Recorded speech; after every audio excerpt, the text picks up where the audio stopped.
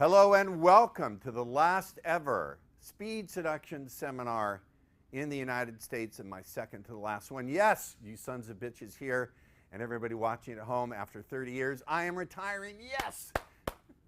Hey, applause, fuckers.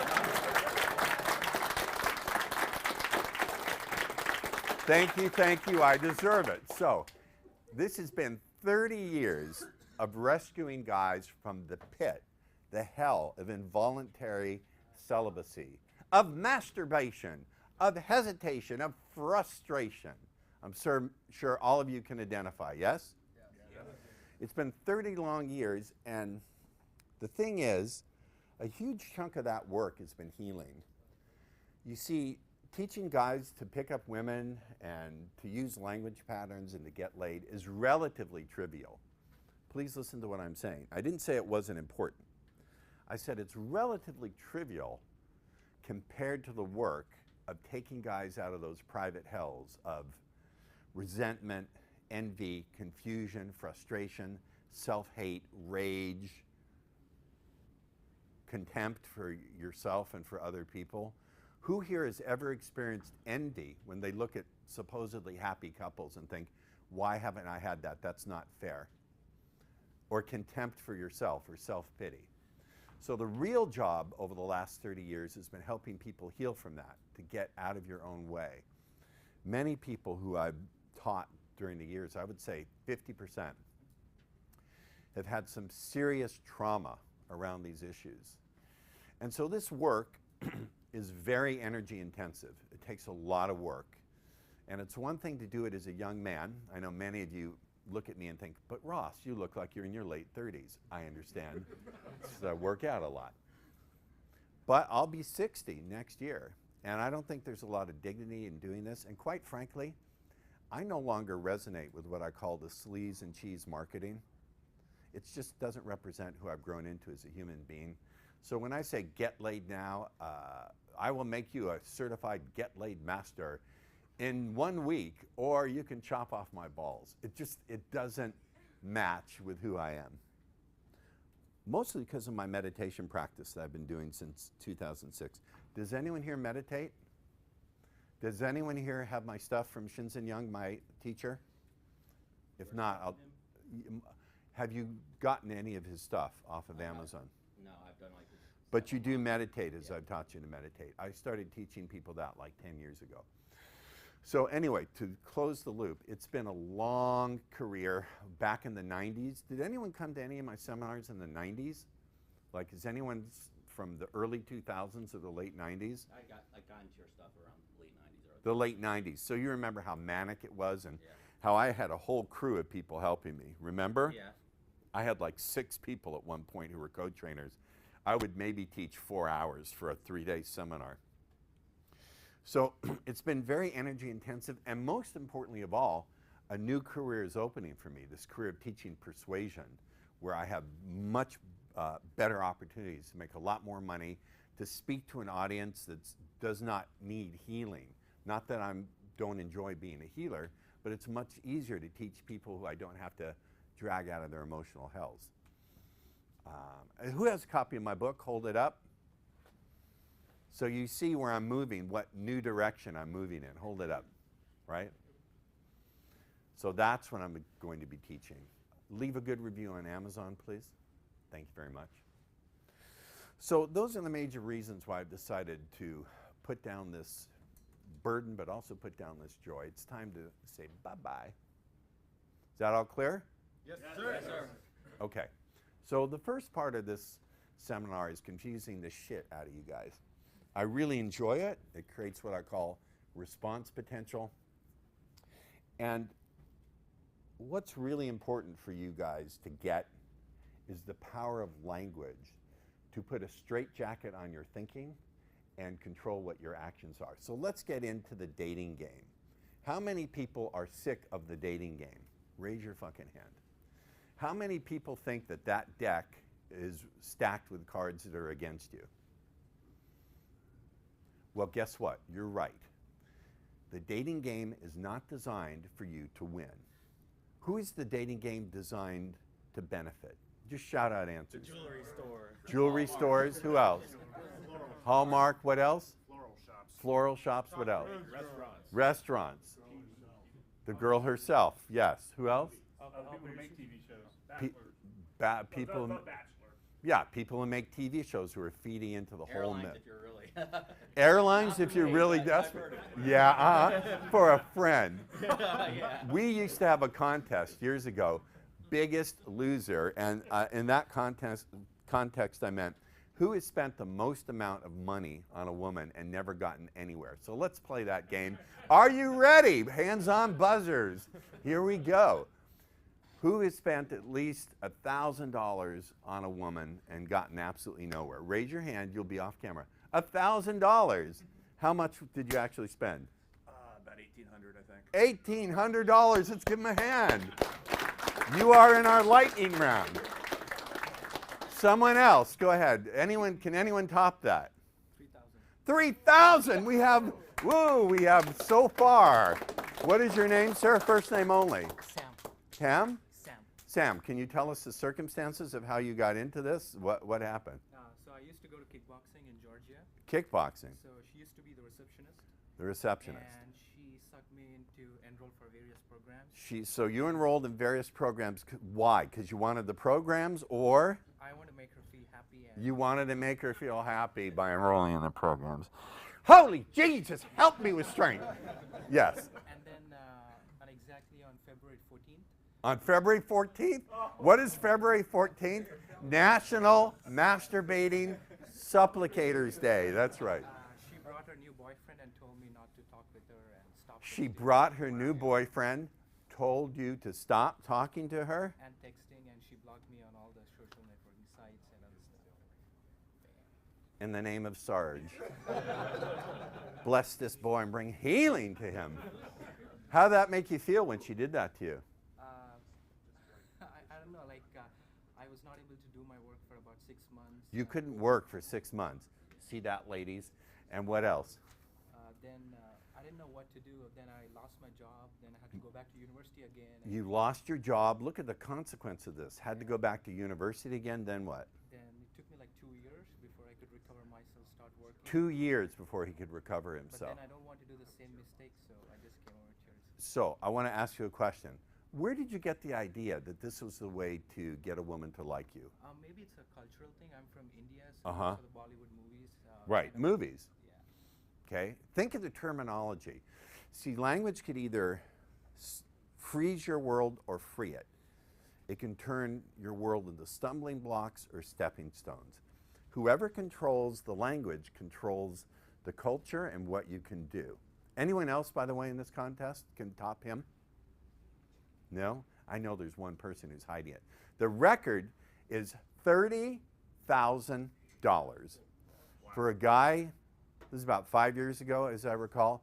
He took a woman for a cruise around the world cruise, bought her jewelry, nothing. Now, I want to point something on the opposite side of that. Do women have any kind of obligation to you to feel attraction or affection or arousal just because you're buying them stuff? No. So the opposite side of you being a stupid ass is they don't owe you anything for being a stupid ass.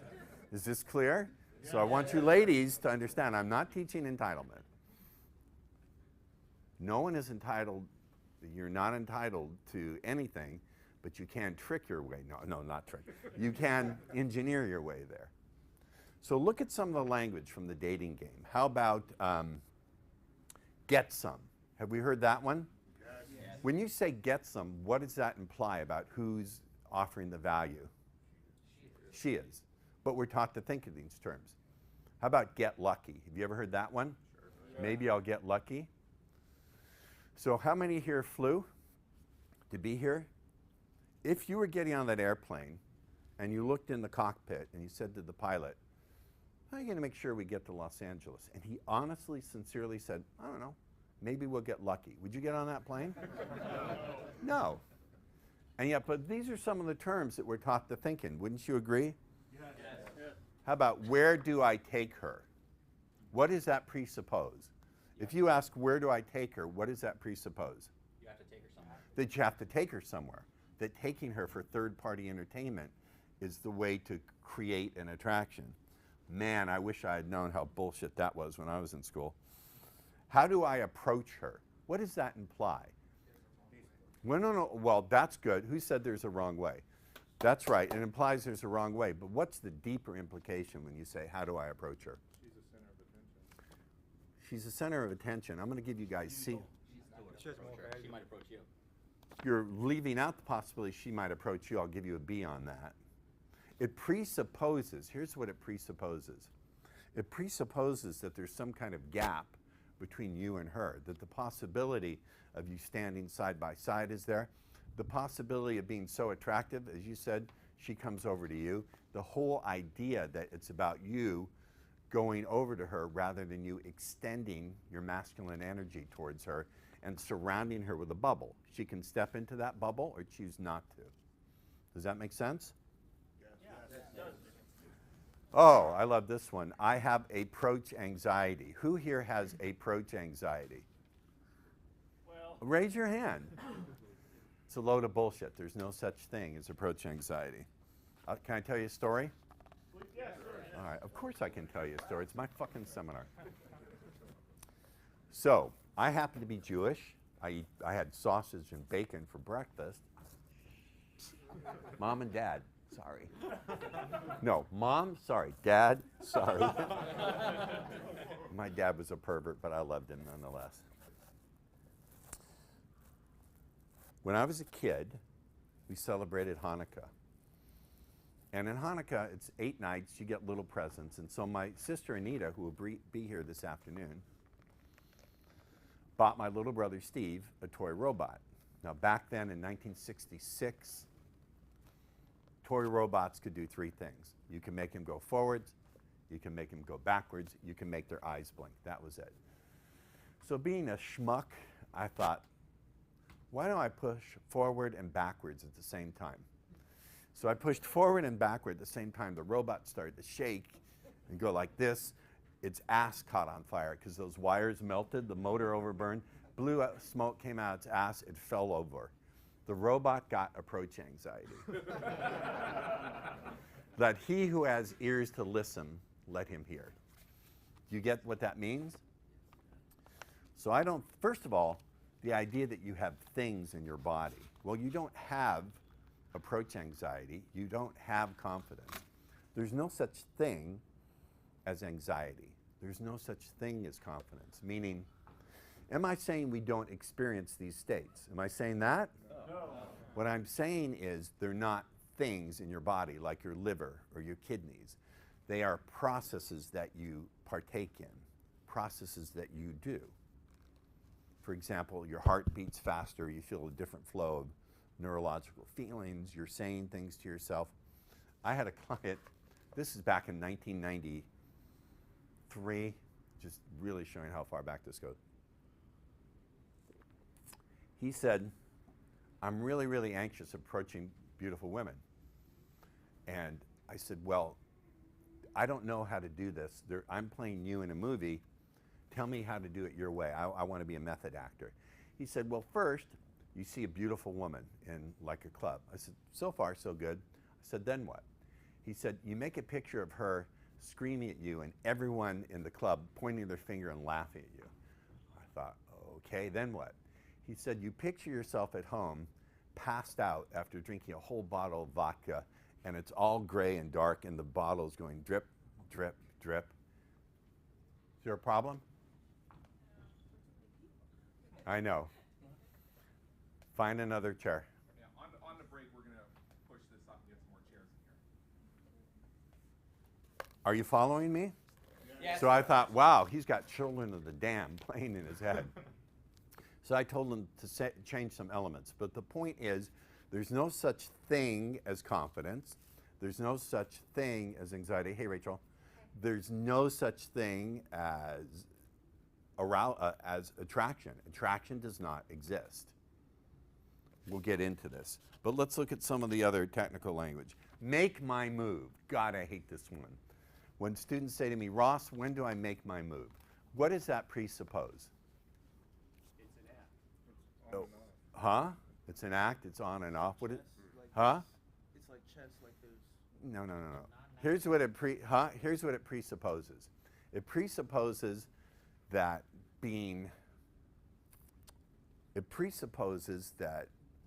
a woman's arousal is something that's only going to take place at the end of a set sequence of things that you do. So I've had women tell me this, and I came up with the term. It presupposes that there's no physical contact, no friendly touching, nothing. It's just at the end of the date, you're going to suddenly do what I call the SUL, sudden unexpected lunge. Ladies, have you ever been on the receiving end of the SUL? Yes. Is it like disgusting? Yes. It's hideous. So it presupposes that the only time you're going to get sexual or sensual is at the end of a date after you pay money for third-party entertainment. Does that make sense? Yes. It totally takes out of your mind the possibility that the arousal begins the moment you look at her, with the energy that you project, the way you use your voice, the way you demonstrate authority and curiosity. Do you understand? It cuts off even the possibility of thinking that way. It is propaganda in the worst level. Another one, go for it. What is go for it? Rule out. When you say go for it, what possibility is it ruling out? Everything else. How about ruling out the possibility that she's going to, quote, go for it? That she will be the initiator. It rules it out completely. There are cultures where the women are the ones who are sexually forward. Thank God for Sweden. How about this one? I got rejected. What does that imply? I got rejected. That you're done. There's no Huh? opportunity. Right. That you're finished. You're done. There's no further opportunity. Yes. That she's deciding. That she's deciding. Okay. So that you're not deciding whether or not you want her in your world. Okay. What else? That she's setting the frame. How about that there's an I that can get rejected? That your entire essence of who you are has been rejected. What's more true and more empowering? I got rejected, or this current behavior did not turn this woman on sufficiently where she wanted to be physical with me. Which one of those is equally, are they equally true? No. They are equally true. Which one is more empowering? Second one. The minute you begin to make statements about identity and you tie it into something that's a limitation, you're really fucked. Because now it's glued to your identity and it's unbounded in time. Does that make sense? Yes. So when guys come to me and say, I'm just a loser with women, I say, what statement is more true? I am a loser, or up until now, I haven't developed the social skills I need to interact with women in a way where it's bringing me what I desire. Which one of those statements is more true? They're equally true, but which one opens up the possibility of change? Second. Fuck you on Facebook if you can't hear me. Go to hell. How about this one? Oh, who here thinks they can't get the 9s and 10s? Be honest. I hear this statement all the time. I can get the 7s and 8s, but I can't get the 9s and 10s. What if I told you this? There are no 9s and 10s. There's only the level of sexual arousal you feel in your body. And with some women, you're so turned on, it's beyond 10, it's like to 12. It's like, anyone see the movie Spinal Tap? Yeah. And they're telling, their amps go to 11. Oh, I'll just go to 11. Well, why don't you just make 10 louder? Oh, let's go to 11. 11 is more. 11 is more, that's right. So, it's not that you can't get so-called 9s and 10s, it's that you're so boiling over with lust, your brain doesn't work. No wonder, if your zipper's melting and your brain is boiling, how are you going to be able to hold a conversation with anybody? You can't. And more importantly, how are you going to calibrate? How are you going to watch her cues to see if she's comfortable, if she's excited, if she's buying into what you're saying? How are you going to be able to do that? Answer, you can not. Say it with me. You can. cannot. Is this making sense? Yes. So the way in which we use language can open doors or slam them shut. The real trick for me, see, speed seduction is a trick. It's not that what I teach you doesn't work. It works. The trick is it's misdirection. By grabbing you, well, I don't want to say I'm grabbing you by the dick, but the way I suffer here, by grabbing your attention from the dick, I'm getting you to pay attention to one thing while I'm secretly misdirecting you to fall in love with language and to see the power of language, not just to influence women, but to change yourself. You're looking at me with adoration. Stop it. I can't take it. Farhan is John here is a very satisfied private client. Are you not? Yeah. Very satisfied. Okay. How about this one? Ladies, block your ears. Oh, God. I ran the blowjob pattern on a woman. Okay. Running patterns. You don't run patterns on someone. You share them with someone. Do you get it?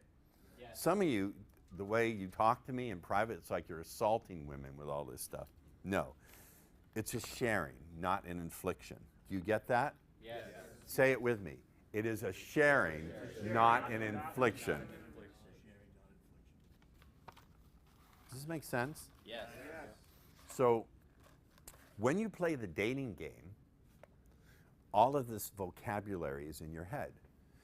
And it precludes even the possibility of acting in a different way. And so a big part of what I want to teach you is to get away from this kind of thinking and to think in a new way. So here's some things you really have to get, some of the fundamentals of speed seduction if you really want to get this stuff.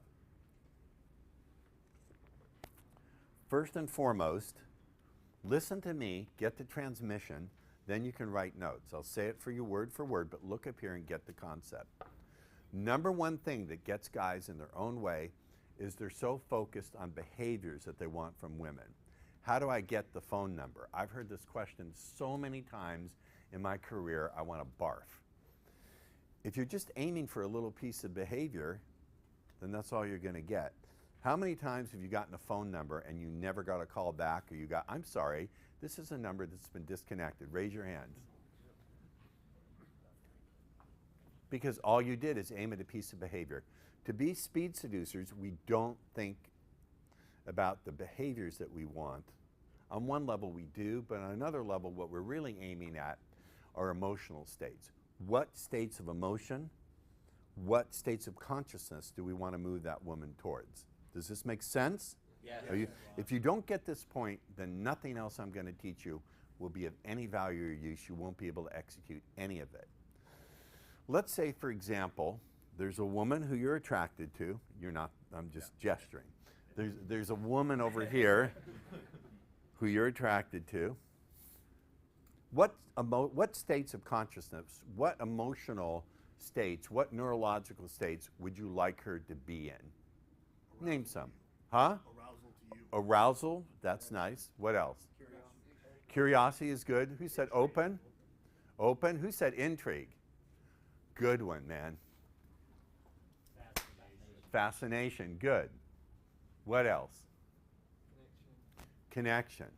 Now, what's the standard goofy model of generating all these states? Have a Lamborghini, be super rich. The biggest pickup line, I have cocaine. No. Right? No, that's not how it works. So the first principle to get is we don't aim at behaviors. We aim at states of consciousness and emotional states. Does this make sense to everyone? Yes. Do you need to write that down, or do you get it up here? Good. You get me? Yeah, You get me. I like verbal feedback, so I'll try again. Do you get me? We get it. Yes. Good.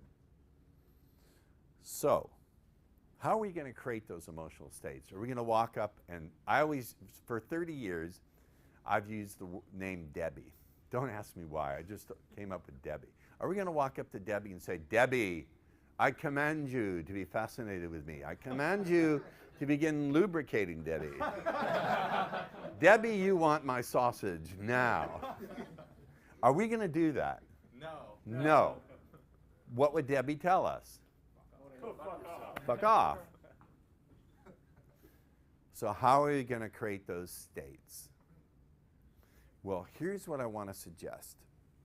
Language, this you can write down, but first listen to me. Get this. And it doesn't matter if you want to apply this in business and persuasion in general. These things all work for persuasion in general. So if you want to make money, who's used my material to succeed in business and make a lot of money, right?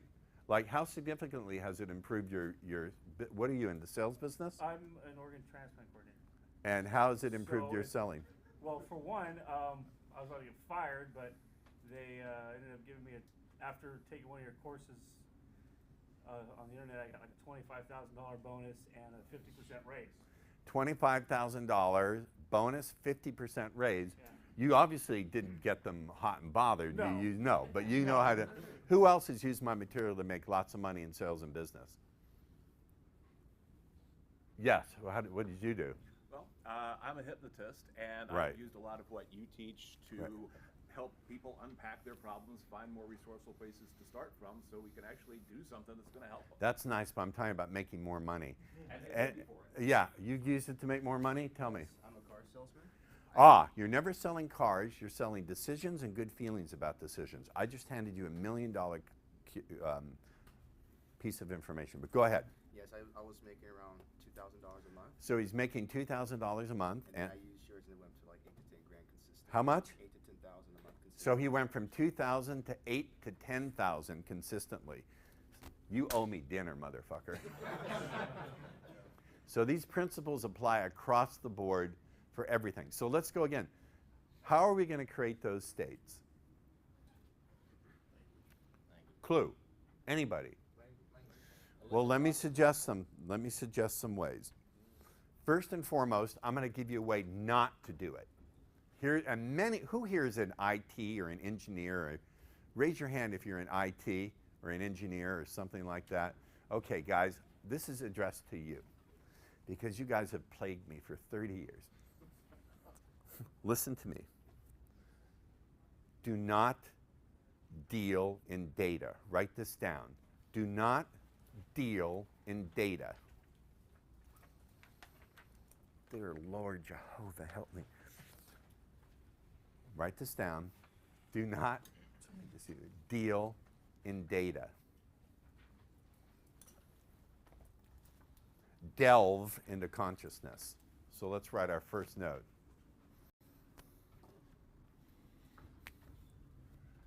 Do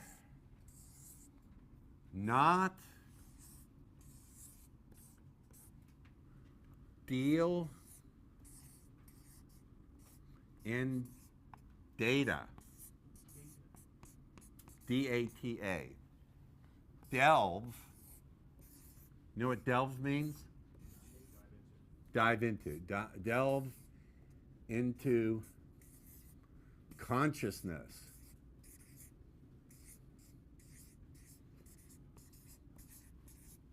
This is super important to unpack. And this is dealing with persuading anybody to do anything. Seduction is just a subset of persuasion. Do not deal in data, delve into consciousness and imagination.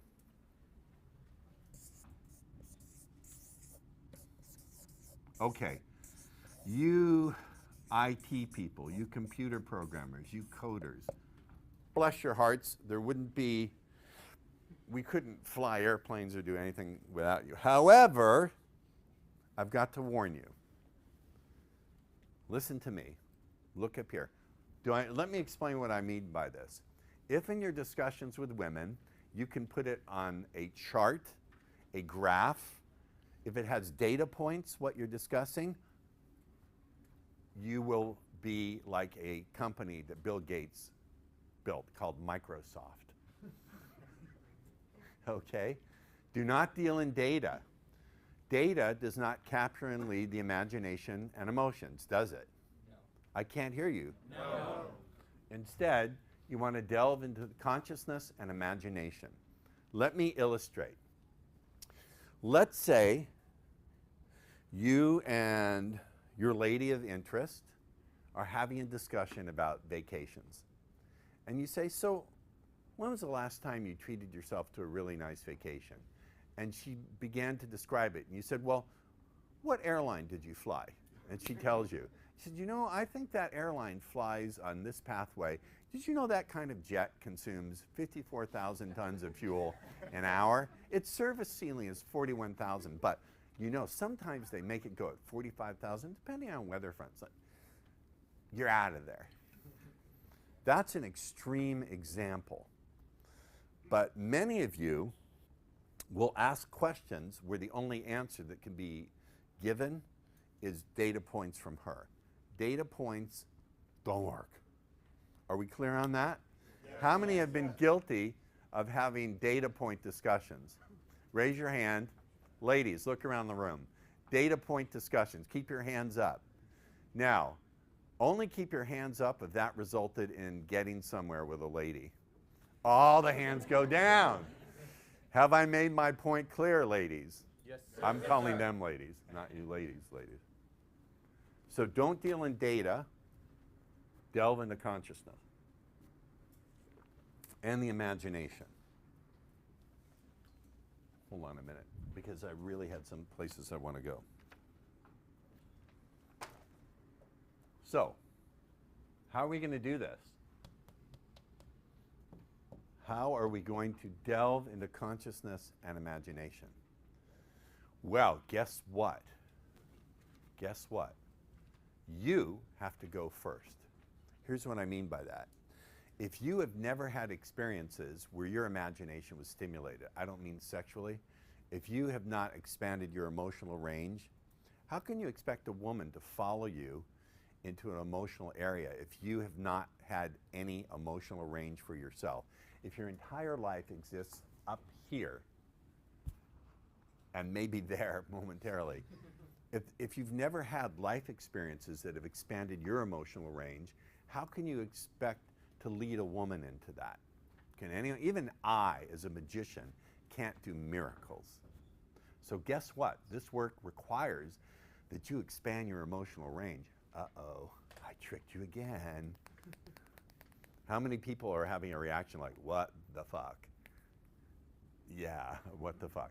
Now, that doesn't mean you have to cry at movies or watch the most atrocious piece of shit movie. They should hang the writers, producers, and directors and everyone involved in that production by their ankles and flay them alive. The Notebook. What a piece. Thank you, Jessica. Thumbs down on me or thumbs down on the movie? On you. Oh, that's all right.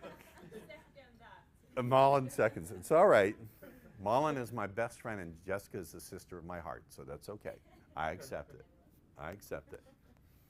I love them both, so it's okay. If I love you, you can throw shit at me. So, how do we do this? Not experienced students, but those students, if you're going to do patterning with a woman, you have to go first. You have to feel a little bit of the emotions that you want her to lead, that you want her to experience. Does that make sense? Yes. Yes? Yes. Because I've had so many guys be monotone, like, Debbie, have you ever felt an incredible attraction with someone? Debbie, what's it like when you feel horny now, Debbie? And I'm like, oh my God, and I'm thinking, this is hopeless. So, we're going to use our language to do that. There are different ways to do that. Daniel, your experience, what are some ways that you've learned to do that, to delve into a woman's imagination, to get her imagination fired up? I get into state myself in the sense of He gets into the state himself. yeah, and it does involve a lot of emotion. Not a lot, but I'm saying you have to get into that state of mind to where she could begin to feel what you're feeling. Because women, they sense everything. And there's a saying that I've heard, I believe, from one of your seminars, where they say men are like dogs, but at the end of the day, women are like dogs because they seek the leader of the pack. So a woman will sense you from miles away. So when I get into stage, she's sensing if I'm being real or if I'm bullshitting her. So when you say, oh, Debbie, feel this and that, and you're not in state and you're not feeling it, she knows it's just a line.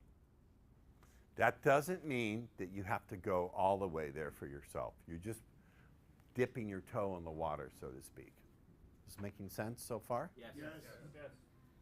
So there are a couple of ways to do this. The first and foremost is introducing themes in your conversation that will tend to capture and fire up a woman's imagination. So what are some themes that would work? I'm not talking about you can't introduce great sex right away. But what are some themes that would begin to get a woman? Escape. Escape, what else? Discovery. Discovery, what else? Adventure, indulgence. What's that? I said indulgence. Indulgence, that's right. What else? Anonymity. Huh? Anonymity. What do you mean? Like her being able to have these awesome adventures, but like Oh, in secret. so something like if you could go somewhere, money was no object, and no one would ever find out what you do, what kind of things can you stop and imagine yourself doing and never telling even your best friends about? Duck for the camera. Now, what is that likely to begin to trigger in her head? Huh? Yeah, she's going to begin, now she's either going to blush and start talking about it, or she's going to keep it to herself. If you ask it the right way. Now, sometimes you have to prime the pump by talking about your experiences. If she doesn't respond, you can say, like, for example, I had this friend, and just before she got married, she decided she was going to have her last, so she went blah, blah, blah, blah, blah. Do you get it? Now, I'm going to say again, if you do this with a monotone, if you do it like, if money and time were no object, and you could go anywhere and nothing you did would ever get back to anyone. It's got to be delivered from the right state and use. So we're going to be working a lot this weekend on building states. So that's one way. So dealing with themes, introducing themes that are exciting. Indulgence, adventure. Your questions are limited to 10 a day. Yes, ask. Try control the like state, like if I'm meaning like too much, should be fried out. Like, so have you ever like something like, have you ever imagined like something like? You're creeping me out. Too much, right? No, that's too much. Have you ever? No. We'll work with you. We'll get it. I don't mean to embarrass you in a way that's not entertaining. No.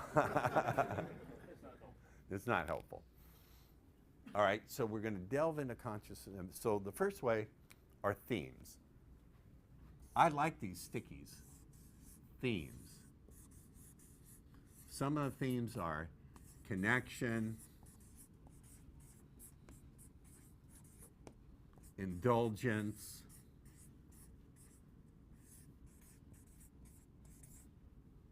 connection, indulgence, anonymity. How do you spell anonymity? ANONYMITIY. My spelling can be erratic. Connection, indulgence, anonymity, arousal. How about it's on? Has anyone ever heard the phrase, what happens in Vegas stays in Vegas? Raise your hand.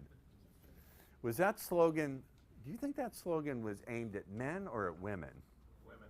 Say again? Women. Ah, that's right. I've had things like, have you ever cheated on your boyfriend? And the woman has said, well, it was in Vegas, so it doesn't count.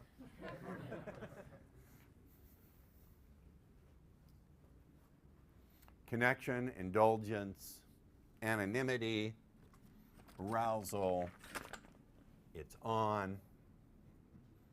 These are good themes, are they not? No, they are. Remember, do not deal in data. We're going to switch colors because I once had a son of a bitch ask for a refund because I only used one color of pen. Kid you not. Let me give you an example of one of the most successful bits of patterning I ever did, because it also has to deal in context. So dig this story. It's a true story. I was on a flight. It was a 2-hour flight. I don't remember. It was coming back to Los Angeles. So I'm sitting on the aisle seat in this row, and across from me is very attractive, athletic blonde lady, probably in her late 20s, wearing a tracksuit, and she's studying some diagnostic technical manual. I don't know what exactly she's studying. And this lovey-dovey, in-love couple comes strolling down the aisle, and they're stopping every 20 seconds to kiss and go, "Baby, I love you so much." I'm like, have you ever seen newly loved who are doing slobbering public displays of infection? "Oh, baby, I love you." I'm so like, I was going, "Oh no, don't sit near me, don't sit near me, don't sit near me." And of course, because God hates me, she sits here, and the guy sits on the other side of the blonde, right? And they're leaning across us, going, "Baby, I love you." Oh fuck. So I turn around to this lady and I said, "Hey, how would you like to switch seats with Blondie over there so you can be next to your manly man for the rest of the flight?" She said, "How are you going to do that?" I said, "Trust me, I'll do that. Oh, by the way, by the end of the flight, I'll have her phone number." She said, "How are you going to do that?" I said, "Trust me." So we get to altitude and they say we can unplug the seatbelts. I tap on her and I say, "Hey, Blondie, how would you like to switch seats with that lady so lovey-dovey couple can sit next to each other and we don't have to put up with it?" She said, "Okay, but I want your aisle seat." It's okay. So they switch, and so now it's Blondie here and me here. I don't want to call her Blondie. What was her name? Sarah. Sarah was her name. So Sarah sits here, I sit here, and she's got some technical thing. And I said, "Wait a minute, those are vectors, aren't they?" She said, "Yes, they are." I said, "Those look like satellites. What do you do?" And she said, "Well, I work for NASA JPL. I build mini satellites, microsatellites," she said. "I'm an aerospace engineer." I said, "Oh, I'm an aerospace engineer too." She said, "Where did you go to school?" I said, No, aerospace, E-R-O-S. I help men engineer that space between them and a woman. You know that gap when you see someone and you feel that moment just before you recognize you're going to be into this person for a long, long time. And her mouth kind of goes, she gives the doggy dinner bowl look. You all know the doggy dinner bowl look? This term has been around since 1988 when I wrote my first book. I used to have Dalmatian dogs, and when they were time to be fed, I would hold out the bowls at the kitchen window, and they'd run to the side and get fed. So she says, "How do you do that?" And I said, "Well, let's say you meet a guy and you find him just a little bit attractive. What am I doing there? I'm framing myself.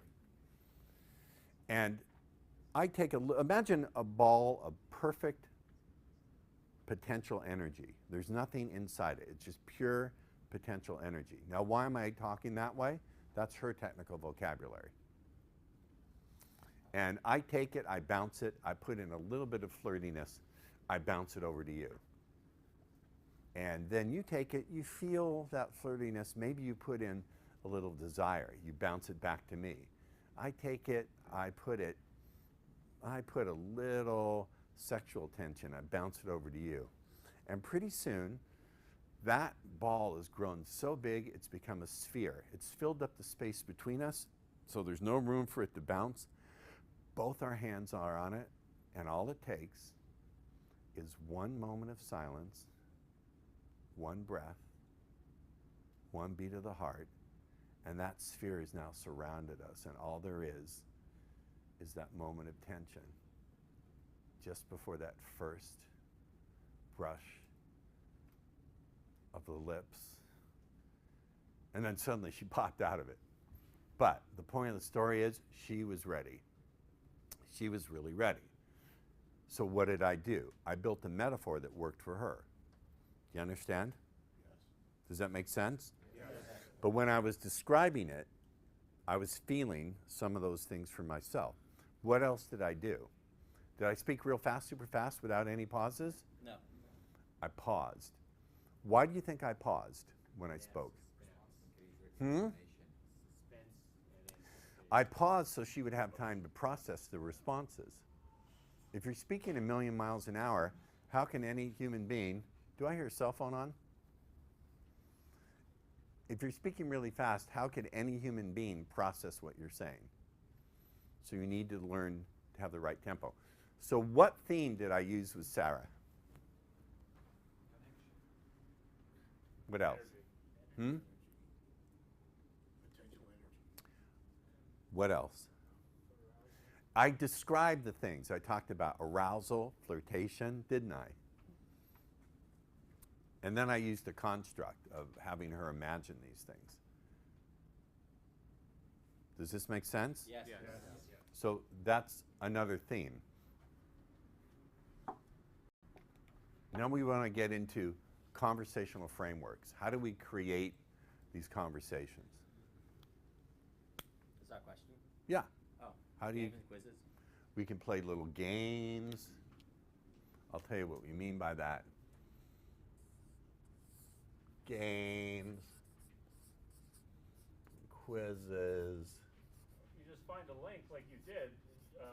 In her case, Arrows and arrows. yeah, in her case, I used the pun. Is it aerospace, A-E-R-O, or arrows, E-R-O-S? Which was it? Both. It's a phonetic ambiguity. What are some other examples of a phonetic ambiguity?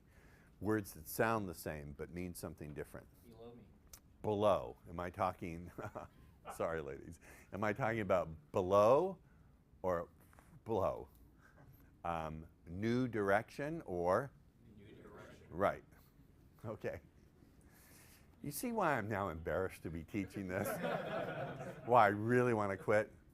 Okay, Facebook, we only have 11 people, so fuck you, Facebook. Goodbye. Games and quizzes. I misspelled quiz. Fuck it. You're not paying for proper spelling.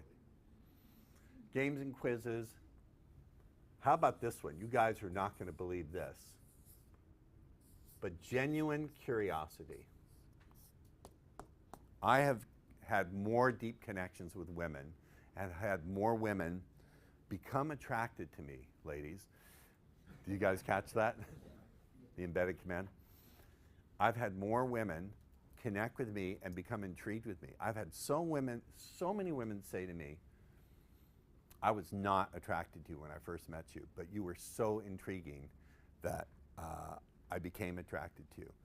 But here's the clue. I didn't become intriguing by giving them embedded commands to become intriguing. You know how I became intriguing? I was deeply curious about them.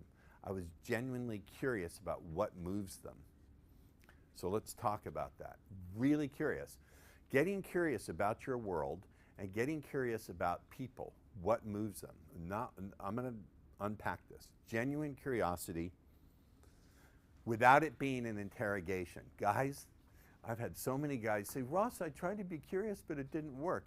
It's not an interrogation. Can you say it out loud with me? It is not an interrogation. Here, but to dive into this a little bit deeper, for example, I have a thing for artists. If people can paint or sculpt or compose music, I have a thing for that. So I had a female friend who I had a giant crush on. I know we shouldn't have crushes, but this is way back in the day. She was so super talented. She was what I call DNA attractive. Do you know what I mean by DNA attractive? She's so attractive that you feel your DNA doing somersaults, like saying, not just fuck her, but babies, babies, babies. And that never happens for me. Mom's like, what? Really? So when I discovered she was a painter, did I say, why do you want to paint? Did I ask that? No, I asked this question. I said, what was your moment of discovering? What was your moment of discovering that you really loved to paint? Now that's a different kind of question, isn't it? Because in order to answer that question, what part of her mind does she have to go to answer that question? It's what I call a deep dive question. When you ask people these kinds of questions, they can't do it from the surface level of their consciousness. If you ask them, why did you do it, they can come up with reasons. But when you ask, what was your first moment of discovering that painting is what you love to do? Then they have to go into their consciousness, deep into their unconsciousness, and touch on an experience that was very powerful for them, a transformational experience. And I don't use it as a pun, transformational. I'm not being punny with you, I'm being serious. If you said to me, if you asked me the question, how did you get started doing speed seduction? I'd just say, I've heard this a million times. So if you say to me, what is it that has kept you going doing this after all these years? Which question requires me to dive deep? The second one. So when you ask these deep dive questions, people will dive deep into their part of the consciousness where they keep their passions, their truths, their highest values. Is that a good place to get someone to begin to have a conversation with you? Yes or no? Yes. Yes. So asking what I call deep dive questions. Deep dive. I'm going to have a little experiment, a little fun with all of you. Put your pens down. Put all your notes down. And this is not a dating or sexually related question, so ladies, all of you can do this too. Okay? Close your eyes and listen to this question. If you woke up tomorrow and all of your limiting patterns of thinking, all your negative self-talk, all the things you believed about yourself that had been painful, all of what you perceived to be your limitations, if you woke up tomorrow and they were all magically, miraculously gone, vanished, disappeared, how would you know? And what would be there in their place? How would you know and what would be there in their place? And take your time. How would you know they were gone and what would be there in their place instead? What would shift in the way you talk to yourself, the way you feel, the kinds of people you'd be playing with? Now notice, the deeper you dive into that question, the better that sense of possibility may begin to build. The more that sense of possibility begins to build, the deeper you can dive into that question. And it doesn't matter whether you dive, doesn't matter where you feel that sense of possibility developing first, or where you feel it developing next, or where you feel it developing that has the most impact. What matters is the more you feel that sense of possibility and really see and hear how you will be different, the more you become open to that. The more you become open to that, the more that builds. And now as it's really taking place, open your eyes and look up here at me. Now, that's a deep dive question, is it not? Yeah. As opposed to asking, so, where in your life do you think you could make an improvement? I see some emotional responses in the audience, that's okay. Is it a deeper question? Yes. And I've been doing that. I did a talk like 6 weeks ago and I asked that question right in the very beginning. People came up and they're like, they were entranced. Because notice I didn't tell you to stop feeling that way. I left you in that state very cleverly. How many people found that made something of an impact? Well, that's a good question. Yeah. That's a deep dive question. That would be an incredible question. I wouldn't ask it at the beginning of a, quote, coffee date. I wouldn't say, so Debbie, good to see you. Now, if you woke up tomorrow by some miracle, you do this stuff on a gradient. Does everyone know what I mean by a gradient? Yes. You start gradually. You don't hit someone with a deep dive question. And I also like to ask about moments of discovery. Jennifer, what was your moment of discovering that you really loved to paint? Or sometimes I asked her this question too. I asked her, so how do you know when it's time to paint? Not why do you paint? How do you know when it's time to paint? And she said, my hands tell me. My hands start to tingle. And that lets me know that there's a vision beginning to bubble up in my brain. And I feel the passion for it. Now, guys, what am I doing? I'm listening for her trance words, the words that mean something to her, her keywords. If she says, I wait for my hands to feel tingling, and she does this, and then I begin to feel the creation bubbling up in my brain, and then I feel this energy spread all down my body. What are her keywords that she's leaning on? Tingling, bubbling, what else? Energy. I'm going to use those words later on in the conversation. Why? Because those words mean something to her. I'll say, you know, this is going to sound crazy, but I feel like there's something bubbling up between the two of us, an energy. And personally, when a person feels that energy, it's almost like there's a tingling that tells you it's time for your hands to move. You get it? Yes. Is this manipulation? Yes. Yes, it is manipulation. However, I was dating someone, and she said, I don't care if you're tricking me as long as you keep it feeling this good. Because here's the thing.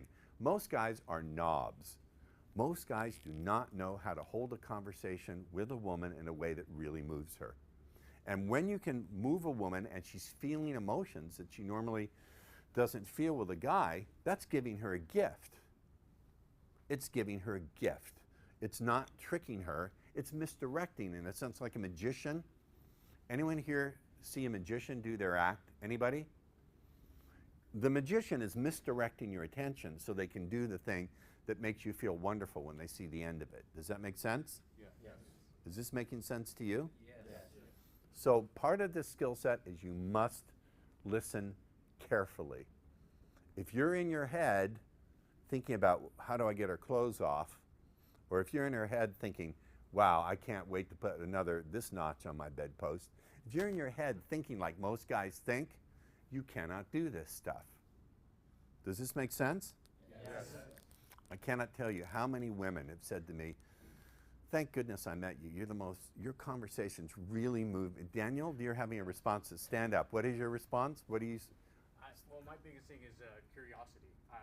That's what I use to help me break through my challenges was curiosity. I got really curious, and women now say like you're like a fresh breath air.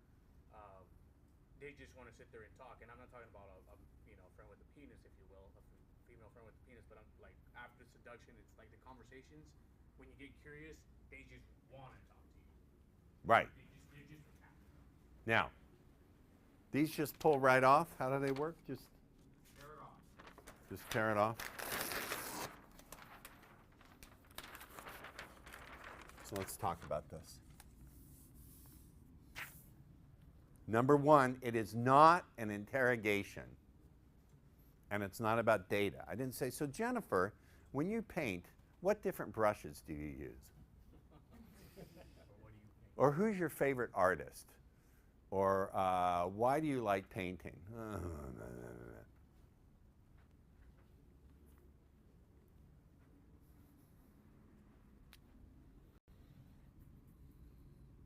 So I ask about moments of discovery.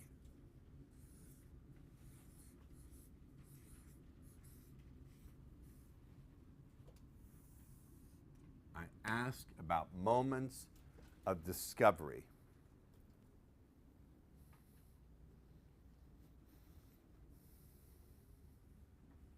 I also get curious about process.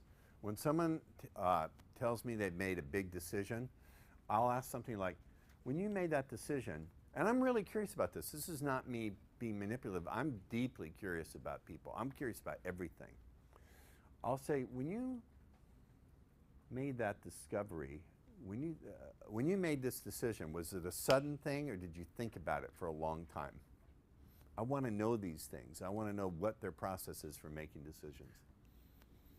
So you can ask about moments of discovery. Or you can ask, how do you, man, this will give you lots of information you can utilize. How do you know when? I said to Jennifer, I said, how do you know when it's time to paint? Why did I ask that question?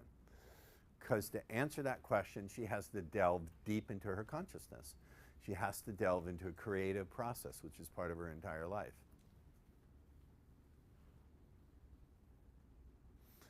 When I've done this with actresses, I don't say, who's your favorite actor?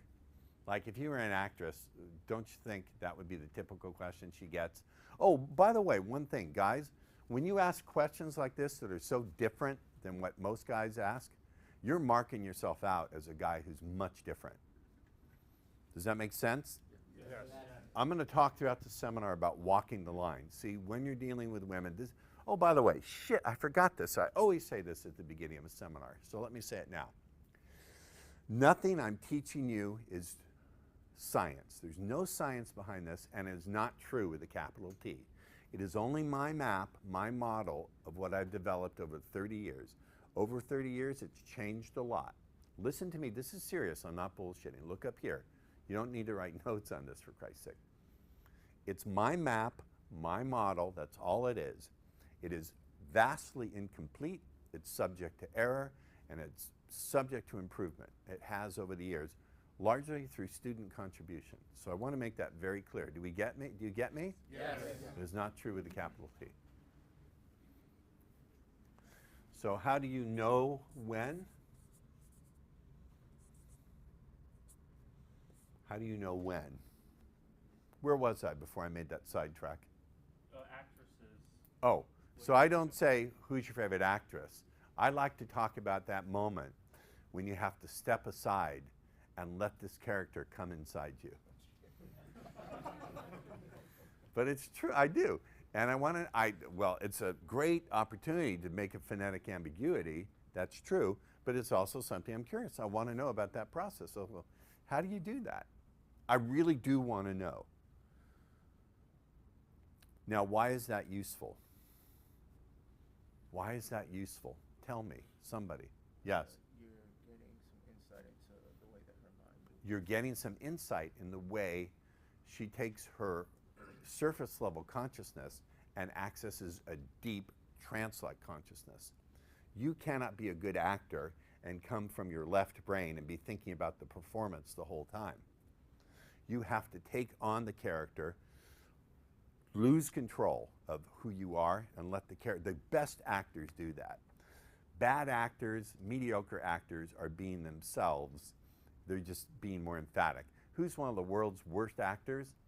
William Shatner, Spock, because everything is exaggerated. And he's the same character. Nowhere he goes. I can't do a good Shatner. I'm not a Canadian. By the way, there are two Canadians here who I deeply love. Canadian, meet Canadian. Montreal, where are you from? Calgary. Fight each other and no, Canadians apologize for everything. If you bump them, if you knock a Canadian over and they're bleeding, they'll say sorry.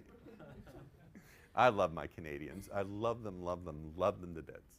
Ross, you were leading into walking that fine line. Yeah, you have to walk the fine line between being boring like every other guy and being so different that you weird women out. You have to walk the line between being different in a way that's really interesting, really intriguing, and leads a woman hungry for more, leads a woman wanting to reach for more. Does this make sense? Yes. It's the same when it comes to being sexually forward. You have to walk the line between being frozen and being so creepy, filled with lust that you turn her off. You have to walk that line between making no apologies for walking as a sexual human being in your life and being grounded, and at the same time, you're going to make sure that woman is comfortable with you. Does this make sense? Yes. That makes sense. You have to walk the line between being so nice that you're a doormat, or being what I call a steamroller guy. Do you know what I mean by a steamroller guy? He's the guy who doesn't give a damn what the woman thinks, what she feels. He steamrollers right over her. Now, so many guys have asked me through the years, why are jerks attractive? I don't care why. I'm more interested in how. I don't care why, I care how. And the how of it is they present themselves as being a leader. And women who want to feel led will mistake that as confidence, as leadership. It's the imitation of confidence. It's the imitation of leadership. And at least they're not boring. But any woman with a grain of self-respect is going to get tired of that sooner or later. If not for any reason, that she'll be exhausted by the emotional turmoil of thinking, why doesn't this guy love me? Should I leave him? Should I stay? And the turmoil, her girlfriends would be so sick of her calling at 3 in the morning, go, I just don't know about Bob. Do I leave him? Do I stay? They've had that conversation 10,000 times, and you get me? Pretty soon, even her best friends put her on block, this caller. Am I right, ladies, in any sense? Like, yeah, I am. Mm-hmm. I've been there. I've done that. That's a question about curiosity. Yes. So when I've sat there, looked at the woman, thought, what can I get curious about? Thought of the question, but then what always overwhelms me is that Up until now, what had overwhelmed you? Up until now, what had been overwhelming? Hold on. Whenever you state a limitation, I want you to put these 3 magic words in front of it. Up until now. Up until now, it was the case that I had been overwhelmed. Go ahead, rephrase it. Up until now, what had been overwhelming me was that deep down, I knew, I just wanted to know how to get into her pants. I didn't really want to know the answers to my question. Okay, good point. So we need to develop a paradox. I'm going to get into paradox and power. We need to, on the one hand, have our vision on getting generally curious, and the other hand, we have to hold our outcome in mind. We have to pursue parallel or what appear to be paradoxical effects, paradoxical intents. Does that make sense? Yes. You have to hold both, and they seem to be contradictory when in reality they're complementary. Let's talk about physics. I don't mean quantum vitamins. I want to choke people to death when they talk about quantum vitamins or quantum multi-level marketing or quantum mineral water. I want to fucking kill them. But in quantum mechanics, they have something called wave-particle duality. Does anyone understand, for real physics, not fake vitamin physics, quantum vitamins? I don't mean Deepak Chopra, who should be, here's what I think should, camera off. Oh, good question. So are we back on? His question is, how do you do a discovery type question on someone who's not passionate about anything? If they're not passionate about anything, what does that tell you about whether you want to make a connection with them or not?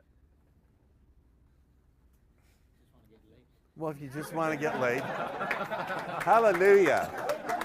There's a brother who's speaking truth. I understand. You want to pray, spray, and run away. I just made that up. Don't vomit.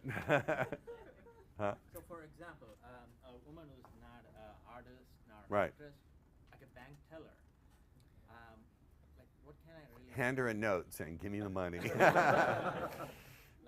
Okay, you could say, change it. Say, so if she doesn't respond to that, you're not going to ask her, what was your moment of discovering that you wanted to be a bank teller?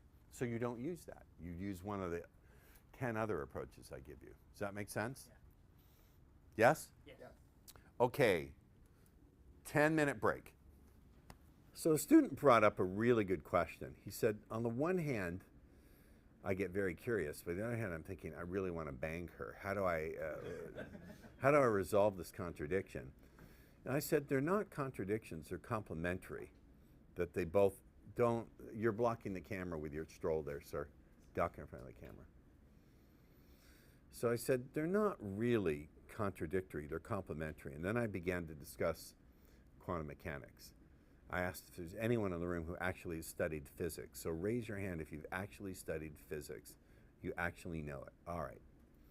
So there's something in quantum mechanics that talks about light Is light a particle or a wave? Which is it? It's something that displays properties of both. If you measure it in one way, it looks like a particle, a photon. If you measure it in the other way, it looks like a wave. So which is it? It's something to display. Those appear to be contradictions, but actually they're complementary. Everyone take their hand.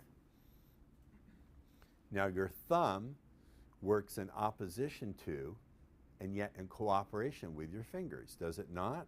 Yes. Many of you have been using this for other purposes, but you read me? Yes. So, does the thumb oppose the fingers or complement them? Both, right? Consider humor. Humor is the most magical phenomena in the world because it acts both as a glue and a lubricant. Humor lubricates, eases the friction of meeting somebody new, but it also acts as a glue because it binds people together socially. When we laugh with our friends, it draws us closer. So in paradox, there is power. I want to encourage you to look for the paradox.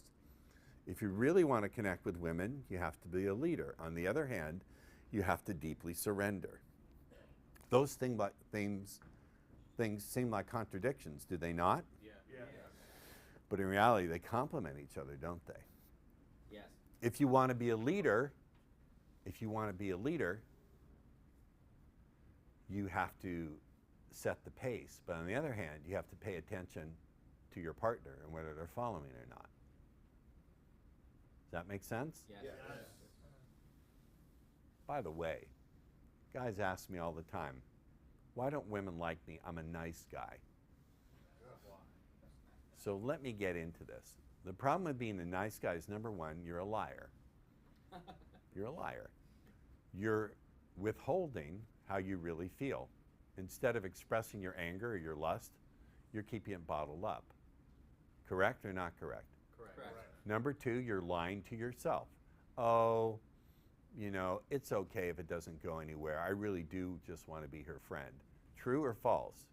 False. Huh? False. So you're lying to yourself. And so if you're a liar, if you're coming into a transaction lying and withholding, why should anyone be attracted to you? You tell me. What reason would there be? There's a difference. Take advantage of you. Take advantage of you, that's right. What's the difference between being pleasant and being nice? Pleasant is power held in check and exercised with elegance. So I am not nice. I am pleasant, although I can be a bastard if you push me into the wall and corner me. Does this make sense? Yes. The other question I get are, how important are my looks to a woman? That's an interesting question. Let's parse that one. How important are my looks to a woman? Tack så mycket, min vän.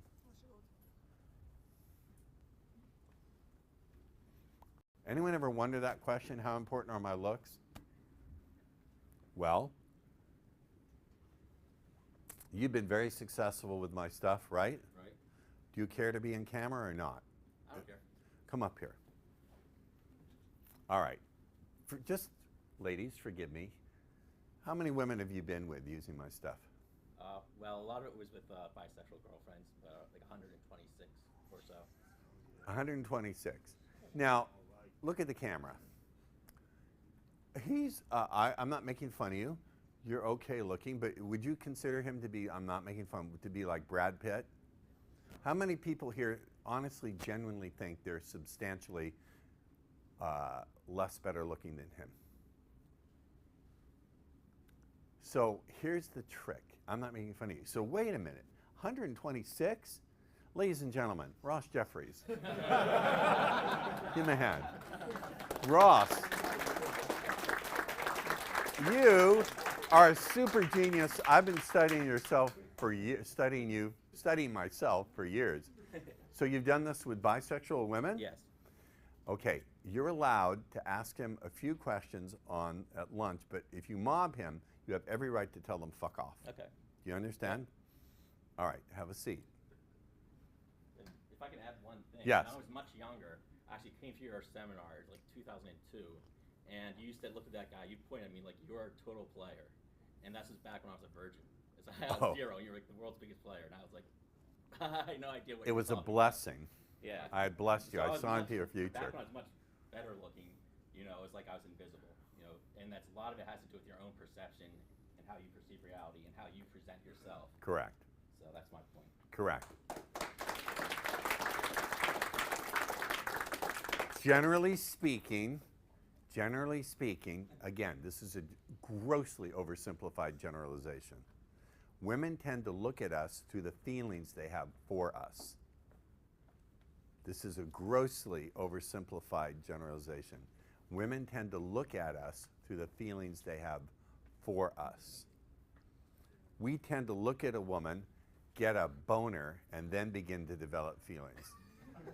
This is a grossly oversimplified generalization, but it's absolutely true.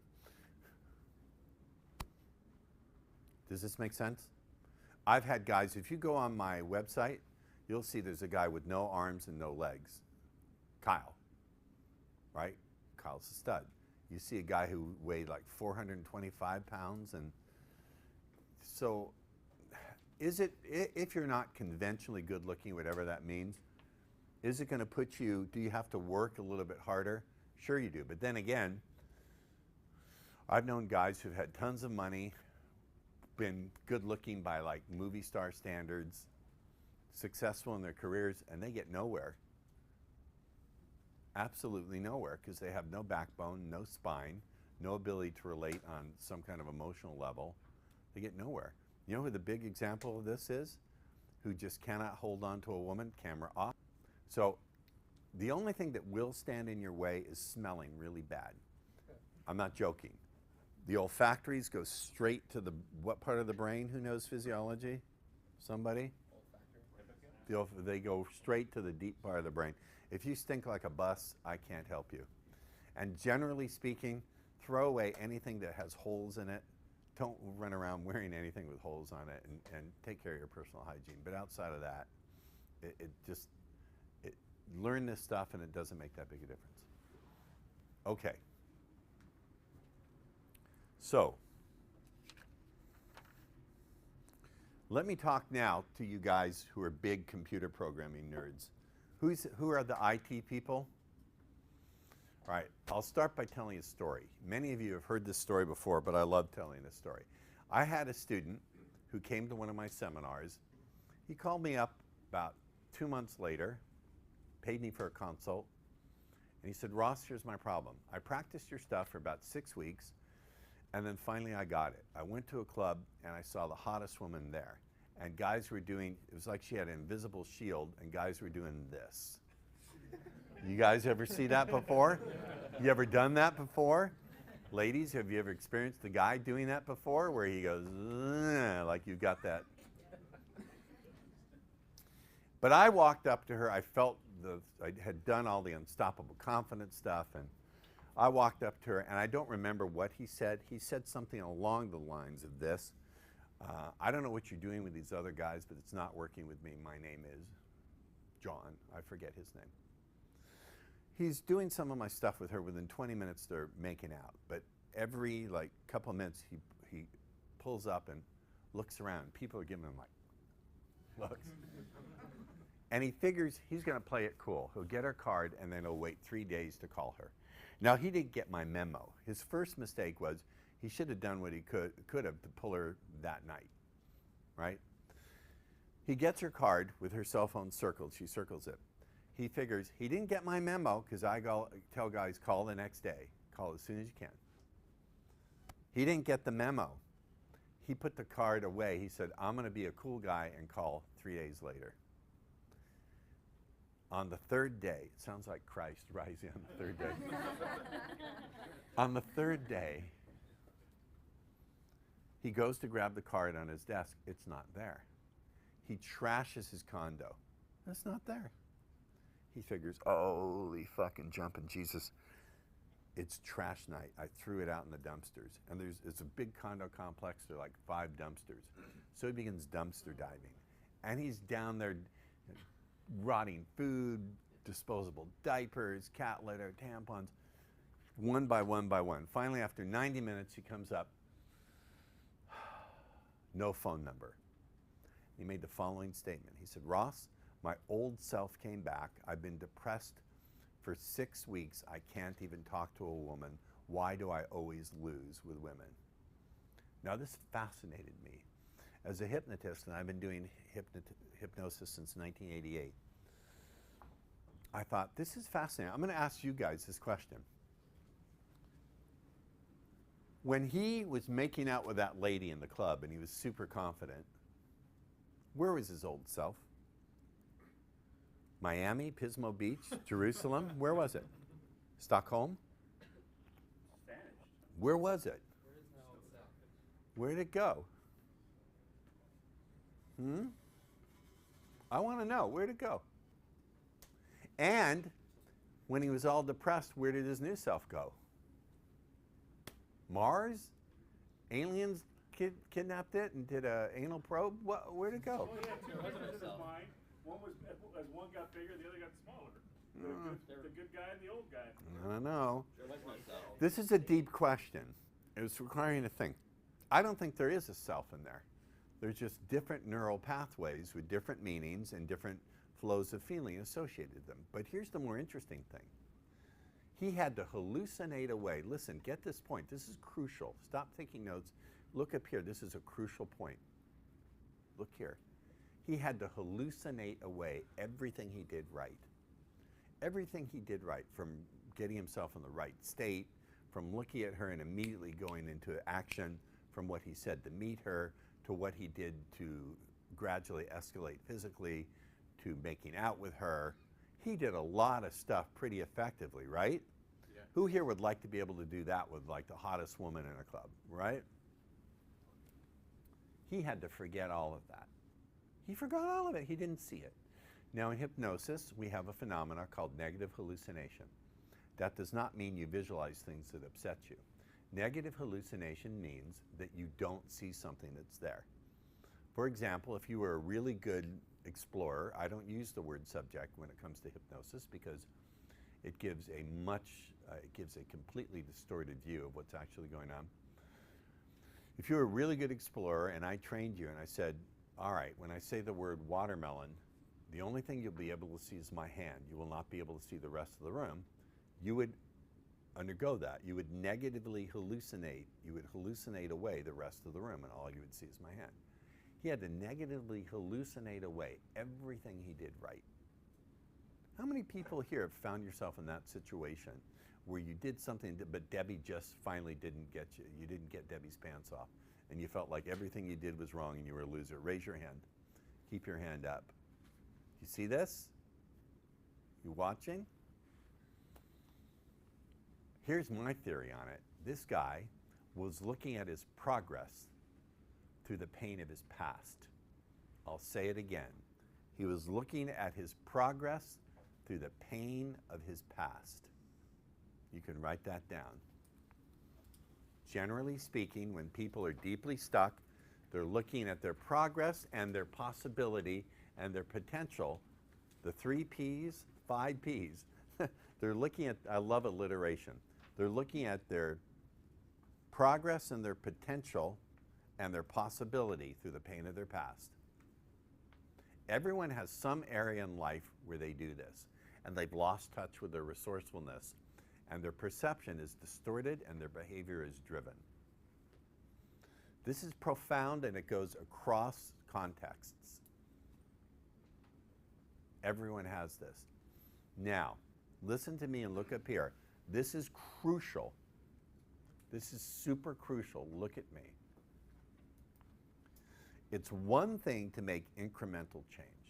Incremental change is, instead of being stuck what to say when you walk up to a woman, I know that's only a metaphor, I teach you some things to say and you can now go up and talk to her.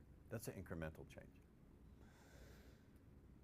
A transformational change is when you're no longer looking through your patterns of thinking, feeling, and interpreting, but you're looking at them.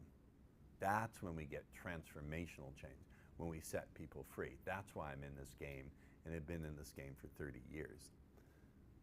The incremental stuff that I'm teaching you is just ways to get your attention long enough to teach you how to do this other thing. Because transformational change spreads across every context, internally and then interpersonally. So we'll be teaching you some methods to use to get there. We'll also be teaching you to get laid at a rock star on tour, but I have to get your attention. Does this make sense? Yes. Can you repeat it again, please? Yes. The thing with this student is he was looking at his progress and his possibility through the pain of his past. His progress, his potential, and his possibility through the pain of his past. Many people who you deal with who are problematic people in your life and who are emotionally, quote, unstable, that happens. Not why. I don't care about the why. I don't care what happened in their past. I'm not interested in their story. When people come to work with me, I could care less about their story. I want to know how, the structure of it. How that works is there's a context in their life, a very important one, where they're looking at their possibility and their progress through the pain in their past. But there are other contexts in which they're quite competent. So it's also very confusing. When they're competent in these contexts and suddenly circumstances, whatever, shove them over into this one, it's very confusing. They don't know who they are. Are they this competent person over here, or are they this person who's got this filter of pain through which they're looking at things? So if you're doing change work with people, if there are any people who do change work, hypnotists, or any NLPers here, be mindful of that when you work with people who have that deep kind of impact, there's also a layer of confusion and there's agitation there trying to figure it out. So when you're working with them, you have to pace that and get them to first see there are contexts in which they are quite competent, and get them to look at this other context through a filter of possibility and objectivity. This is what I'm doing with the whole room. I'm in the whole room taking people who have a entire area of life where they're looking at their possibility through their pain and taking that out, giving them the ability to look at that from a neutral place. And also I'm stealing resources covertly from these areas where they're good and mapping them over into this new area. I'm doing a lot of stuff. It's covert. Am I manipulating you guys? Yes. I would hope so. Am I manipulating you in a destructive way? No, I'm helping you out. I think. Is this making sense? How many are feeling a little overwhelmed or a little confused? I'm not doing my job. The first morning is designed to overwhelm, confuse, knock you around, get you off your pins.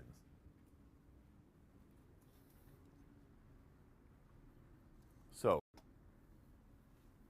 I want to talk a little bit about operating systems. This is going to fry your brain. How many people here think they have a problem with being attractive? Raise your hand, be honest. Be honest. No one's going to laugh at you except for me. Come on. What if you didn't have an attraction problem? What if it was a learning system problem? Let me tell you what I mean. How many people here have ever made, quote, a mistake with a woman and dwelt on that mistake over and over and over? Raise your hands, keep your hands up. Ladies, look around the room. Keep your hands up. How many have dwelt on, keep your hands up if you've dwelt on that mistake at least 100 times. Keep your hands up if you dwelt on that mistake 1,000 times. More than 1,000 times. Okay, when you dwell on it, do you sit there and meditate and then in a calm state think about it? Yes or no? No. When you dwell on it, do you sometimes find yourself dwelling on it when you're driving down the freeway or eating breakfast? Come on, let's be honest. Yes? Yeah. Here's the thing. I give you a rule of the mind. The mind can't tell the difference between what you dwell on and what you're telling it to do. It can't tell the difference between what you're dwelling on and what you're rehearsing. Does this make sense? Yes. So you dwell on it. That means it's you computer programmers. When you dwell on something,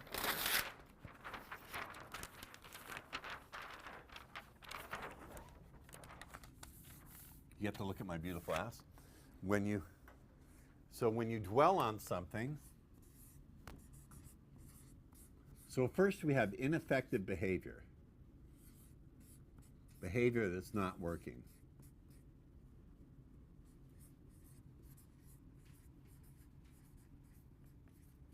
Then you dwell on it. Now, are you dwelling on it because you are a thing called a loser? Yes or no? No. Are you dwelling on it because you have a lack of some mysterious substance called self-esteem? No. Yes or no? No. How many believe in self-esteem? I don't. It's a term that got invented, but is there a fluid in your body that you're low on, like 2 quarts of oil? You go in and, is there a self-esteem fluid? No, it's a set of interlocking skills that you know how to do. So, huh? Why does alcohol help? Liquid courage? Liquid, that's a different question. Irrelevant, but we'll get there. Okay, ineffective behavior, you dwell on it. You're dwelling on it because you're attempting to learn from it, right? Right. You're not doing it to torture yourself. You're trying to learn from what happened. Correct or not correct? Right. Now, if you're in a state of pain, where you're feeling a lot of pain and feeling a lot of sorrow and a lot of hopelessness, is that a good state to learn from? No. Why not? It's not a trick question. Is that going to make you resourceful or not? Not open if you're in pain. Right. Or you're open in the wrong way, that's not useful. So dwelling is rehearsing. So when you rehearse something, that equals programming your brain.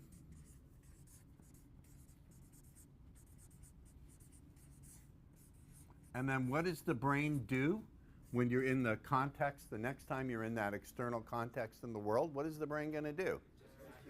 It's going to do what you've done. The brain, this is again, it's my definition. It is not science. Do you guys get that point I'm making really clear? Yes. That's not just rhetoric. I mean it. I want you guys to challenge me even. I don't care. Generally speaking, the brain runs on repetition, familiarity, and momentum. RFM. Generally speaking, you can write this down. The brain runs on repetition, familiarity, and momentum. Freud called this repetition compulsion. I don't care what the roots of it are. I just know that this is what the brain runs on. Now, listen to me. We're attracted to novelty. For sure, the brain seeks out novelty. That's an evolutionary thing that's wired in that makes us find more resources. Great. That's true, but we tend to rely on repetition, familiarity, and momentum. Does this make sense? Where people get into, yes, Ross, fuck you. Where people get into trouble is where they're torn between, I want to stay what's I know, what's familiar, what I've repeated, where I have momentum, and what's novel. That's where people begin to develop internal conflict. And that's how they do it. I don't care why. I don't care it's because mommy spanked them and put them in the garage or daddy fed them castor oil. Doesn't matter why. It's hardwired. It's not personal. Many of your problems, listen to me, many of your problems that you think are personal to you are hardwired into us as a species.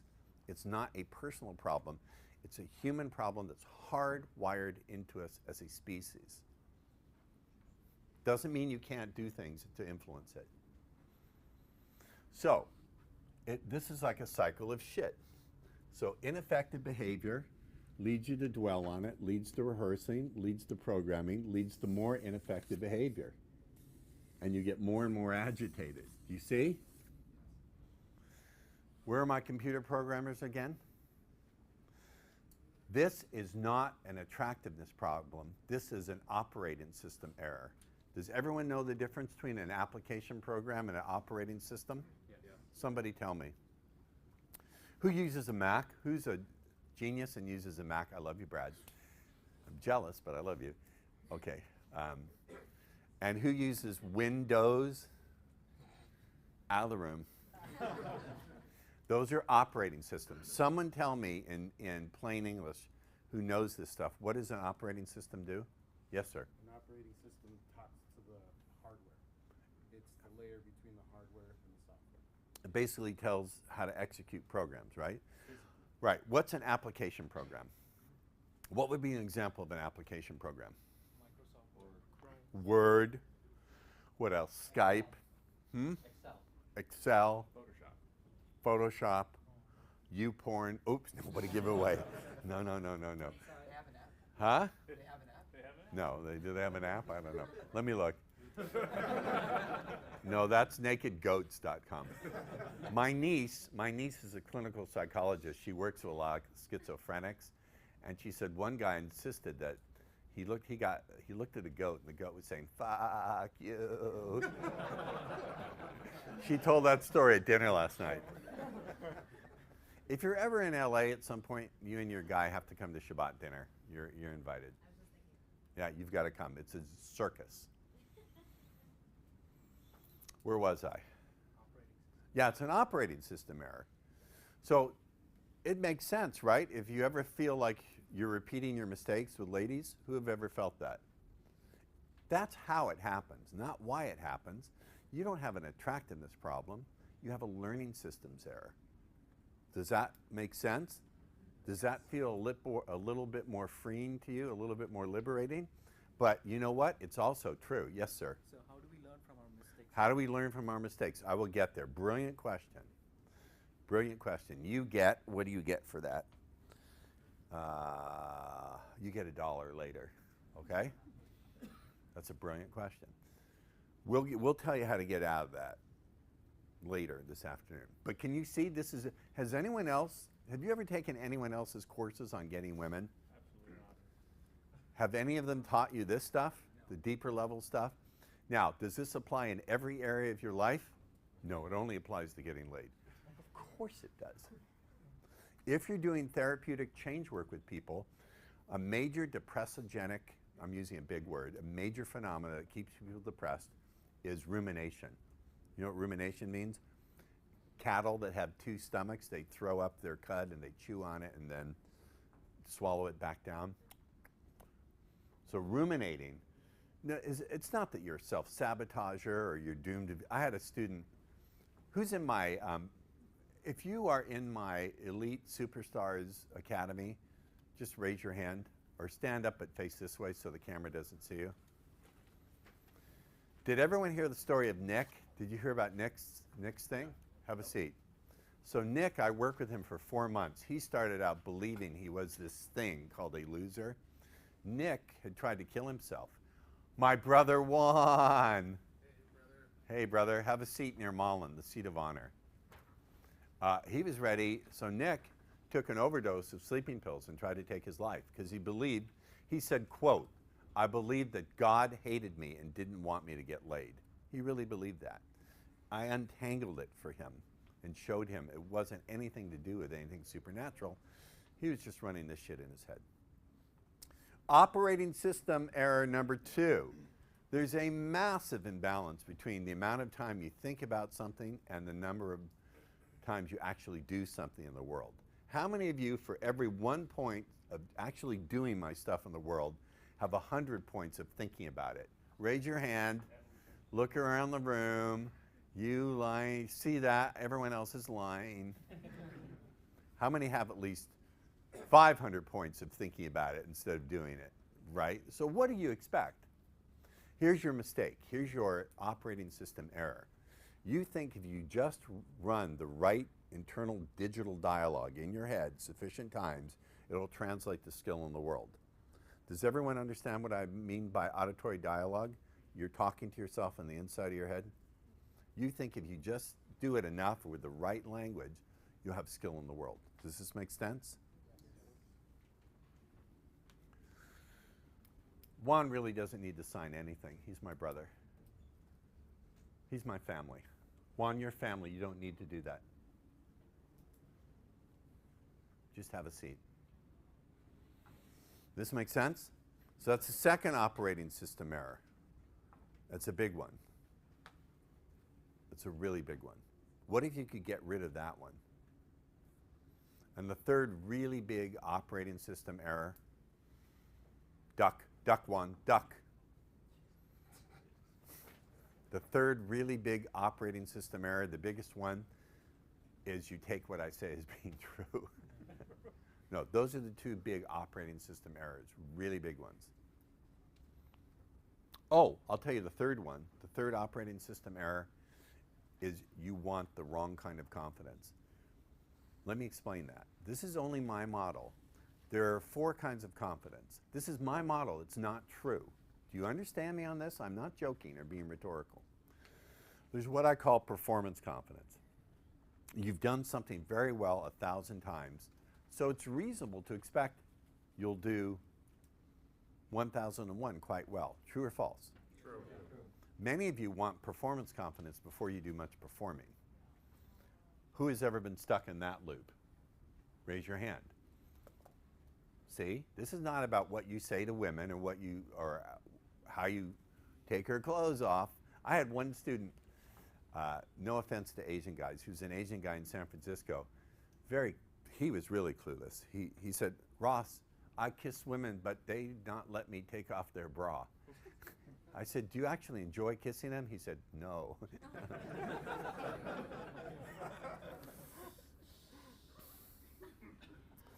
I said, here's your assignment. Forget about taking off bra. Just learn to enjoy kissing. Things changed for him after that. Where was I? I'm sorry, I'm getting old. Huh? So performance confidence, it doesn't work that way. There's performance confidence, there's rehearsal confidence. You know, they say champion athletes rehearse very vividly the movements they're going to do, et cetera, et cetera.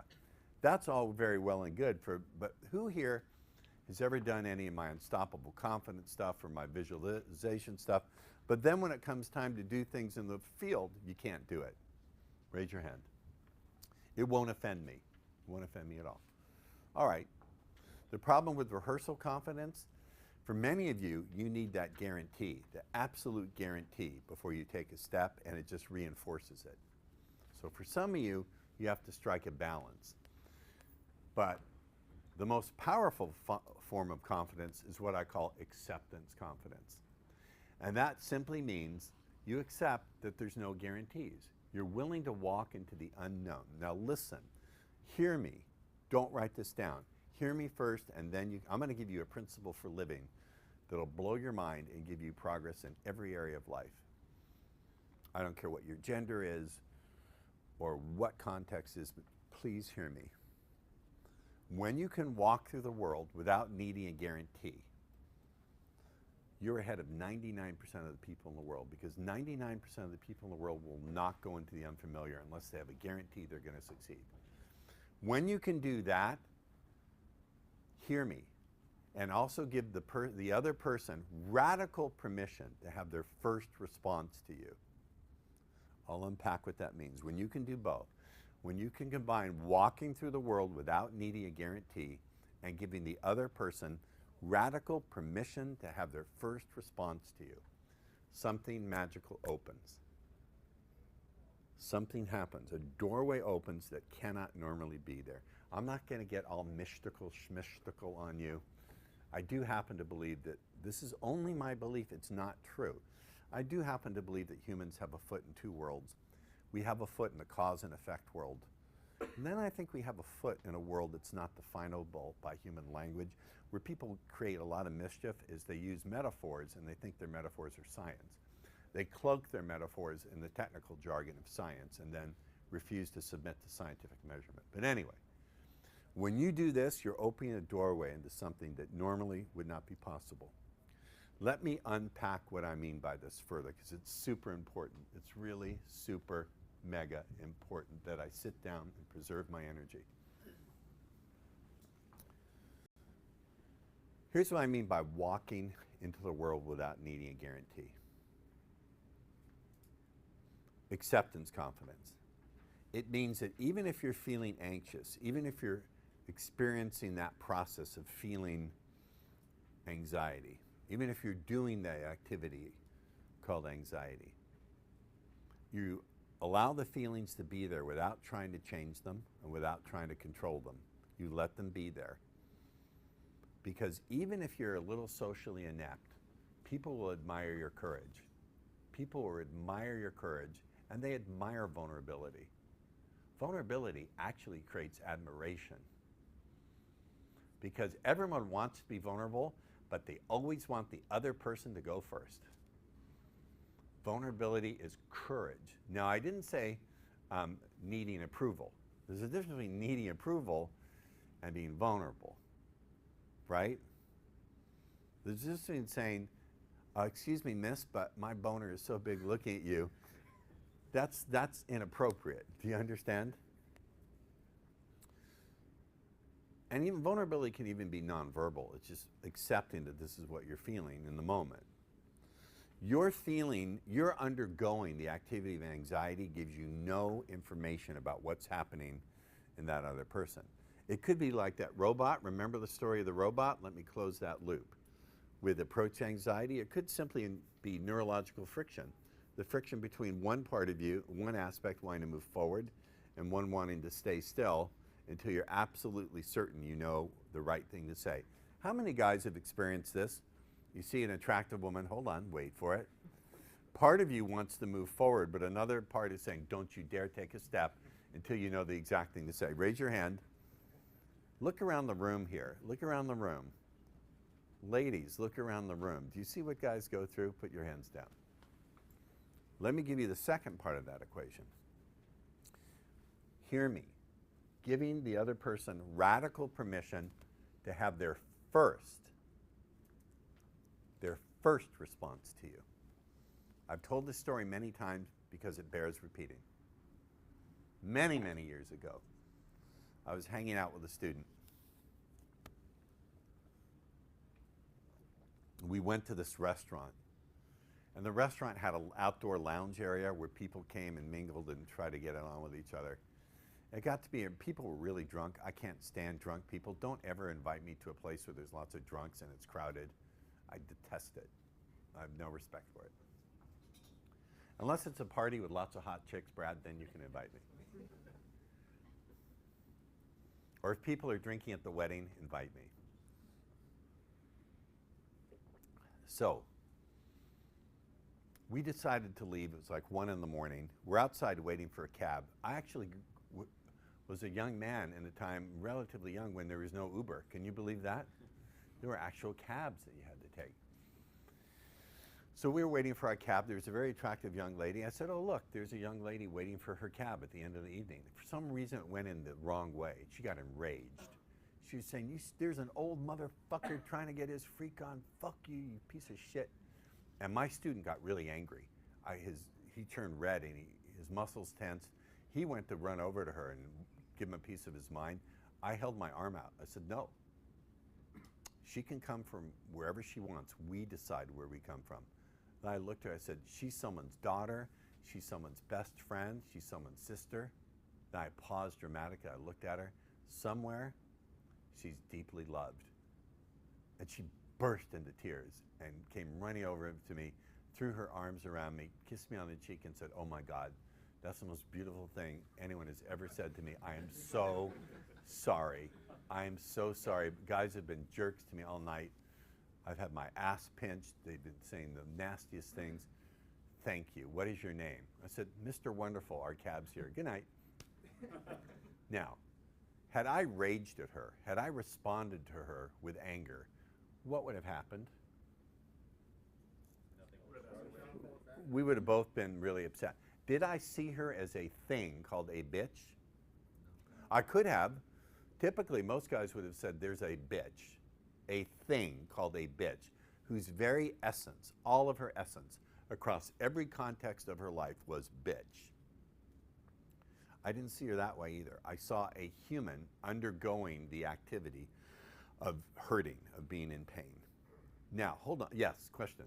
Is it ever useful to match that energy and then try and lead? So to start. Is it ever useful to match that kind of pain and anger? And then lead out of it? And then lead out of it? No. I don't care what they teach you in NLP school. That's bullshit. No. It's seldom, nice. Jessica, can you teach that? That's the limbo rock. You can? What is that? That's a Canadian national dance? So follow me here. Follow me here. I also didn't make it her only response. Remember I said radical acceptance of her first response? I changed her response by breaking her pattern. I did what's called This is going to get its own sticky. In NLP, we call this a pattern interrupt. And this is who wants to make more money and have fun doing it and get the other person to convince themselves it's their idea and have so much fun doing it you have to bite your cheeks not to laugh? How many of you, by the way, have used my stuff and you really, you were laughing on the inside that it was working so well? Raise your hand. And you literally had to bite your tongue?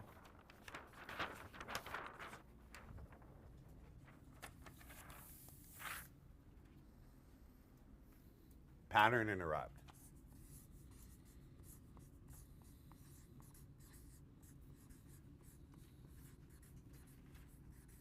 So a pattern interrupt takes place when we do an unexpected response. Our response is so unexpected, it throws the other person off balance and creates a temporary window of influence of suggestibility. What would be the typical response from a guy who she cursed out like that? He would say it back. He would curse her out, or he would do what? He would slink away, or he would get down on his knees metaphorically and apologize, right? I broke the pattern. I didn't do any of those things. I did something completely unexpected. And by doing that, I took her first response and don't you think that's a pretty radical response from going to absolutely hating me to loving me? Not a romantic love, but I did that in a matter of like a minute. How would you like to be able to do that with a customer or a client? Take a client who like totally doesn't believe a word you say and suddenly they believe everything you say. Would that be useful? Well, if you get my new book, who's got a copy? Hand me that. My new book, Subtle Words That Sell, teaches that in the section on objections. Agreement frames, that's chapter 10. And chapter 9, subtle words and power phrases that crush objections. Agreement frames, chapter 10. Chapter 11, the redefined pattern. Powerful stuff, lets you do all of this.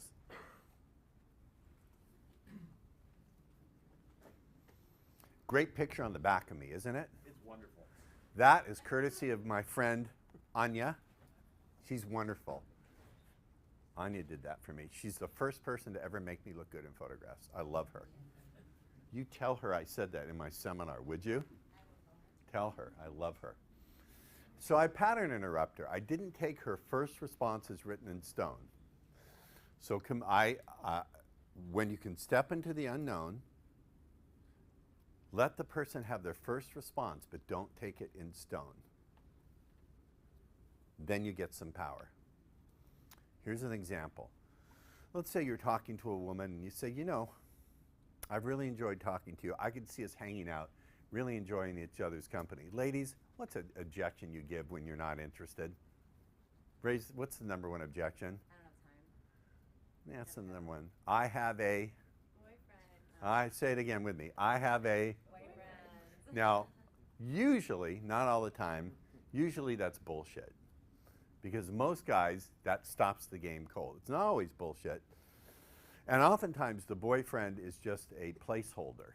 He's not the entire conversation. He's a punctuation mark. I got a laugh from Megan in the back there. That's the laugh of unconscious recognition. So, what do most guys do?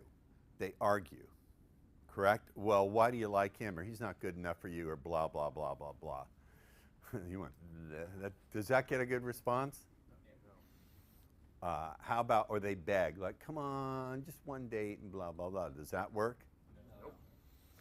We need to interrupt the pattern. What would be a good pattern interrupt? Humor. Humor is always a good pattern interrupt. The unexpected, we laugh at. So good boyfriend, I call them boyfriend destroyers, ladies. Be something like, oh, boyfriends are like colds. You catch one anytime. Doesn't mean you can't shake him off when you really want to. It's good metaphor. Dorota's laughing in the back. Right? Or I use a metaphor like, so are you telling me there's a bump in the road or the bridge is out? You use a metaphor. You're using a metaphor. Do you get me? Yes. And then you ignore it, go back to the conversation, and repitch the whole thing. So, the point I'm making here is when you can walk into the unknown, acceptance confidence. So there's performance confidence, rehearsal confidence, acceptance confidence, and then there's the fourth kind. That's the most difficult to exercise, but when you get it, it makes a huge difference. And it's what I call compassion confidence. Now, does compassion confidence mean, oh, I feel everything you feel, you poor baby? No. Compassion confidence simply means you recognize it. Ultimately, when it comes down to it, no matter what your gender or race or political preferences, we're all in the same boat. What were you wearing the day that woman who you desire was wearing? What were you wearing? Nothing. What was she wearing when she was born? Let's hear it. It's not a trick question. Okay. Is she subject to the same gravitational forces, yes or no? Yes. Given the same altitude, the same atmospheric pressures? If she eats food, sooner or later, what's going to happen? And sooner or later, something's going to happen to her and you that's unavoidable. What is it? You're gonna die. You're going to die. In between it all, we're trying to figure it out. We're trying to take contradictory messages from our past, our parents, our culture, our society. Now you have an extra layer of confusion, which is what all the PUA teachers are telling you. One is telling you do a double spin around and demonstrate higher value. Another is now you have another layer of confusion added to you. So compassion confidence doesn't mean that you never get angry, you never get frustrated. It simply means that when it comes down to it, you recognize we are all in the same boat. That woman who you're experiencing frustration with, who's not giving you what you want, fundamentally, she's got differences in her psychology and she's got some very interesting plumbing. But she's still in the fundamental condition that you're in. And we need to get her panties off as soon as possible, right? No. No. This is why I really want to leave this behind, so I don't have to put the sleaze and cheese back into it. Do you get me? Yes. We get you, sir. We get you, sir. Mm-hmm.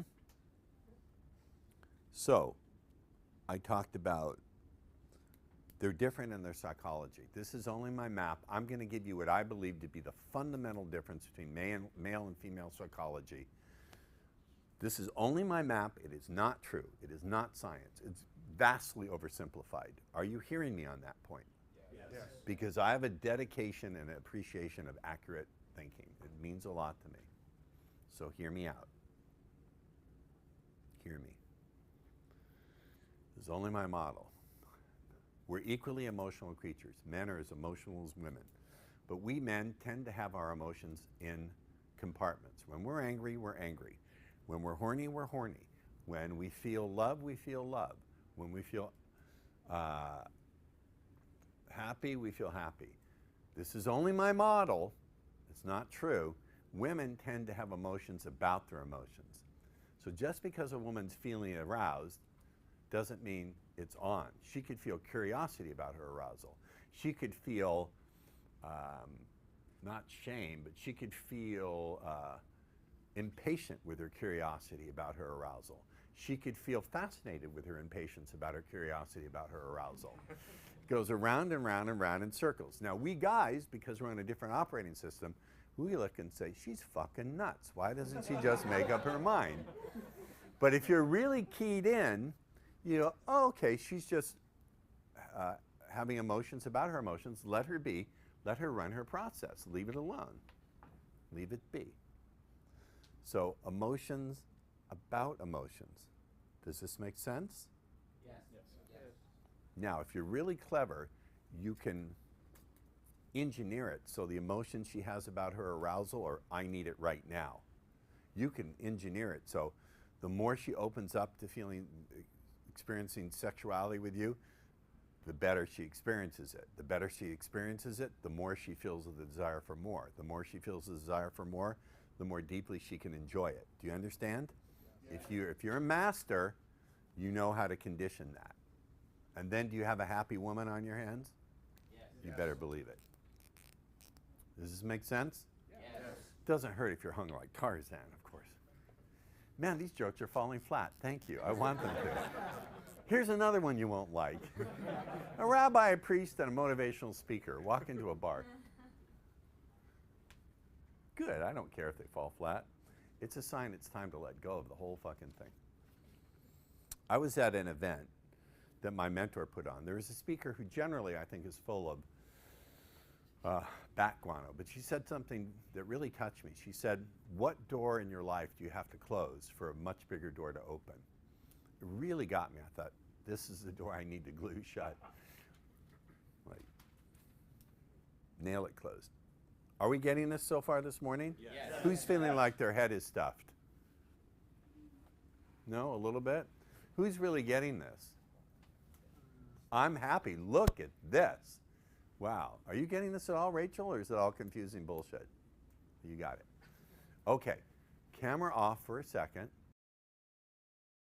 So, we've gone through some general concepts, and I wanted to make sure that you guys are following along so you understand.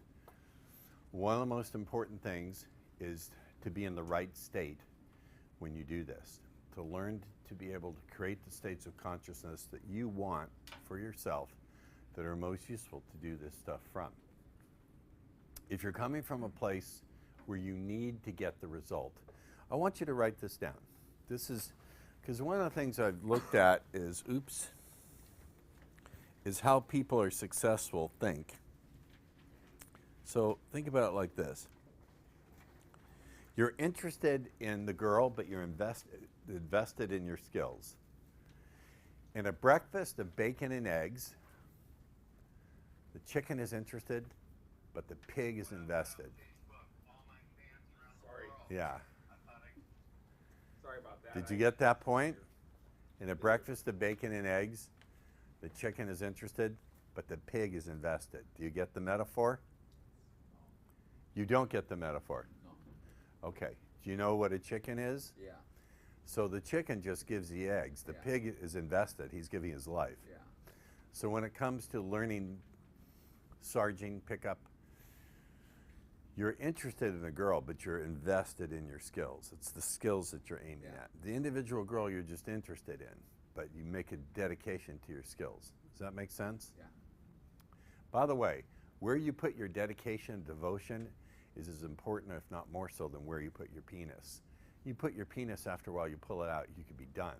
But giving a woman your devotion and dedication, that's really a bonding and an attaching. How many people have ever given their bonding, their devotion to a woman and never had it returned? Raise their hand. Keep it up if that really hurt.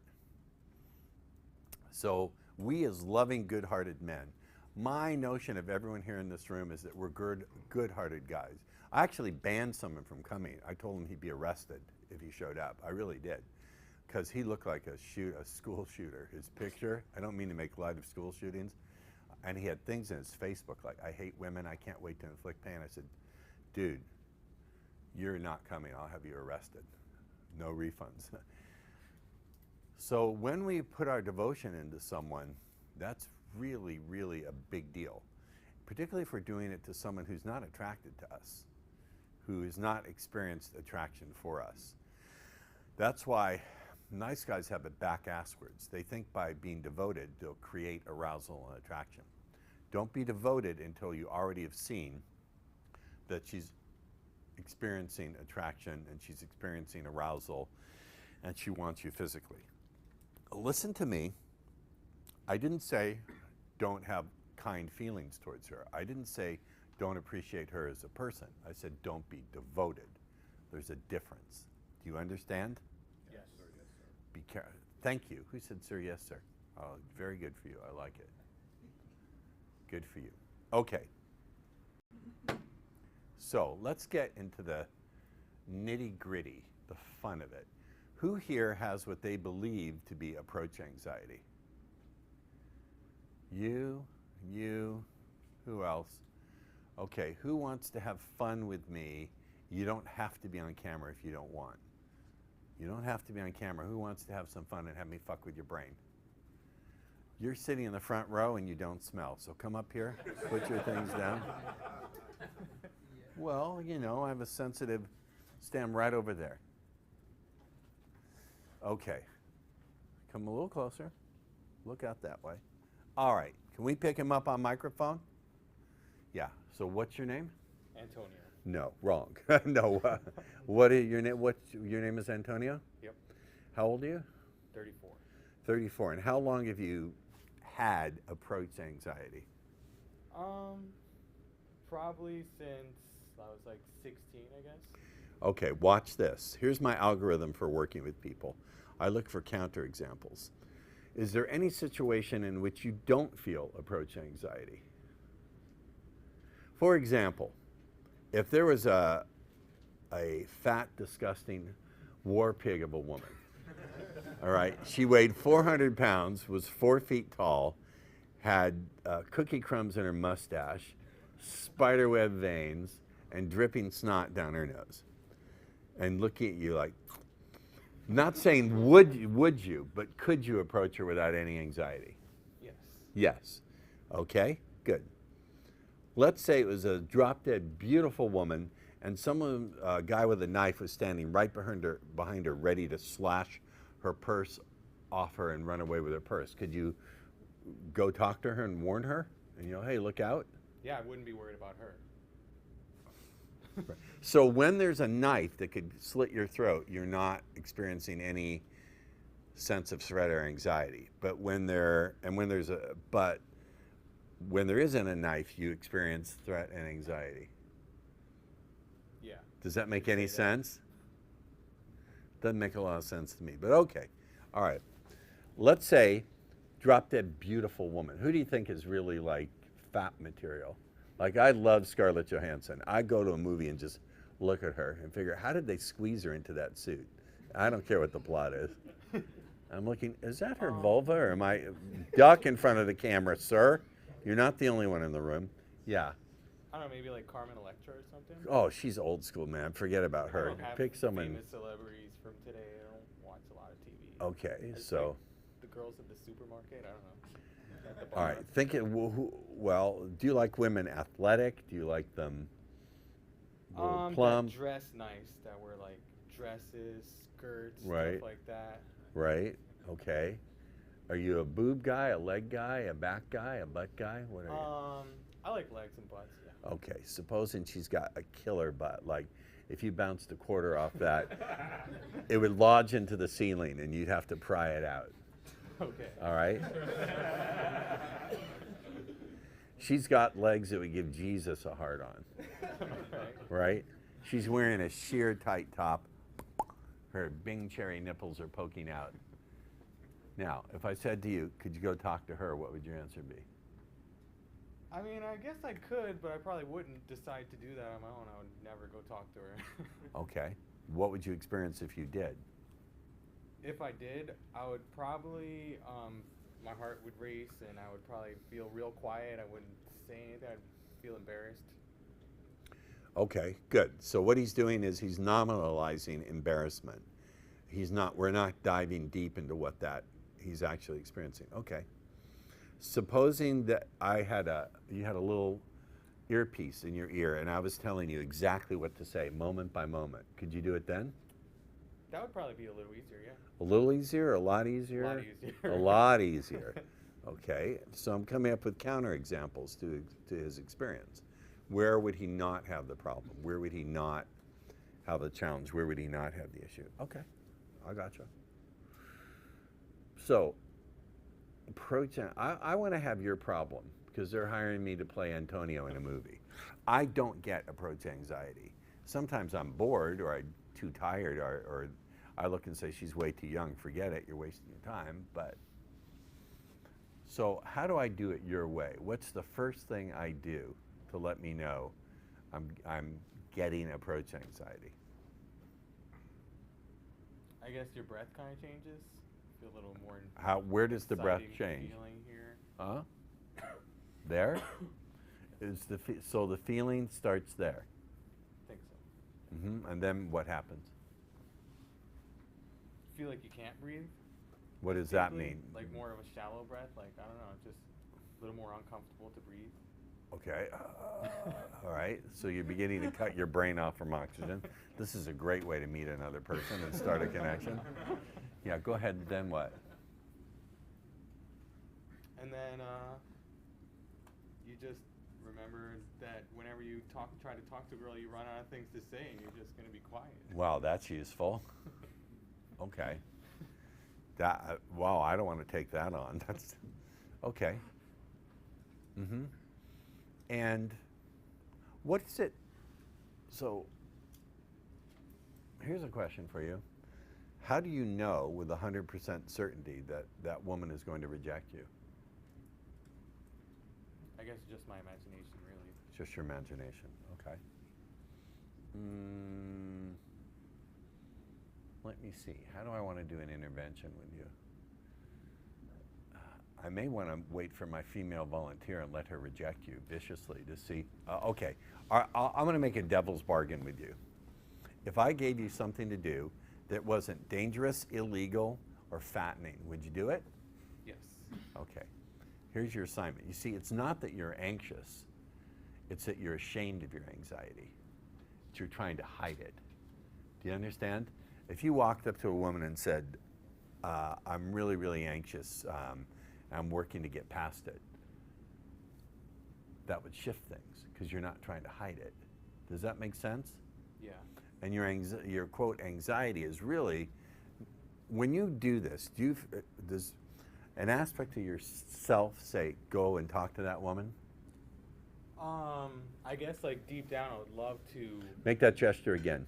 Deep down, I would love to like Stop. know more people. So he just gave me his resource state. Do it again. Do that same thing. Deep down, I would like to meet new people. Do that gesture again without the words. Do it again. Do it again without the words. Now, he showed me his resource state. If you do this long enough, clients will show you their resource state. It's usually nonverbal. So do the gesture again. Show me how to do it. Like that. All right. I want you to do that gesture and feel, first I want you to feel your feet on the ground. Can you feel your feet on the ground? Yeah. Feel your feet on the ground. Defocus your vision. So you know what I mean by that? So you can see peripherally. And then make that gesture and smile. You see the release of breath? The release of the tension? Do it again. And now I want you to say, can you please reject me? Please reject me. No, like a sexy voice like, ooh, please reject me. Please reject me. Okay. So I want you to say, so I want you to do this gesture, look peripherally and go, she's not going to like me. Go ahead, do it. She's not going to like me. No, she's not going to like me. She's not going to like me. Now how do you, can you feel anxiety when you do that? No. No? All right, now, we're going to bring in a really hot lady so you can practice this. But I want you to do that gesture again. I want you to say, welcome, everyone. Can you do that? Welcome, everyone. Well, not like, drop your shoulders. Remember to feel your feet on the ground, look peripherally, and go, welcome, everyone. Welcome, everyone. Does that sound different? Yes. Yeah. Okay. So here's what I notice. You can look forward again, come out of trance. So when you talk to people, when you deal with clients, they'll almost always show you their resource state. Sooner or later, it's going to pop up and you'll see it in their gestures. So did anyone else notice that gesture when he opened up from here? He took his energy, which was here, and he expressed it outward. So he took this energy. My hallucination is it was here, and it came out, went up his center line and then back down through his arms. And it also, where did it come from? It came from here. You can come in, not from up here, not from up here.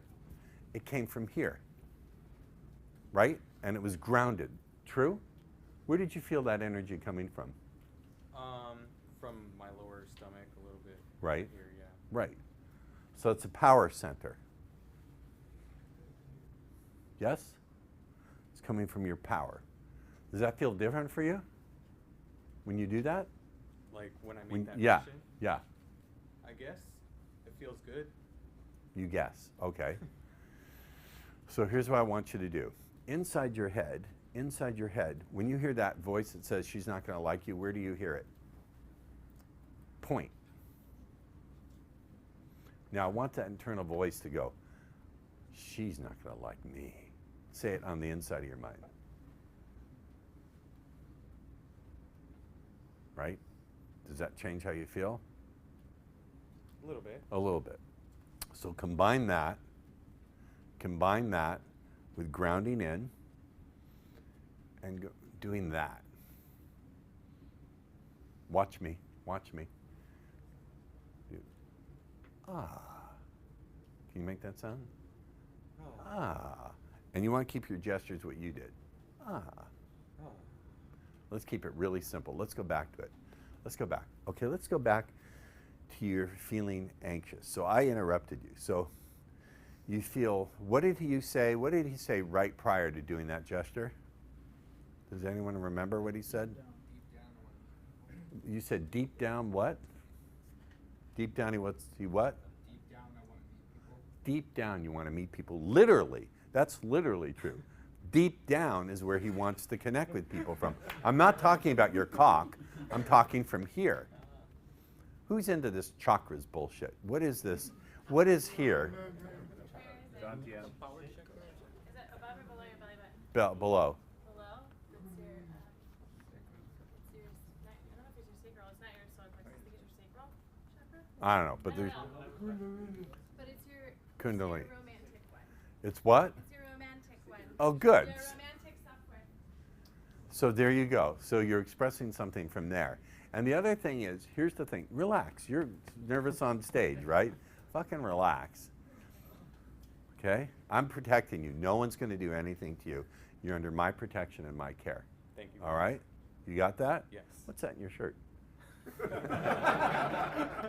We really should be getting this. Are we on camera? Oh, we are getting this on camera. Okay.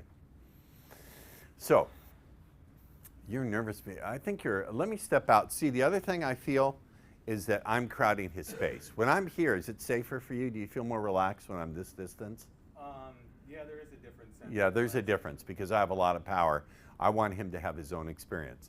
So now let's try this again. Go, hello, look at the ladies and go from here. Hello, ladies. Hello, ladies. Hello, ladies. Hello, ladies. Try to feel nervous when you say it. Try your best as you do that. Hello, ladies. Do you feel anxiety? Not the same. Not the same. I heard a little tightness in the throat. Can you go, ah? No. Ooh. Mmm. Yum. Yum. Can you look at young Rachel over there and go, yum? Yum. No. Did you buy that? Did you buy that? Huh? Rach says no. Okay. But what I'm doing here is, were you aware that this was a gesture when you say, I want to connect with people? No, I was not. No. aware. Okay. So, just here's what I want you to do. Don't let any words come out of your mouth, but do this and mouth the words. Do you understand what I'm saying? Just do. And put a smile on your face. No, you're hunching your shoulders. You're doing that. So relax your shoulders. When you originally showed me, your shoulders were not. Do you understand? Look at me. Put your head to one side even. That'll do it. Cock your head a little bit. How does that feel? If it feels like silly ass shit, tell me. Don't perform for the camera. I can tell when you're incongruent. I feel silly. No, I know you do. That's fine. Silly is not bad. Silly is better than scared. Silly is a hell of a lot better than scared. Now, you want to see something else you could do? I'll wait till we have our, but here's something that'll work for you. Remember I said the devil's bargain? How would you like to be rid of any fear or anxiety or shame around women forever and instead be the most radiantly cocky, funny, gentle dude in the world? That'd be awesome. Okay, are you willing to do this assignment? Not this weekend, but not on any of the hotel staff. It goes like this. You're going to walk up to a woman and say, excuse me, I'm working on my anxiety and shame around women. So in 30 seconds from now, would you either verbally, viciously assault me or coldly ignore me? Wait, go. Would you be willing to do that? Yes. Now, what makes that work? If you just walked up to her and said, excuse me, I'm working on overcoming my anxiety. Will you please insult me or verbally or ignore me? What do you think is the element that makes this work? It's the pattern interrupt. It's saying this bit. So in 30 seconds from now, would you please either, do you understand? You're also telling her what to do. You're giving her a command. And I guarantee you, she'll say, no, I don't want to do that. You're a cool guy. Do you understand the instructions?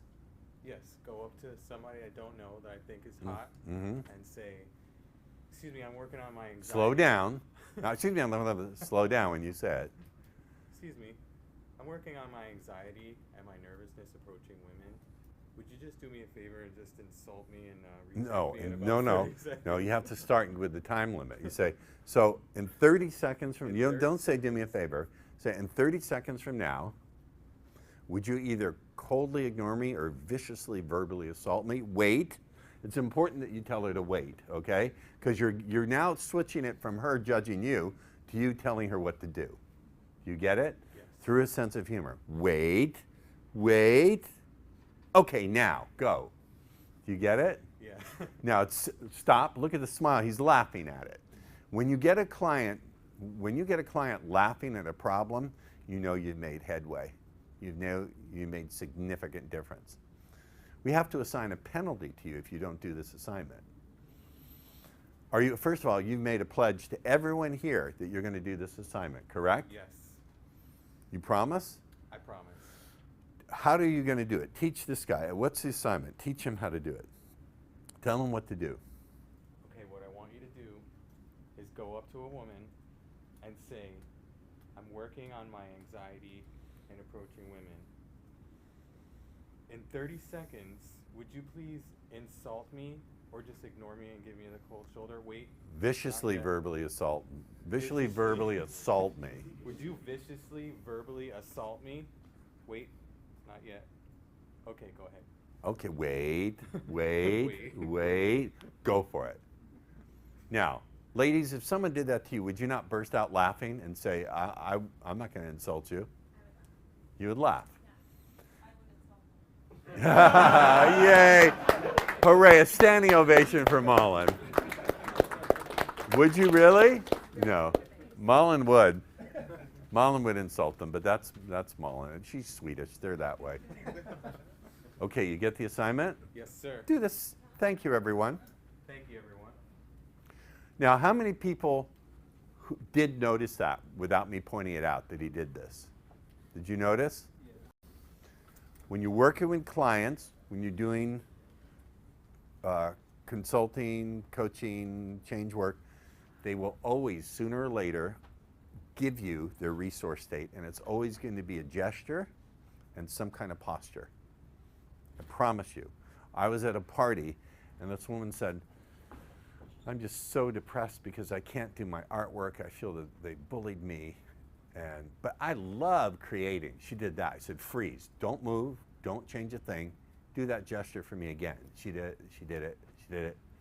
And I did some stuff with her, and then she went off and took some guy home and fucked him. But never do change work when you want to attract someone, because it doesn't work. Do you get the assignment? Yes, sir. Okay. We're going to bring you back up when my, who came in? What was her name? Did she sign in for anything? No, she said this seemed interesting. I just wanted to. Did she? What are you doing? Yeah. Bring her back in. She was cute. She said she couldn't stay. She just wanted to see what we were doing. Oh, okay. Damn. You should say we're giving away free money at 3 o'clock. Okay, so you get this? Yes. You get how to do it differently? Yes. Can you say, reach out to people? Now, let's do a little experiment. Try it from here. Say, reach out to people. Reach reach out to people. Doesn't feel the same, does it? Reach out to people. No, it feels a little different. It doesn't feel the same. His power center is here. It's just above your belly button, right? Below your belly button. That's the Don Dien, right? Below the belly button is the... No? Yes, it is. It is. This is what the Taoists call the Don Dien. It's your power source, your power center. Good for you, my man. Thanks, Ross. Have a seat. Now, I could have gone after this a different way. We don't have time, but I could have dropped him into a deep trance, done some hypnotic work with him, had him do all sorts of stuff. I could have done it that way. I could have done in a cognitive behavioral sense. I could have had him look at his thoughts around it and have him look at his generalizing. Because one of the things he was doing is globalizing. By that I mean, if he did a piece of behavior and it didn't come out the way he wanted, then his entire sense of who he is wrong. And not only is it wrong now, it always has been wrong and it always will be wrong. So I could have disidentified it through language and shifted it around that way. If you're a change worker, if you're devoted to assisting people, you have to have a lot of different tools in your big bag. Does that make sense? Yes. So there's no such thing as approach anxiety. There's only the experience of a flow of feel in your body that the meaning you give. The meaning you give is, I'm going to fail, don't move. That's the meaning you give it, correct? Yes. So if instead you said, oh, this is excitement, I'm about to get some, you would have a much different pattern of behavior, would you not? If I knew that I was going to be successful, yeah. I would. No. Let me, now listen to this. He's giving me some bait. Now I'm like, the snake is, Megan, look here and stuff. The snake is about to strike. If you knew, you would be successful, correct? Yeah. That's 3 no. Knew. If you knew you'd be successful in every area of your life, wouldn't that be fucking boring? It would be boring, yeah. So what's more important to you? To avoid boredom or to always be knowing that you're going to succeed? Avoiding boredom would be Oh, now we're getting making some headway. Now I'm getting into his value system. Okay, so what do I know? I know he moves away from boredom. He likes success, but he also moves away from boredom, don't you? Yes. Oh, now the rattler is going, I'm about to spit the poison in your face. Okay, so no. You need to no. So how certain are you? Oh, I'm going to fuck with him here, linguistic. Watch this. Roll up the sleeves. My fingers never leave my wrists. How do you know that you want to be? How certain are you that you need to know? I mean, I guess it would be impossible for that to actually happen. That's not what I asked. I said, how certain are you that you need to know? I guess I'm not certain at all. It could be completely different. Wait a minute. So the more you tried to lock onto the no, the more are you saying the more you need to no, the more uncertain you become? I guess, yeah, that would be true, because if you didn't know, then what would you do? You'd be stuck. So wait a minute. So the more you invest in no, you gotta know, the more uncertain you allow you become, correct? Yeah. But I thought you didn't want to be uncertain. He's getting very confused. Well, I'm just thinking about it because I'm like, man, how much stuff do I need to know? Like, That's right. It's a big problem for me, Ross. Up until now it was. Now, Look at me, watch this. Are you ready for the coup de grace, the stroke of the master? What if it wasn't about knowing, or not knowing? What if it was about fun, explore? That would be easier. That'd be better. Look at me, take a breath, and take a minute to answer that question in your mind. What if it wasn't about no, or uncertain, uncertain, uncertain? What if it was about having fun and enjoying exploring? How would that now, as you begin to consider it just a little bit, the front and the back of your mind, without giving me a verbal answer, how would that now begin to shift your ability to notice how the world would change as you take on that orientation? In the moment, it doesn't feel real, but in the back of your mind, you can imagine, pretend, make believe that as it becomes more real, you allow yourself to become more free. Because you see, certainty is a trap. I once said to my brother-in-law, who knows everything about everything, he's never wrong, Eitan's father, I said, it must be a terrible burden to be the only person in the world who's always right. That's called being a dickhead. Sorry. He does know. He does know. So essentially you're saying, I need to be a dickhead. When it comes to women, you need to be a dickhead. You need to know, no, no. Now, you're disagreeing with that statement. You're thinking that's not what I mean at all. But in reality, if you piece it together, that is what you mean. Because how do you know that won't generalize out? How do you know that need to know, no, no, once you get into a real relationship, won't mean you need to know, no, no, what's right for her, her.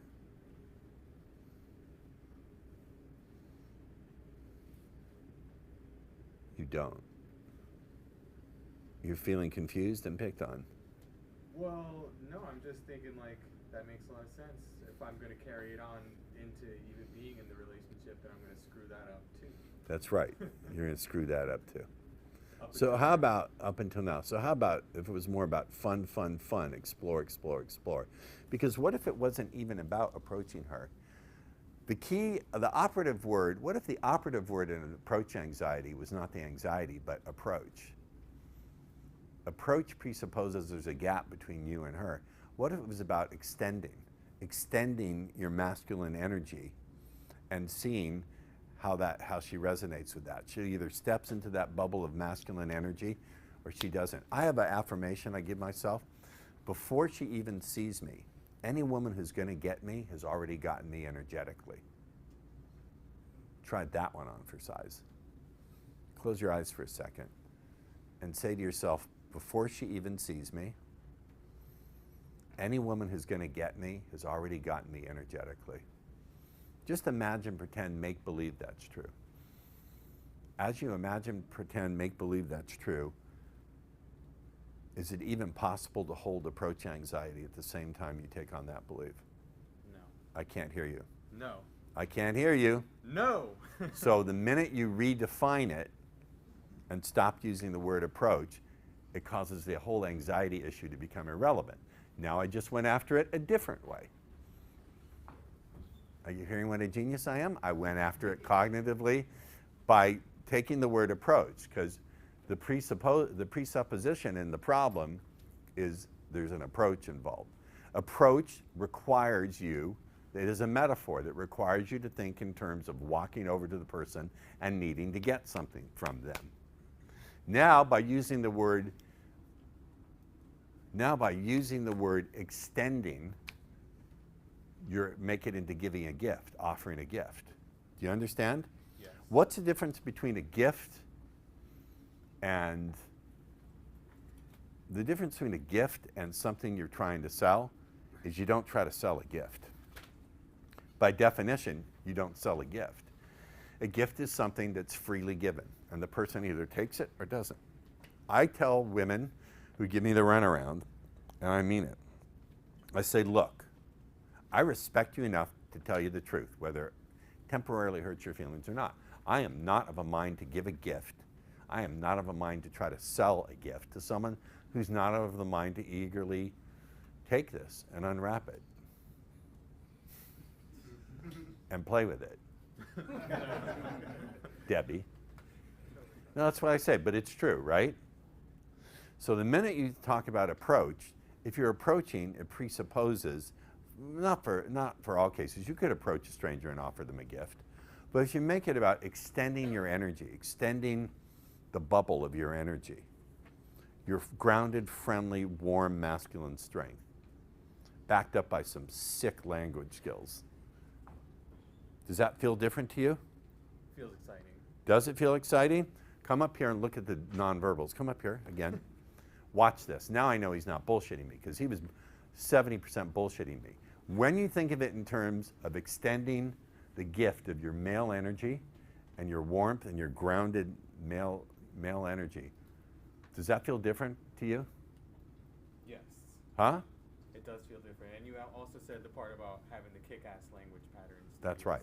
Does that feel different to you? Yeah, it feels exciting. For real? Who believes him? Yeah. Now he's being congruent. So when you work with a patient, a client, whatever, remember, often they come in with the desire to please you.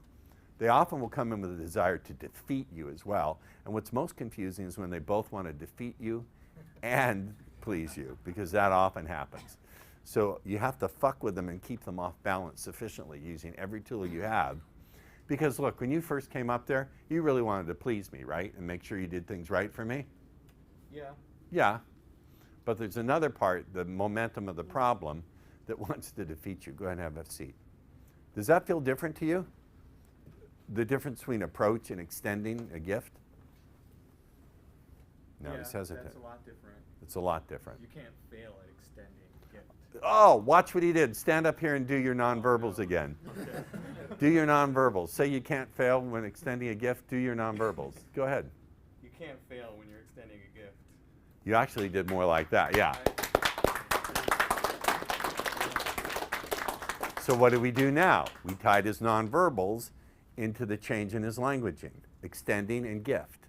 So I took away approach anxiety, but first I took away the word approach by defining the word gift. And then I used the word extension, and then I backed it up with his gestures. I noticed his gesture that he did sitting here, and I backed that up. So now we have it energetically, we have it physiologically, we have it cognitively redefined, and therefore emotionally redefined. Does this make sense?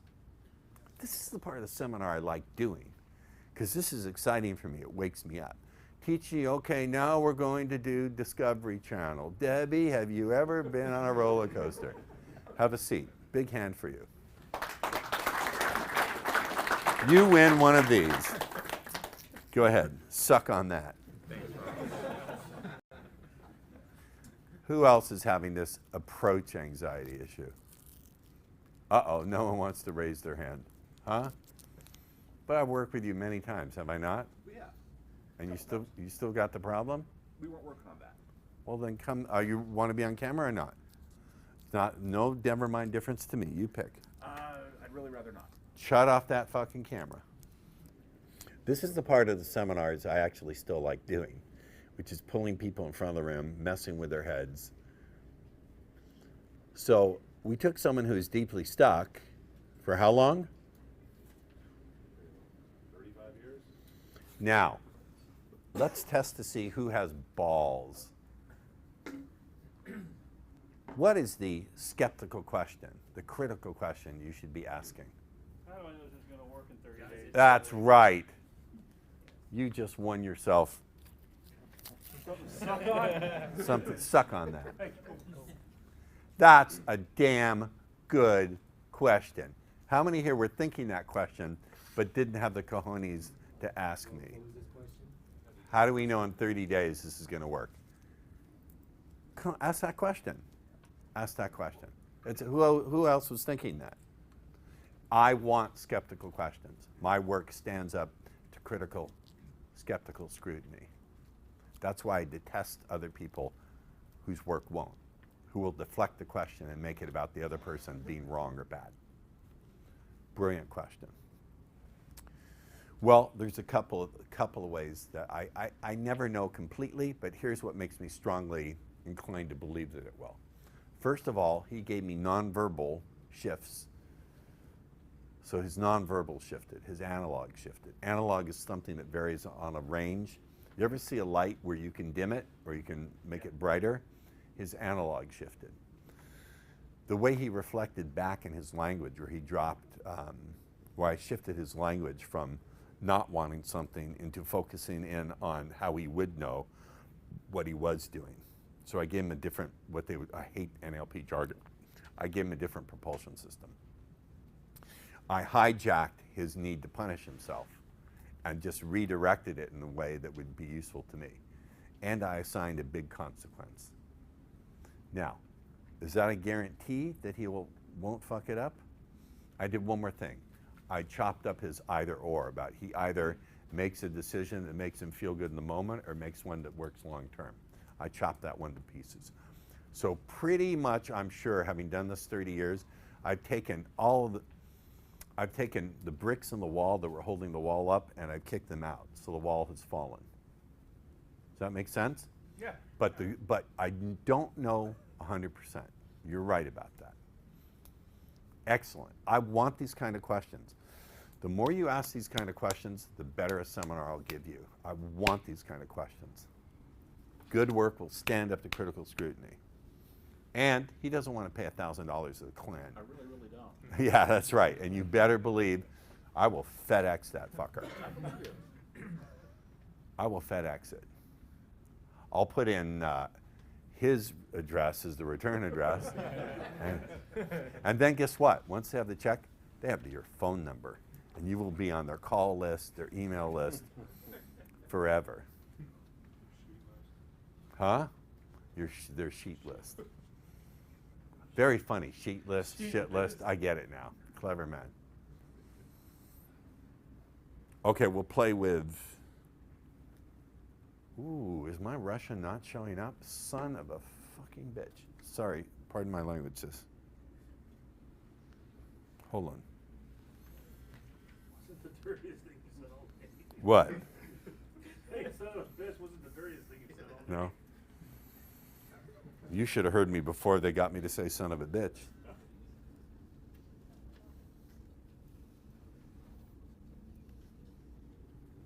Well, it's charging. It should be charging.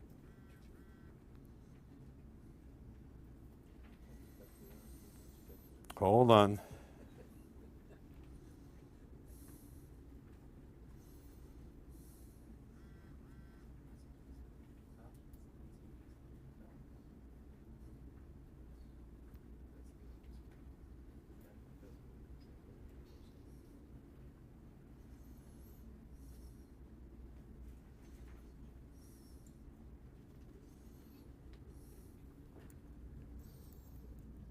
Okay. My demonstration model. Hold on. Give me a minute, guys. Don't film this. There's no reason to.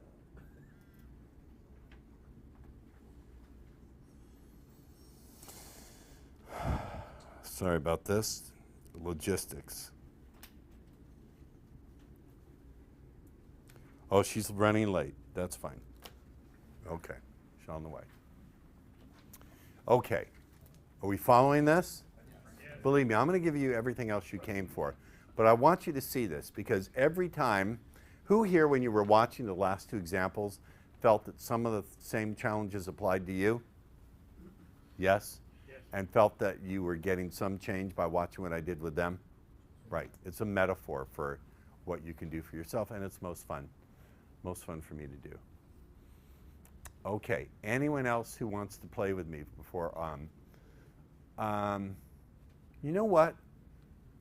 Do you want to be on camera or off, Megs? Come up for a second. So this is my new friend, Megan. I love Megs. She's a caretaker and very sweet. Sit down for a second. Sure. And so we were having a conversation. I just wanted, very briefly, you don't have to give a speech or a long talk or anything. I said, you know, Megan, it's so much easier for women than it is for men because we have to work at finding sex, but you could go out if you wanted to, not that you would, you go out wearing a short skirt to any bar or club, smile, you could take a guy home. And your answer was very revelatory to me. Tell me the answer that you gave me. I said, that's a hunk of bullshit because just because women don't have penises, if you will. I'll be vulgar, don't mind me. Just be vulgar. We don't have penises. She's from New Jersey. Doesn't mean that we try to go out on a one-night stand and we try to go get laid, but we have a different way that our brain functions. We could put it off to the side and be like, okay, let's just go get satisfied for a moment, which all of the men try to do at a one-night stand is to get satisfied, right? So we put that masculine on, we go get satisfied, and then when you have that one-night stand, What happens 3 days later? You got a psycho girl calling your phone.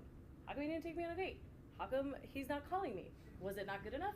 Am I fat? What's happening? Everything negative is running through your mind because you put your emotion, that, you know, that cycle that he's been talking about with the two, how we think of everything in emotion, and then the emotion thinks about the emotion, and then the emotion thinks about the emotion. So yes, I could go get laid for a one-night stand, but the repercussion of the emotion and the disaster and the trauma is much a greater sacrifice. But you said something else, so Oh, let's what'd get I off camera.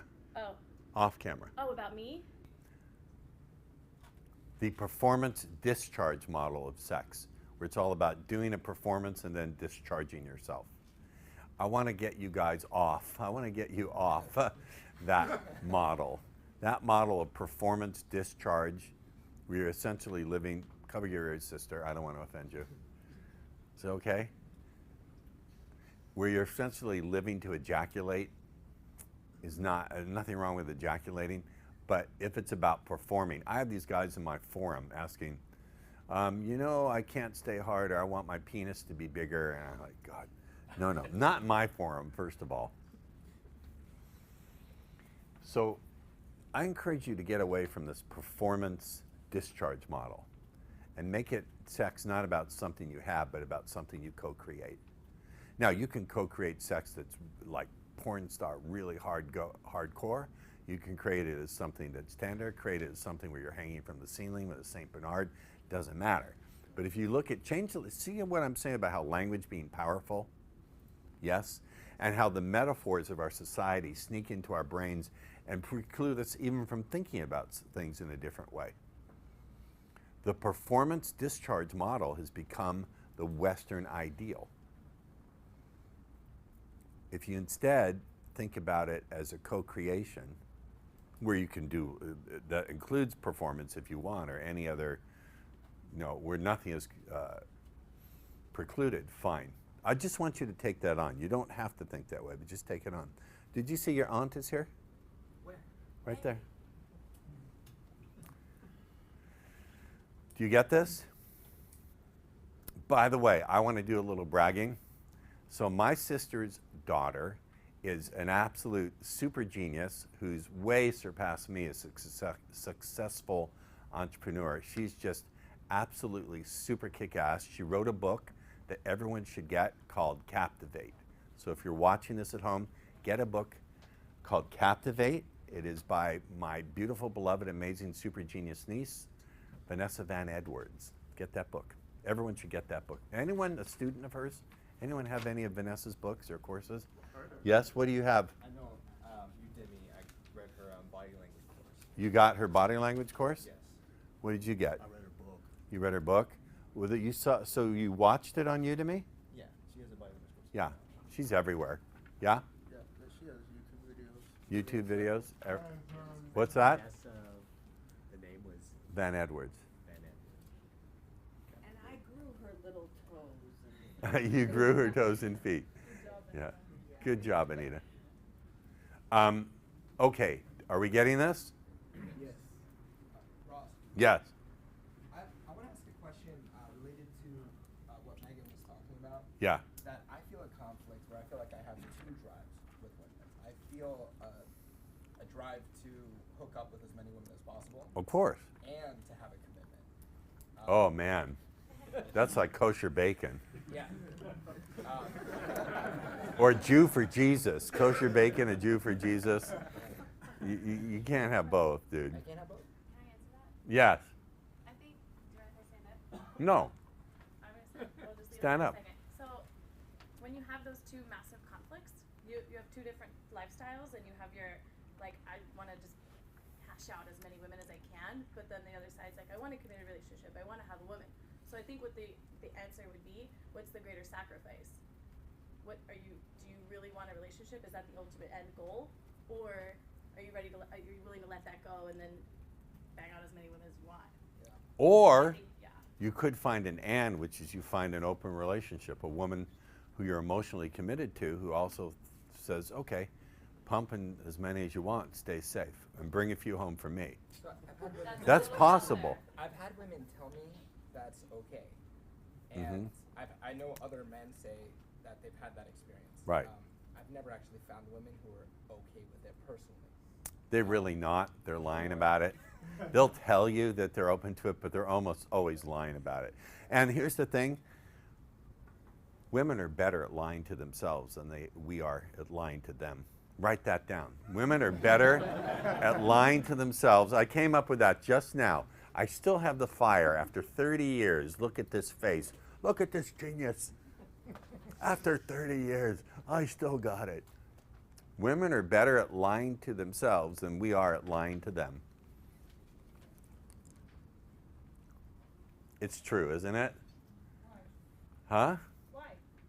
Don't question me, Mullen. I would love to hear more about this new theory of yours. I love Mullen. She'll challenge me. When it comes to this one particular area where a woman says it's okay if you sleep with lots of other women, deep down, for the most part, it's not okay. You know how Asher would If she loves a guy, if you really love a guy, you don't want him sleeping around with lots of other women. And the guy would want that? Her too? Yeah, sometimes. He wants her woman in general to sleep with No, her? no. He doesn't want her to do it. Oh. He wants permission to do it for himself. So the lying goes both ways. No, he's honest about it. He knows that he doesn't want her to do it. That's why she's my best friend. She'll challenge me on anything. I appreciate it. You What know- did your dad say? You know what Asher would tell your student about this conflict? My brother-in-law, his father. In order to have quality, you have to have quantity. He would say You gotta look at a lot of different corners before you find gold. Okay. My sister's so embarrassed by her family, yes. Essentially, that was my question as well, what he just said. Why can't the former lead to latter? Yeah. No reason why I can't. Exactly. No, this is an either or that doesn't have to exist. But usually it does. All right. I had just kind of a comment because I'm kind of tying a couple of things up with. Is your first name Brian? It is. I remember you. Yeah. I remember you, Brian. You've been to lots of these. A few. It's been When are you 6 going to years. get it and leave? No, I'm kidding. No, I appreciate the money. No, I mean the loyalty. That's been a while since you've actually got paid by me since campaign. I know. So this kind of ties back up to what you were talking about, being the man for a couple of years. So in my most recent long-term relationship, which was interesting but ultimately a disaster, it was the exact opposite of the conversation that we were just having. Of she didn't want me going out there, she didn't want me being with anybody but her. She tried to hide it, did an exceptionally poor job of doing it, but she wanted to feel like she could go out and do whatever she wanted to do when she wanted to do it. That's often a matter of feeling that you can't get enough attention. That's all. That's as much about needing attention and affirmation as it is about sex validation. But let's get off this Oprah Winfrey topic. Orca. All right. So let's start talking about patterns, language patterns, what I've been teaching for 30 years. So we can turn to our notes. You notice the notes are never numbered because I want you guys confused. Do you need a set of notes, beloved sister? Mullen, can we get a, oh, Eitan will give it for. I remember growing up with my sister playing roller derby. We were so poor we lived in a shoebox in the middle of the road. You have to get up 8 o'clock at night, half an hour before we went to bed, lick the road clean with our tongues, eat a lump of dry gravel. When our dad got home, he'd beat us about the head and neck with a broken bottle. Let's look at this page. What is a pattern? What is a language pattern? So look up here. I just want you to find the page. You don't have to read it. Who's been around my stuff for a long time, since around the late 90s, early 2000s? We know you, Mullen, have. We used to do long language patterns. A language pattern used to be this long recited, almost like a story, the Discovery Channel pattern. Hey, Debbie, do you like roller coasters, Megan? Do you like roller coasters? Yeah. So I was watching the show on the Discovery Channel, and they were describing the ideal ride, the ideal attraction, and how they build it. And what they were saying is there's got to be a sense of anticipation and excitement. They were talking about that first long slow, vertical climb. You can feel your heart beating faster and your breathing coming fast. See, that's all the old bullshit patterns where you expect them to sit there for 5 minutes and listen. Now, guess what? They worked. Anyone ever use Discovery Channel patterns? Use it. I'm leaving it in the last month or two. And it works, doesn't it? It works beautifully. It worked beautifully. By the way, that's based on a true story. I really was watching a show on the Discovery Channel, and they really were doing something about how they design roller coasters, and I just jammed the VHS in there and recorded it. But it's a long, drawn-out sort of like speech that you give. We tend not to do those anymore. Another example would be Incredible Connection. Anyone remember the Incredible Connection pattern? You still use that one? Yeah, I use it in a more modular fashion because I think if you come on at first, might be a little heavy for a lot of girls, especially if they're a lot younger than you. Right. And speaking faster, but still, I take a modular approach and I'll sprinkle it in. Okay, good. Anyone else use Incredible Connection still? I haven't used it in 15 years. You use it?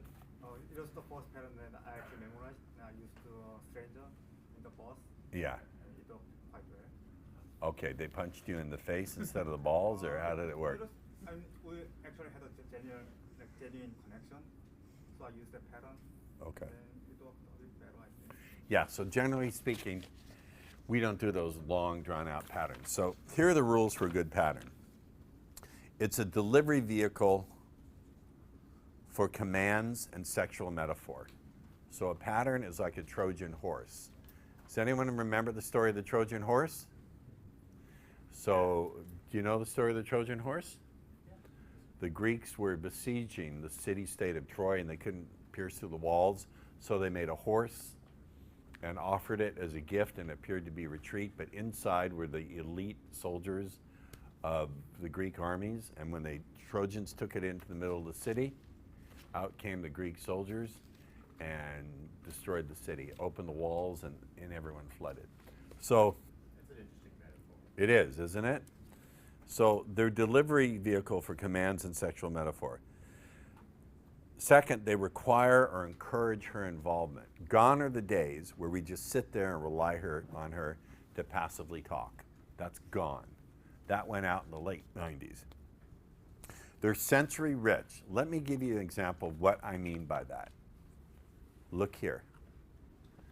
Sensory rich means you're describing or evoking sight, taste, touch. Do you understand? You're looking for her personal trance words. It's sensory. Here's would be a mistake. Hey, Debbie, where did you go on vacation? I went to Greece. Oh, I went to Rome once. And you know, Rome's very expensive. It's about $200 US for a small hotel room. Then a burger is blah, blah. That's wrong. Instead, you'd say, you know, when I first flew into Rome, the first thing that struck me was that mysterious sense of being in an ancient place, that blah, blah, blah. You would use, do you understand what I'm saying? You'd use terms that capture and lead the imagination and the emotions. It evokes and incorporates her responses in the easiest way. When our demonstration victim, a model, shows up, I'll show you how to do that. So, for example, you're talking to Debbie. You say, Debbie, when was the moment of discovering you like to paint? Blah, blah, blah, blah, blah. Bubble up. Blah, blah, blah, blah, blah. Flow. Blah, blah, blah, blah, blah. Tingle. So what are her key words? Bubble up, flow, tingle. So I'm going to feed those back later on. Like I could have a glass of water. I could say, it's really interesting sometimes when your thirst just starts to bubble up and this water just tingles with freshness. I love the way it flows down my tongue. Now what have I done? I've taken all of her good feelings and I've drunk them down, which means there's only one way for her to get them back. Do you see what I'm talking about? Do you get it? We'll unpack this later. We're just starting out. Just to incorporates her responses. Turn the page to number 5.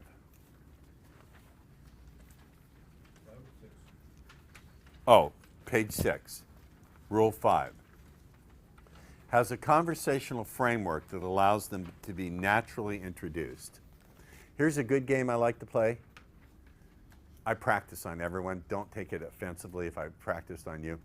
I just test these things out. But try this one, 2 truths and a lie. You say, I'm going to play it with her. You'll see. I'll wait till she comes up, my model. 2 truths and a lie.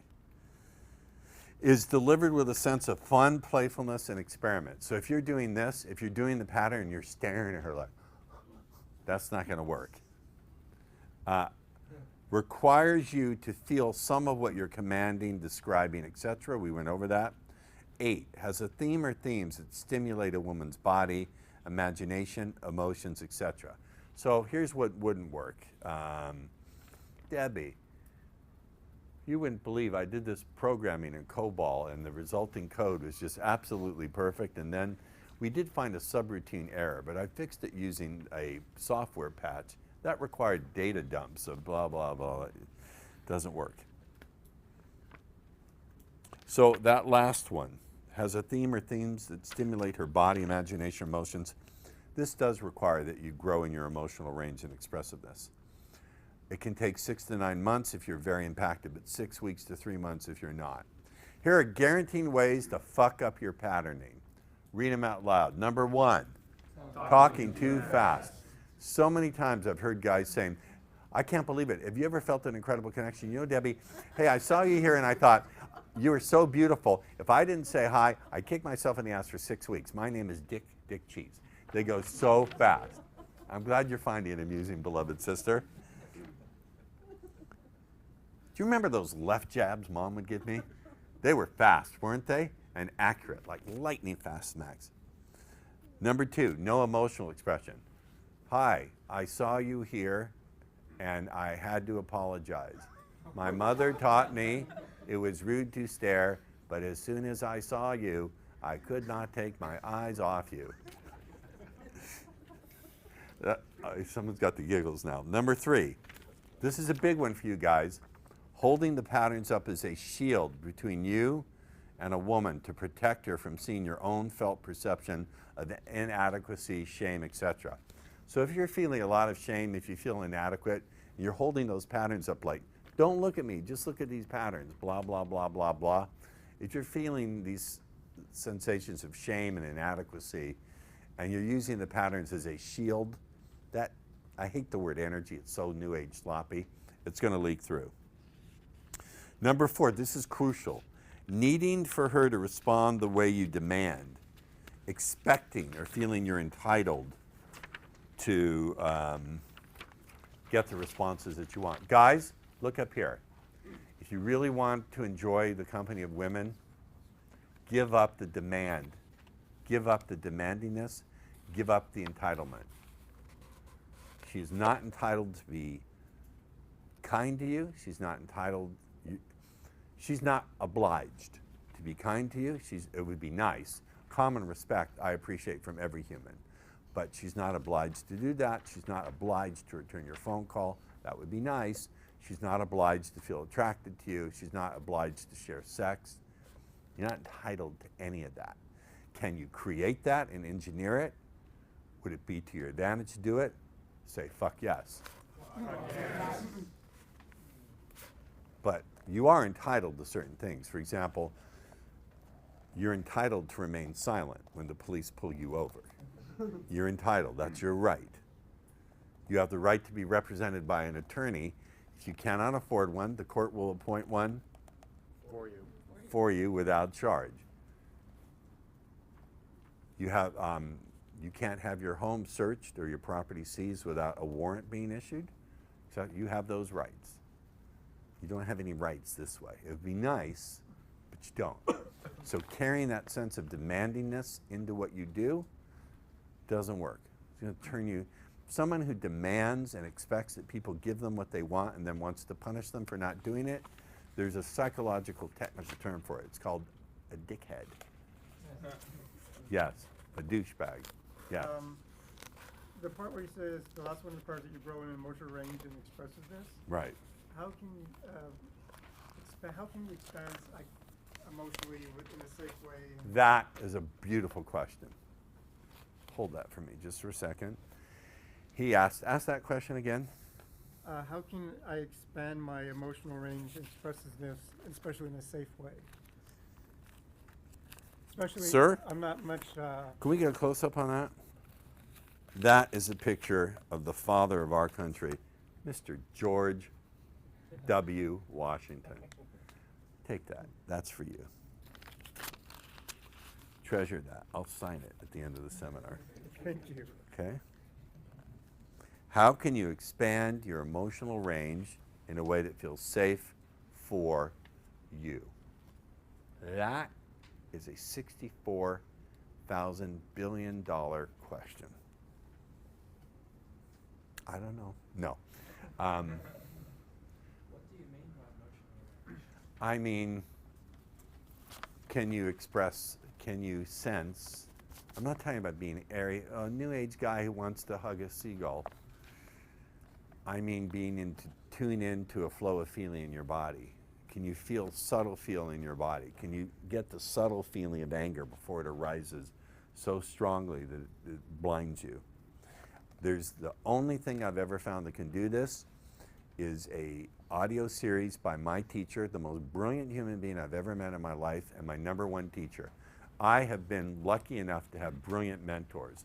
My copywriting mentor, Gary Halbert, I wouldn't have made a penny without him. Richard Bandler, the creator of NLP. I've had great mentors, but by far the most brilliant human being and the teacher of my life, Shinzen Young, S-H-I-N-Z-E-N, Young. And the best way to do this is to begin to work with one of his series called Breakthrough Difficult Emotions. The second suggestion, I strongly, strongly urge you to do this. You okay, sis? You seem lost in thought. You tired? No, I was just thinking. Can Mullen get you some coffee? No, I was just thinking it. Okay. Breakthrough difficult emotions. And the other thing is take an acting class. I'm a really good actor. I can switch it on like that. I can switch on sorrow. I can switch on rage. I can switch on love. I'm a good actor. Enroll in an acting class. Do it at your local junior college. So you're doing love scenes with that very suggestible 19-year-old. I don't care what you do.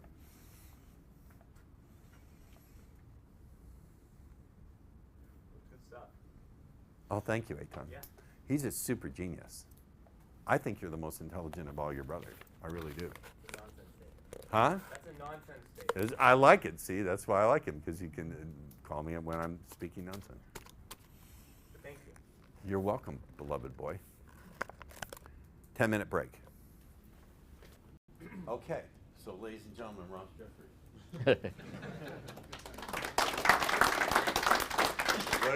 Make up a name. A name? Yeah, a name for yourself. Oh, I can't use my real name? You can if you want to. What's your real name? Walter. I mean, I'm not the only Walter in the world, so it's okay. Let's say, hello, Walter. Hello, Walter. My name is Walter, and I am a Sargiholic. My name is Walter, and I'm a Sargiholic. So, Walter, tell us about what your life was like before I discovered speed seduction. Well, I was in high school and college. I had very little interaction. None of it was good. I had, quote unquote, little girlfriends maybe very early in high school years that were disastrously bad, really got nowhere, just the total supplication, and it was, that probably set me off on a bad start, maybe on a bad path, because I had very little in high school and college, and I actually saw him in my senior year of college in a Rolling Stone magazine, where he was interviewed. 1998, yeah, 1998 I think it was. And I mentioned it to a buddy of mine. I was like, "Can you believe this bullshit? It's like some guy says that he can use that he can capture and lead a woman's imagination, and it doesn't take muscles and tons of money and fancy cars or anything like that, or any of those social things that people are socially programmed to believe are what women like." And I just didn't believe that. But my buddy, he said, "Yeah, he wouldn't tell me how he knew it was right, how he knew it worked, but he said, yeah, it really does work." By the way, Walter, are you in my coaching program? Yeah, I'm on the Elite, the Elite All-Stars Academy. The Elite Superstars? Yeah. Yeah, go ahead. Yeah, so I'm in that one. Yeah, so you see me every time I call up. I'm that same guy. And so where was I? So I didn't believe it at the time, but you know, I was curious. So I started doing a little searching back online, and fast forward till I'm in my grad school, still same thing, you know. And at this time I was at grad school at a place where it was really a beautiful state's university, and there was just beautiful women everywhere, but alas, none for me, and I was very frustrated in it. And I realized later on, there were times when women wanted me, actually were interested in doing things with me, but I was just completely blindfolded to it. I can remember specifically a woman, you know, asking me to help her undo her, like the back of her dress or whatever, and like pulling to, right, but I was totally oblivious to it. So I just like, I did it like this, you know. It's like, okay, I'm going to be perfect about this, and you know, it totally escaped my mind, and it seems absurd right now. It totally escaped my mind that that she was actually, you know, coming on to me. And I think for a lot of people, there's probably that same experience.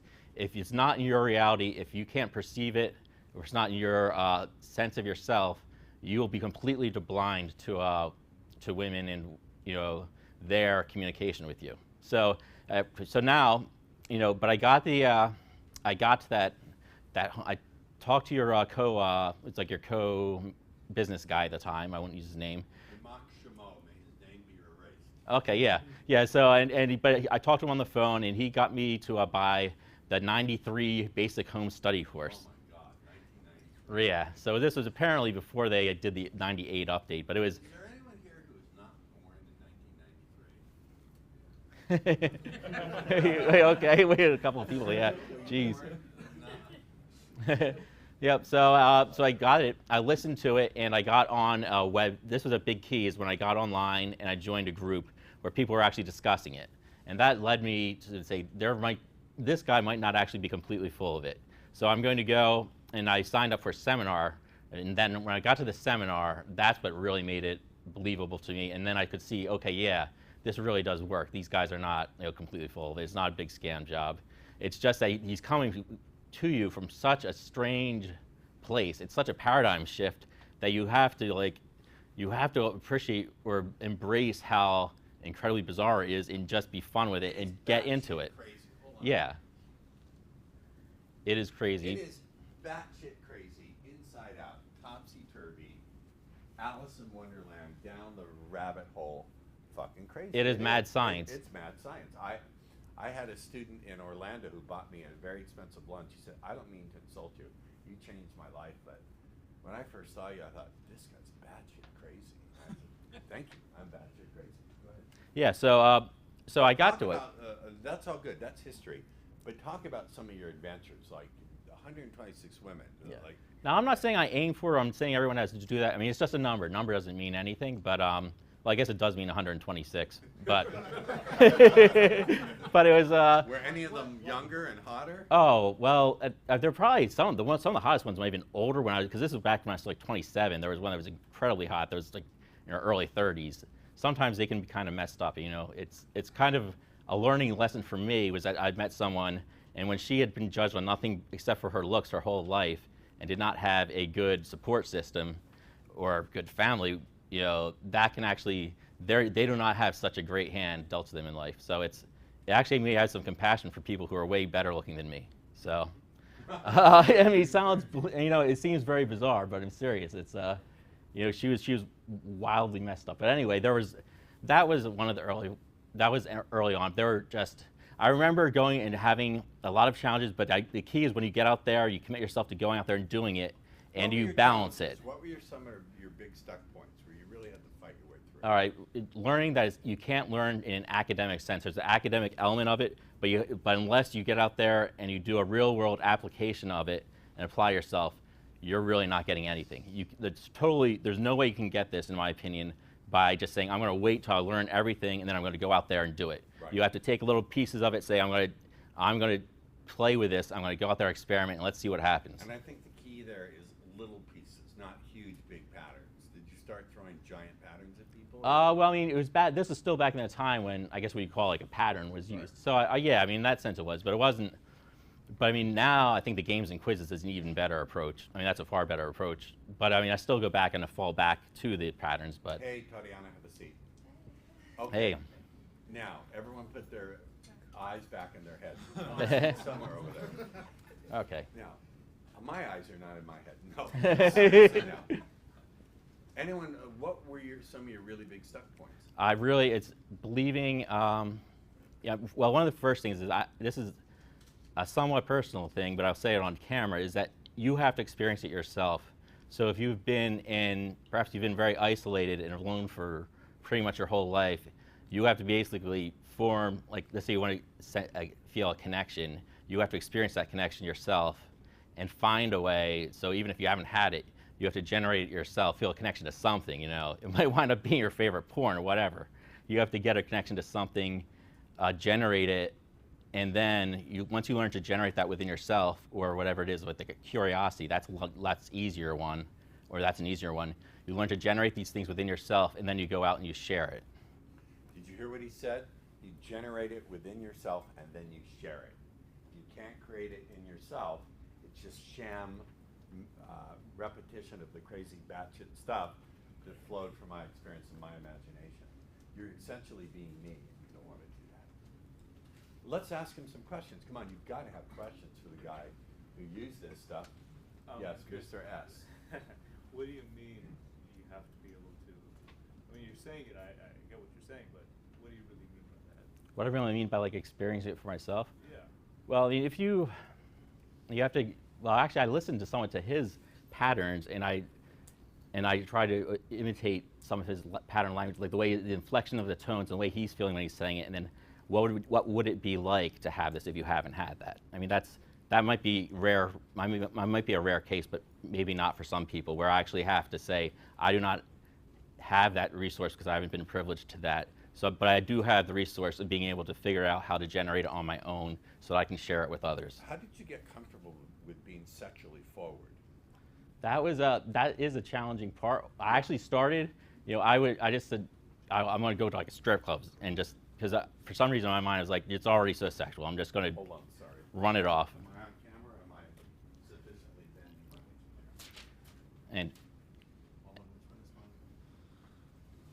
And when I did that, I felt like, it's almost like it's not reality when I was in there, because all the world's a stage in there. So I'm just going to go in there, and I was rattling it off. I was doing more than rattling it off, but I had no compunction whatsoever about just going full bore. And frankly, I'd be better off if I did that, if I had that same attitude everywhere.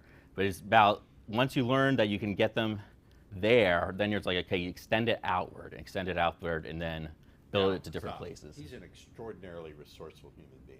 He finds where, hold on a minute, I see you. He finds where he has his resource, and then he expands it outward. You're very, very resourceful. I want you guys to model that, as well as modeling how he's using my stuff to get women. Where did you learn this ability to find the resource first inside yourself and then expand it outwards? Did you get it from my teaching, or was this? I think some of it was because I know that you said, like, when you figured this out, you would help. It was going to be your mission to help everyone. Yeah. And that's probably part of it. And other things, I think I could. Although I had been so bad with women, there are some other areas where I've been able to excel. Such as? I mean, they're totally unrelated. Bizarre thing. I was like at a spelling bee. I won it. It was like, or I was like at a state one, and where I did exceptionally well in some areas academically. So I knew that I had certain talents. Here's a funny thing. I often get guys coming to me and saying, I don't get it. I built my business from nothing to a multi-million-dollar business, or I'm a research physicist. I've unlocked the mysteries of space and time. Why can't I use the same intelligence to figure out women? Did you ever ask yourself that question? Exactly, and what I learned is that I do have an intellectual capacity for it and the great ability for it, but it's learning completely differently. It's there's an academic side to all this in the underpinnings when we're reverse engineering the fields where this came from to develop speed seduction. But there's definitely a new way of learning that's about going out into the real world, and it's an interactive sort of loop of your learning when you're pulling in. I have a question for you.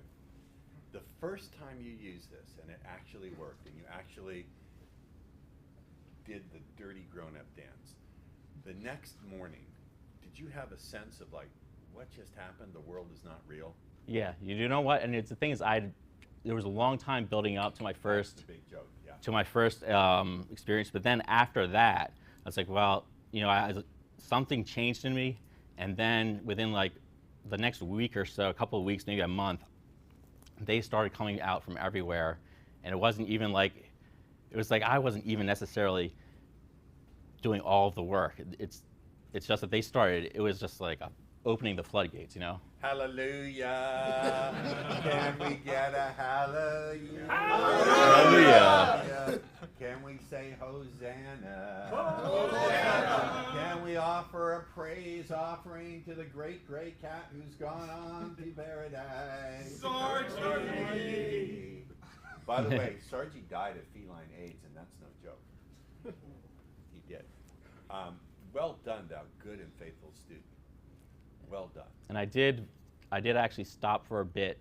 You know, I got a girlfriend for a while. Things changed a bit in the community, you know, and I think you dropped out a little bit too, perhaps. There was a year where I dropped. Maybe it was a year or so, but for everyone that goes through these things. But then I had a major stroke around 2008, and I really I had to work myself back.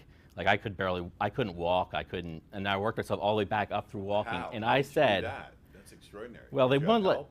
they wouldn't let me out of the hospital until I could walk, and I could barely walk. But I walked like 10 feet, and they said, okay, you can get out of the hospital. But then I was walking a couple of feet a day. I remember eating cereal from a bowl on the floor because I couldn't sit at a table. And I said, if I get back, I'm going to have to reapply this stuff, and I owe it to myself and to women in the world to further my development in this and to give back and to really go back. You know, this is sort of like a second birth into it. He who believes in me, though he were moist and dry, yet shall he be hard and wet. And he who believes in me and is hard and wet shall never know moist and dry. Sarge without end. Amen. Any other questions for this brave gentleman? In the back of the room, yes. So, can you talk Boom about, it out. Sorry? Yell it out. Okay. Can you talk about your sexual escalation strategy, how you would escalate to sexual touch and so on and so forth? Sure. Well, in the recent days, I really think the biggest, one of the biggest advances or improvements in my second sort of foray or adventure into speed seduction has been the quizzes and games. I can gauge. Now you'll get practice with this, but you'll be able to gauge when you go into like a roller tosser folder. I sprinkle a little bit of sexual metaphor really mildly in there, and I'll look for some. Hit us with it. So, you know the roller tosser folder. Yeah. And hit then, us with how you sprinkle in metaphor. so you're like, well, okay, Don't go say down. tosser in England. That means No. something. Yeah, it's like, and then they'll usually like, huh, what is it? And I was like, you're going down on a vacation someplace, anywhere. All right, it's a little over the top on stage, but anywhere you can indulge your wildest fantasies, someplace you can really let loose. Go down, you're packing and so I just do it like that, a little bit gentle, like pointing and stuff like that. Right. And then from there I go snack quiz. Snack quiz, I bring up chocolate, and then it's like, they're like, oh, I love chocolate. So what's your favorite type of chocolate? And and then you go into that that's like the third stanza of the BJ pattern. Ladies, I'll explain that away later. Okay. Okay. Yeah. So then I'll do that, and I can tell whether it's either not going through, whether it's not sinking in, whether sometimes it's sinking in, they're picking up on it and they love it, and that's one response, or they're just not really that responding. In which case I'll go through another door. Yes. Yeah. Did you find that? Belt it out so everyone can hear you. Did you find that you started integrating these metaphors more naturally over time, or was it kind of conscious decision to say, okay, I'm gonna start like memorizing these. I know that I'm gonna need to use them, like sprinkle it. Well, internalizing it for the patterns, even if I don't use, well, some patterns I still use like a charm, but I learned the patterns so well that I was able to take out the pieces, the chunks of the language, and use a very modular approach, and then I could sprinkle that in, so I could use the languaging around different concepts and yet still sort of sprinkle it in, which is and that comes with time and just I think a lot of just sort of immersing yourself in the language.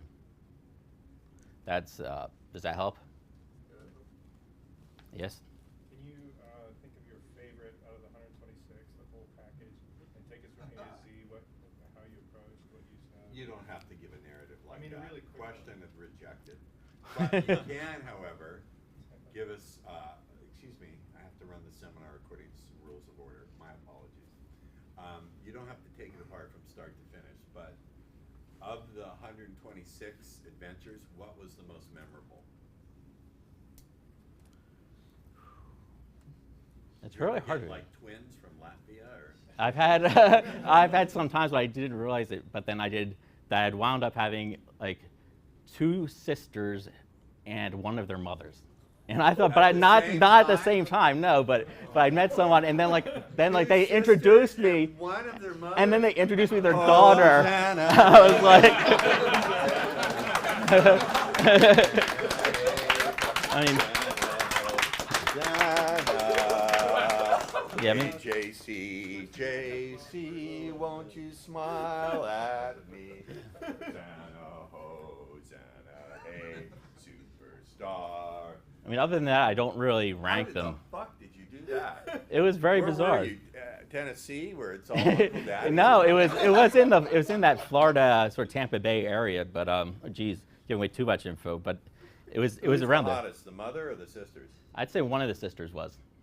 And did they ever find out about each other? Well, yeah, they did. But I don't know. I mean, they knew that one of them would have known that I met them, but I don't know if they went and then decided to talk about it. I have a feeling they didn't talk about it. So where did you meet them? This was another place where it was like a seedy bar. Not a seedy bar. It was a bar, and like one of them came around there, and then it was, you were driving around, and then and it was actually separate times. But the weird thing is when I think it was the mother introduced me to the daughter, and it's like, or the daughter came back, and I was like, Did the mother know what your intentions were? Or? well, I'd been fooling around with the mother, someone who was with them, and then they introduced them. It's like, oh, that's my niece. I was like, oh. I just kept to, keep that under wraps. It was a little weird, but Keep your cool. Keep your cool, yeah. Wow. But I mean, that's just one of the most ridiculous stories. But listen. So you went from virginity. Yes. How old were you? I think I was like 27, possibly 26. It was 2002. 27, 26-year-old virgin to tearing it up with a mother and 2 daughters. If you don't think that I can do miracles, you're wrong. But he put in the work. So it wasn't me doing it. He put in the work. I blazed the trail, but you did the work. You must do the work. You must, or you can't get anywhere. True? True. True. You have to get out there. Yes, question, one more. Who do you find is more engaged in the conversation or leading the conversation? Who do I feel? You or her? Like, well, I'll start it, but I have to get some feedback from there. There has to start a sort of a feedback loop between us where she's starting to pick up on something. If she's not responding, I'll switch to another path. And if sometimes I'll just get up and leave, or I'll politely end it. If it's, sometimes they just won't respond that well. There's a balance between, I think, I'd say, there's a balance between saying I'm going to improve my skills by keeping on and trying various things out, and then just sort of saying, okay, I don't need to give all of this to someone who's just not going to be that responsive to it. Why give the gift? Exactly. You don't sell a gift. But I'll balance that with improving my skills so that I can give my gift to a wider range. This man, do you hear what this man is saying? I have not seen so great a faith in all of Israel. Okay. My Messiah complex is coming to the fore. Thank you very much. And you are in the Elite Superstars Yes. Academy. Do you think it's worth the money? Absolutely. Okay, we're going to play with Tatiana. Are you ready to play? Ooh, oh shoot, I forgot to take all my stuff off. Hold on a minute. What did you do? Got a little excited. Here, we got the mic. So Tatiana was here last year, or was it the year before? Last year. You were last year here to play. Have a seat. You're doing good. So Tatiana is a girl. Have you noticed? Oh yeah, let me mic up. Pardon me while I stick this in my pants. How's our sound? We doing good?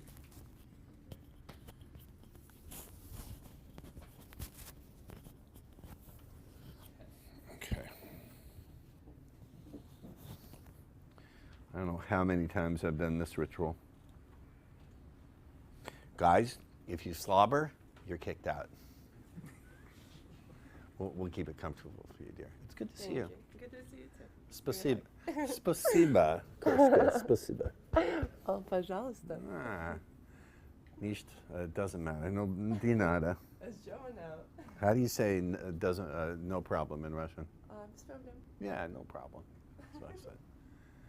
Okay. So,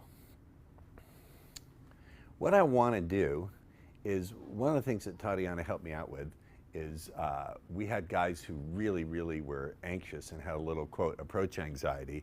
And I gave her instructions to be mean and rejecting, or to be really kind and be really forward. So we're going to play that game again. So who is willing to be on camera and have all, and under my guidance, this is now an exceptional to the rule, you may sarge her under my guidance on stage with the camera on, otherwise you don't. Who wants to have the advantage of learning with a very attractive woman how to get past her approach anxiety, but you have to be on camera? Anybody? Okay, we're going to start with you, sir. So do me a favor, Tatiana. I'm going to take this chair away. You can stand over there, love. Come over here. All right, what is your name? Marco. Marco. So back up a little bit. So how long have you had this anxiety thing? I'm always been with this. Always been with it? Yeah. Okay, so our lovely friend here, we're going to have some fun. I'm going to give her instructions, and you're never going to know whether she's going to be friendly, neutral, or mean as a snake. Okay. And she is Russian, so she can be mean as a snake. Okay? Yes. And what you're going to do is, first of all, the first approach you're going to use is, hey, I saw you here, and I thought, if I don't say hello, I'll kick myself for 6 weeks. Can you say that? Yeah. Do you want me to say it? Yeah. Okay. Hey, I've been here, and if I don't talk to you, I'm gonna be kicked out. No. Where are you from? I'm from Rome. You're Italian? Yes. Sono americano, non parlo italiano. Sì. Fica stretta. Fica stretta, cazzo duro. Oh yeah, cazzo duro. Cazzo I duro. get that. See, not now, Can't not say here. that on camera, but. No, yeah, you can't say that on camera. Okay. How about, I saw you here and thought you were super hot. Hello. Yeah. Can you do that? Sure. Okay, hold that right there. By the way, it's really great to see you. I'm happy you're here. So, when he comes up, can you give him a look like he doesn't even exist? Like, go away. You don't even have to say go away, but you know the look you give guys when you just don't even want to acknowledge they exist. Can you do that? Yes, you understand me? Yeah, duh. Not yet. And action, go. Hi, I saw you here, and I thought you were super hot. Freeze. Now, how do you feel right now? I'm okay. You're okay? Yeah. I thought you told me you had approach No, anxiety. I had approach anxiety, but I don't know why I don't have it now. Oh, okay. Well, go back there. Go back there. All right. Freeze. Okay, so this time when he comes up to you, get really provocative with him, like put your arms around him. You know what I'm talking about. You know how to play the game. Okay, right. So to be really warm. Huh? To be really warm and seductive. Yeah. Okay, you know. Okay. So, action. Go up and talk to her. Hi, I saw you here, and I thought you were super hot. Oh, hey. How you doing? Good. Hold your state. Hold your state. Sorry, what did you say? Wonderful. Oh, yeah. So, continue what you were saying. Said that you were super hot, and I'm very Freeze. You're very uncomfortable? Yeah. Okay, so Especially back for a up. taller woman. No, that's not got anything to do with it. That just means you have to stand on a box when you make out with her. Okay. Okay, here's what I want you to do. I want you to, when you talk to her, put 20% of your attention, of your feeling on your feet. So watch, it wouldn't affect me at all. Go ahead. Go ahead. Hello. I double dog dare you. Come on. Yeah, Who's in so how are you control doing? here? I'm doing fine. How are you doing? I'm doing wonderful. Oh, what the fuck? It's not working. No, I'm teasing with her. Okay. Hold on. Okay. This time be viciously mean. What you say, or you actually yell at him. Okay? Can you do that for me? All right. If it makes you feel better, you can do it in Russian. Okay? Okay. Just go up to her and say, wow, you're the prettiest girl I've seen all week. I'm Marco. Yeah. Can you do that? Sure. Action. Hi, I'm Marco. I think And you're. why? Sorry. Why you would come here? You see, I I don't think you're the prettiest girl I've ever seen. Well, I hear it all the time. Go away. Stop. Freeze. How do you feel right now? Rejected? No. But what do you feel in your body? Tension? Where? Where specifically? In my back. In your back? Well, that's my hand digging into your muscle. Come back. Come back. Come back. Stay there for a second. But it doesn't seem to me like you feel anxiety at all. You seem pretty confident to me. I fake it. I'm an actor, so I'm able to fake it. But So you're faking it. yeah. Okay, I don't think you qualify for this exercise because you're doing pretty well. You're not like shaking in your boots when you're talking. No, I don't. I can handle that. But I'm dying inside when I do it. Like, Are you dying inside? I'm dying inside when I do it. How? What does it feel like on the inside when you're... I feel like something is choking me inside. Is choking you on the inside? Here's what I want to teach you to do. So stand here. Yeah. You're fine. Okay. Just bend your knees just a little bit. Put like 20% of your attention on the feeling of your feet on the ground. Can you do that? Yeah. And then look with your peripheral vision. That's so the vision that lets you see to the side. Yeah. Do you understand? And breathe through your belly. Yeah.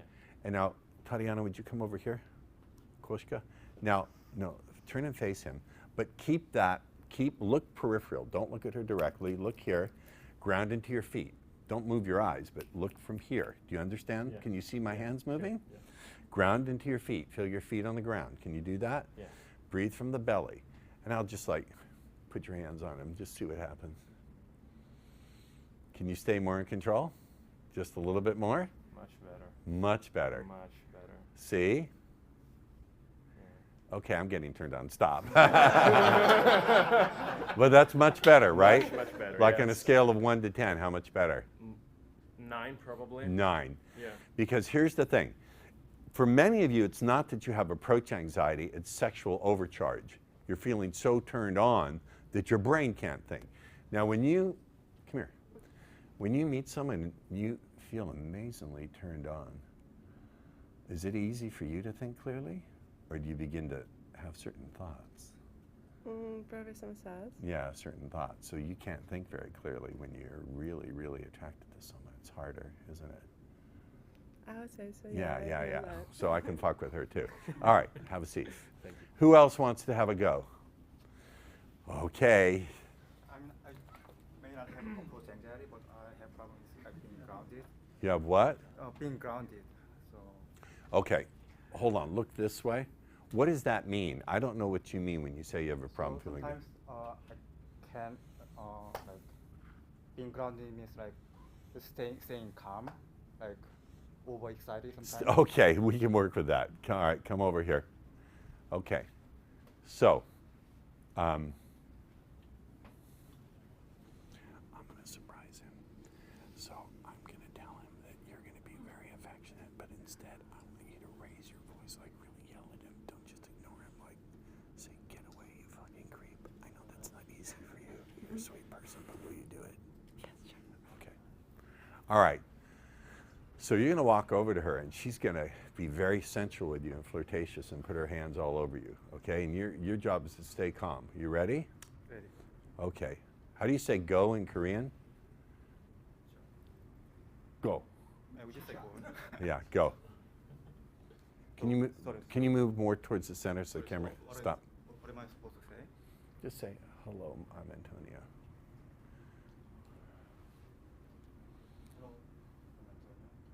Why don't you talk to me? Curse him out. I don't Like, care.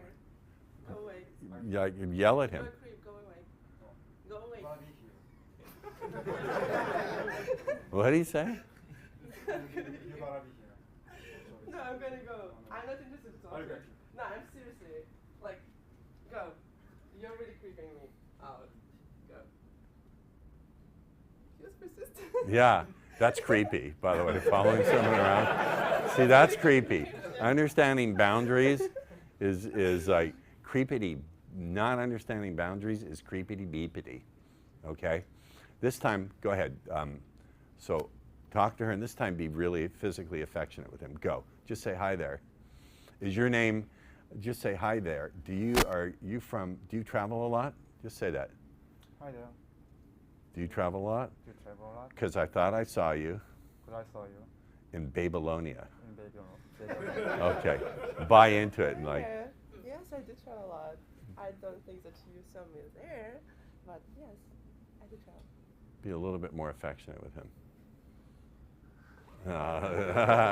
Stay calm. Ground into your feet. Feel your feet on the ground, Antonio. You have something more to say? Oh, whoa, whoa, whoa, whoa, whoa. In your seat. In your seat. I touch it, not you. Yeah, that's right. Sorry about that. Sorry. No. They're eager to learn. He can't walk, but that's okay. Okay, have a seat. Have a seat. Thank you, by the way. I'm sorry it took it. Well, I'm sorry you had to weave your way through so much traffic. So I want to interview her a little bit, and then we'll play some games, and I'll show you some cool stuff. So Tatiana is from Russia, correct? Where are you from in Russia? Smolensk. Smolensk. They don't make vodka there, don't they? They do. They do make They vodka. a lot of things there. They make a lot of things there. So Tatiana, as you can see, is an attractive young woman, and she probably has guys approach her fairly frequently. Yeah, you get, I don't like the word hit on, but you get approached a lot. Yeah. True? How many times are you told in a week that you're beautiful or that you're pretty? Like 30, 50. Huh? How many? 30, 50 times. 30 to 50 times. Has it gotten boring yet? Actually, depends who's talking to me. If somebody's interested, then I like to hear that. If somebody average, I don't care. Aha. And how quickly can you make that assessment if someone's interesting or average? First 10 seconds. First 10 seconds, wow. That's pretty brutal. Let me ask you this question. Have you ever had trouble, if you were attracted to a guy, have you ever had a guy reject you and not be interested in you? Not really. Not really. This is Bizarro World Universe. I don't mean that in a. Does everyone remember Bizarro from Superman? I am Bizarro, or how did he say it? Me am Bizarro. Bizarro was the reverse image of Superman from a reverse dimension where everything was backwards. So let me ask you this question. So you have all these choices to make, all these things. People, forgive me. I mean no offense to you. You know me. People are throwing their dicks at you, to be vulgar about it. So you have so many choices and so many people are throwing their attention at you. How do you know, how do you sort through who you're going to give your attention back to? Like, let me ask you this. You've probably taken, you probably say to guys, give me your card or give me your number, right? A lot. Yeah. But you never call them, do you? Not once, right? Okay. So you have so many choices. How do you avoid being distracted and not knowing to pick at all? Well, my intuition. Your intuition. Yeah. Now we're on to something. So I have a question for you, and this is from my learning. I'm serious. When you tune into your intuition, and it allows you to now recognize that you really are feeling some kind of developing attraction for someone. How do you know it? Where do you feel it? What's the first signal you get on the inside that lets you know, wow, there's a connection that's forming here? Probably somewhere here. Right there. Mm-hmm. And as that connection begins to build, you know, it's like that, that gap, that space between you and a guy, that tension that you really want to feel build and get resolved. Where do you feel that? Where's that sense that something is beginning to build? It's like this. You know that moment, look here Probably from still coming here too. Right. Because like there, I have kind of a little bit vertigo and stuff. A little bit of vertigo? Yeah. You actually get a little dizzy when a guy. I mean, like not like, but like I start feeling here. Right. Because girls like to listen if we hear something interesting, like guys saying to us, and he's pretty nice and young. Young? Yeah. No. Yeah. Not young. My accent, I know. Huh? What were you saying? Nice and what? Then yeah, like. Yeah. Then yeah. Thank you, Jesus. Okay. Okay. So she has an intuitive process. Now, what kind of questions were did I say, why do you find a guy attractive? Do I know anything more about that than when we first started talking? Yes or no? No. What I do know is how she knows. I didn't say, notice what I didn't say. I didn't ask you, why do you find a guy attractive? I didn't say that. I said, how do you know that you're feeling connected to someone? I elicited her process. Now, first of all, this is an unusual question. Guys don't ask you this question, do they? So just by asking this question, I'm marking myself out as being different, maybe a little odd, but also a lot more interesting, because no one asks you this kind of question, correct? So that's the first piece. And then she's giving me, this is signal recognition. She's giving me how she knows. Now, what's going on? In order for her to experience this, she has to feel a little bit of it in her body, and then because she's looking at me, she's connecting it to me. Does that make sense? Yeah. And I used other language. I said, the more you feel that growing, the more a person can have thoughts. That's true. Yeah, that's true. And now those thoughts don't have to build stronger and stronger to the point where you think it's on, right? And I can say even more. For example, the guy who I saw when I saw that he's attractive, when he comes and start talking to me and open his mouth, then I know if he's interested or not. Here, already doesn't matter look, but how he presents himself. Ah, how he presents himself. So guys, doesn't matter how you look, as long as you're confident and you're leader and stuff, then it doesn't matter. A girl will get interested. Confident and a leader. Everybody stand up. Everybody wave their left hand. Everybody sit down. Everybody stand up again. Is this a leader or what? Everybody sit down. Huh? Saying to talk to me, then I'll feel. They have to talk to you, or I have to talk to you? I know that you're a leader already. Oh, if they want to know if the leader or not, they need to come talk to me. Yes, question. A second ago, when you were giving her the suggestions, Yeah. you said, a thought will think those thoughts. Yeah, you think those I thoughts. couldn't see her face, but I'm assuming her eyes went somewhere. Yeah. And then you did something with your hand. Her eyes went up, so she was making, even it may have been outside of her conscious awareness when I said, sometimes you have those thoughts. Yeah, so she grabbed them over here, right? And so I pulled them over here, right? Look over there again. No, not with your face, honey. Look with your eyes over there. Look at me, and look at me, okay. and look at me and think those thoughts. Yeah, see, now she's turning a little red. I noticed the color changes here. That's where she is thinking those dirty little thoughts, and they're probably sounds she's making to herself, right? They're sounds you're making to yourself. Now, I don't want to suggest, as we continue to talk, you might quickly, naturally, and easily find yourself making those sounds again. See? How did I lead her to do it? Because I looked there, didn't I? You like playing with me, don't you? It's fun. Because you're learning things with me. Do you think a guy who can teach you things is a guy who's of value? Of course. Of course. It's always good to learn new things. It's always good to learn new things. Because she's Russian and she can manipulate people. But, no offense, I'm part Russian in my background.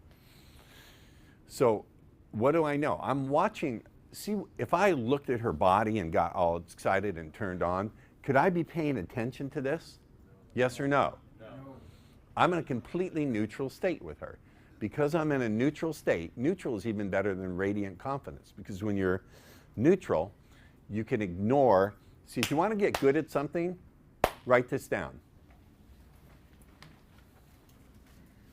And when you're making me my eggs in the morning, a couple of weeks from now, you can write it down. So I like them scrambled, soft, with some onions.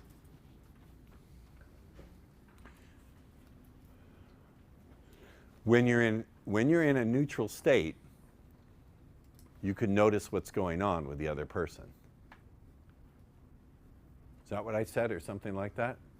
You started with if you want to get good at something. You want to get good at something, you have to learn to ignore what's important to ignore.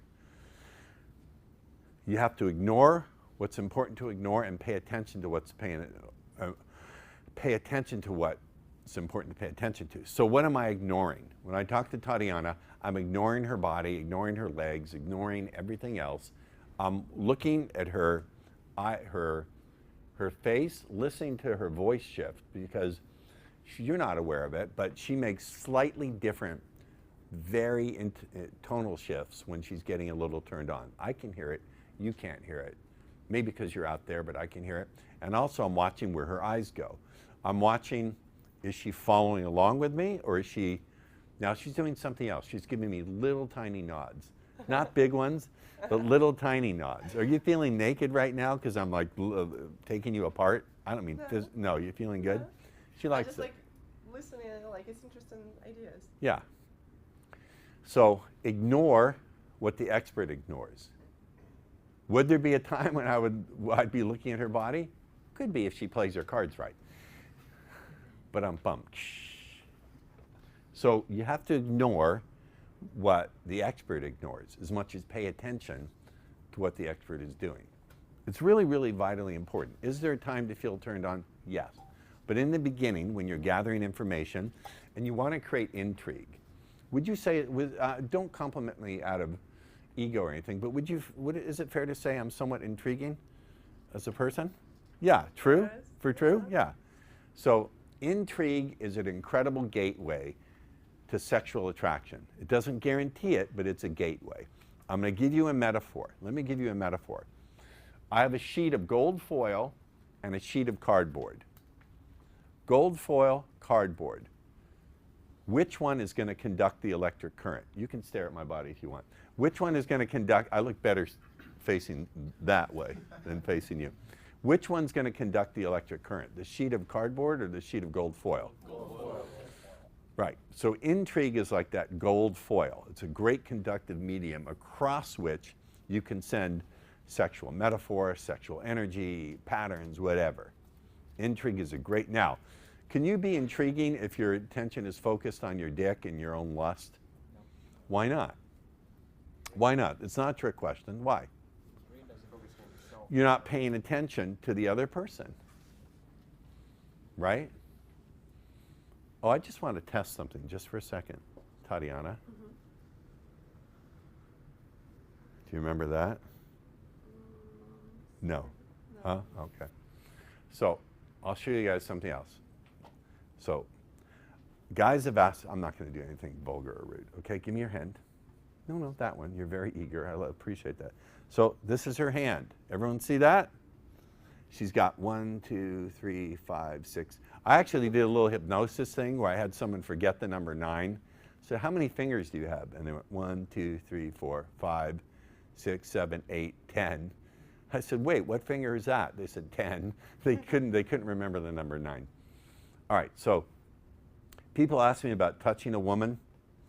There's places on the palm that have a lot of nerve centers, and also the thumb. Did you hurt your thumb, love? Yeah, it's something. We'll use the other hand. I'm so sorry. No worries. Okay, so here's her thumb. Yeah? The thumb has a lot of nerves in it. Has a lot more receptors than the fingers. Does that feel nice? Mm-hmm. Very nice, or just a little nice? For now, a little nice. A little nice. Okay. For now, did you say for now a little nice? She's controlling it. What does that statement mean? She says in front of other people. Okay, here's the palm. The palm. That's nicer. That is nicer? So watch this. If you were to close your eyes for a second, it doesn't matter as you tune into this feeling, whether you tune into where you feel it first, or whether you tune into where you feel it next, or whether you allow it to be drawn where it feels absolutely the best. What's important is as you feel your opening for this really good feeling, the more you feel the feeling, the more you tune into your desire for more of it. The more you tune into your desire for more of it, the more you can feel the feeling. And as you follow my voice into that place where you can put your finger on the source of your excitement, I don't want to suggest that with each and every passing moment, that grows very, very interestingly. But open your eyes and look at me for a moment. How do you feel?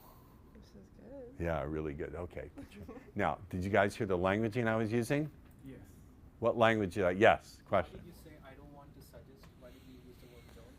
I don't want to suggest is my way of putting her at her ease. Like, I don't want to suggest that. The more you, and then I gave the suggestion. Do you understand? I don't want to suggest that the more you feel the good feeling. This is a pattern. Now, I did something here that's really clever. Look at me. Someone asked me about women have feelings about their feelings. How do we condition the feeling so she wants more? I use this phrase. I should do one more. I know you do. So look, we're going to give her more. Watch. Oh, yes, that's my favorite. She remembers this. Watch this. So does that feel bad or feel good? Feels good. A little good or really good? Tell the truth. If you will go more deeper, then it's going to be even more good. What's that? Right now, good. But if you'll go more deeper, it's going to be really good. More deeper? Yeah. I like it tough. How's that? Now, as you tune into this really, really good feeling, notice what happens as you add the warmth and strength of my voice to it. The more you add the warmth and strength of my voice to this, the more you can feel something building. And it doesn't matter whether you tune into that beautiful something building where it feels first or where you tune into where it's going that feels absolutely, irresistibly strong. What matters is you don't have to act on it with me, Tatiana, any faster than that's something you want to do. So now open your eyes, look at the audience. On a scale of 1 to 10, how good do you feel? 10. 10. Okay. I love massages. Huh? I love massages. Do you love massages? Huh? Especially good ones. Especially good ones. Now, just because a guy is good with his hands doesn't mean he's good with his lips. I mean, it doesn't mean, but probably he will be. Yeah, Usually probably. Talented guy is good with everything. Yeah, probably guys are. Right? And by the way, why am I standing on this side? Come on, guys. Because this is where she puts her eyes when she's having her sexual sounds. Look, stand up for a minute, okay? Look at my body, look at her body. Look at my face, look at her face. If it comes down to just body to body, face to face, who's going to win and who's going to lose? Right? Sit down. It's not an even playing field, is it? No, she got a really weird kink. Huh? Weird fetish or something. What do you mean? For like, I don't know, for like older dudes or something. That's not weird. Fuck you. You mean handsome guys. Don't you love to run your fingers through my hair? Don't you love it? Huh? It's nice, isn't it? Look at this salt and pepper hair. No, I'll give you more later. Just calm down. Hold on. So, a couple things here. I use every bit of information. I want at very least an even playing field. So I have to use everything I've got to make this an even playing field. So if I notice where she's looking, I'm going to stand over here because that's where she looks to make her sounds, right? So I'm going to use it. Oh, like a rabbi, I'm going to use it. Don't be ridiculous, use it. But I said the more the more. The more you feel the good feelings, the more you feel that desire for more. And the more you feel that desire for more, the more you feel those good feelings. Why did I set it up like that? Because I want to condition her. So when she feels good feelings, instead of running away from them, instead of getting anxious about her good feelings, she feels a desire for more. Does that make sense? I'm conditioning that. Yes. Is that something good to do for ourselves as well? You can, but here, and you can use this for business and for manipulating casting directors and all sorts of shit. Huh? That's an actually good idea. I like these. They stick to the wall.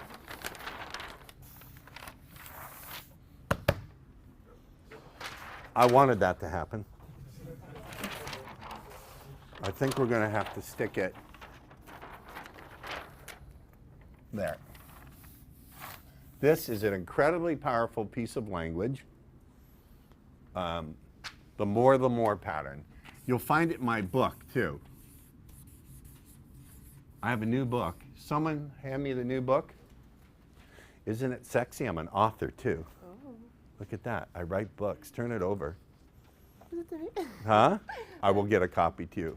Oh, yeah, I like this picture. Yeah, you like that? That was taken by my Russian friend, Anya. Oh, okay. Whose is this? Bye, Megs. Love you. Bye. Bye. Bye, sweetheart. Bye.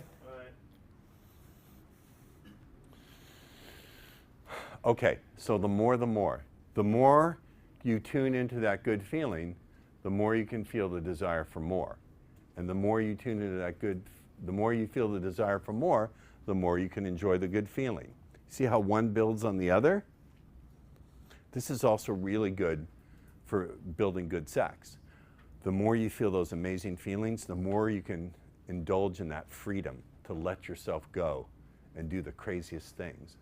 And the more you let yourself go to do the craziest things, the more you can enjoy those amazing feelings. Do you get it? Yes. I don't know if this is going backwards, but That's all right. if you're somebody whose mind at times goes blank, Yeah. then how do you get yourself back to a place where you can begin to lead conversation again and move in a direction where you can begin to integrate something? Here, good question. So, if my mind, let's say I met her at a grocery store and I just went up and something, and I ran, and suddenly I froze. I'd say something like, "Here's the awkward silence where I run out of things to say." I would just refer to it, and I would rehearse in advance running out of things to say, and then rehearse something to get out of it. But let's play a little game. You can. Okay, let's play a little game. Look at you. I can look you in the eye. You can look me in the eye. Are you wearing heels? Some, but that's all right. You can sit.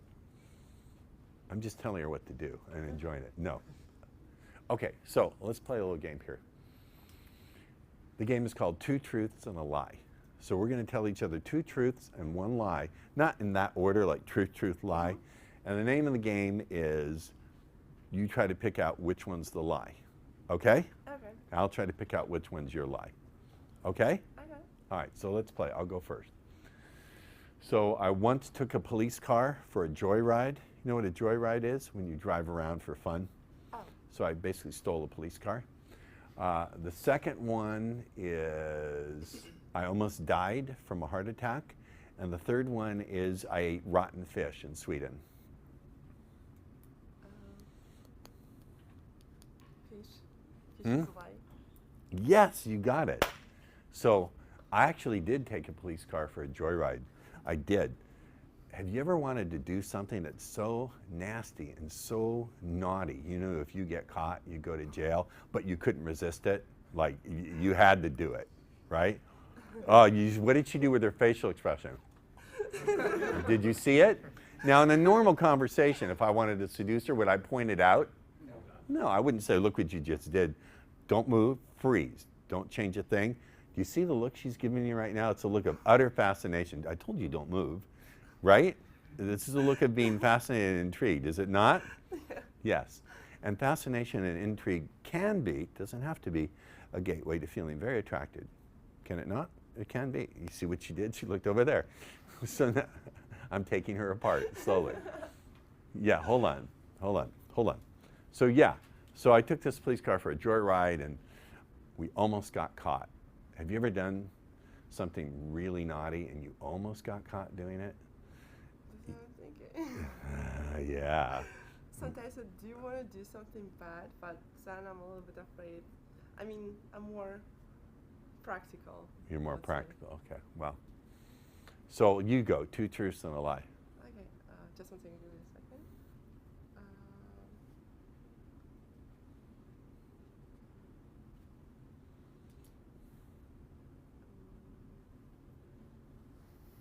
Okay.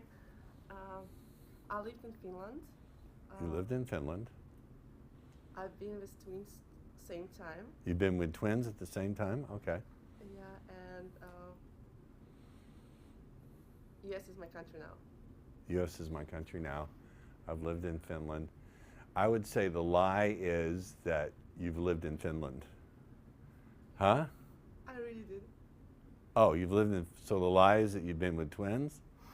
Oh. Because then you were talking about sisters. See you later. Stuff. Bye. I think it's an interesting No. What's an interesting? Oh, you got the idea. Like, interesting idea. You see what she does when she thinks an idea is interesting? She did that. I wouldn't normally, in a seductive situation, I wouldn't point all this shit out. Why would I would just do it. Like, it feels so good. Doesn't it? She went, ooh. So now I've got it anchored to me. Which brings me back to a question. Someone asked this about, how do we know he won't go back to this? It's you can have what I call anchors of impossibility. So in your home, you can see something that so reminds you of your old ways of thinking, feeling, believing that you got to get rid of it. So I would look for anchors of impossibility in your home, like repaint the door. Can you paint what's in there? Yeah, that's my house. Repaint. Repaint a different color. Okay. Anything that's in there that's worn out or embarrassing to you, throw it away, replace it.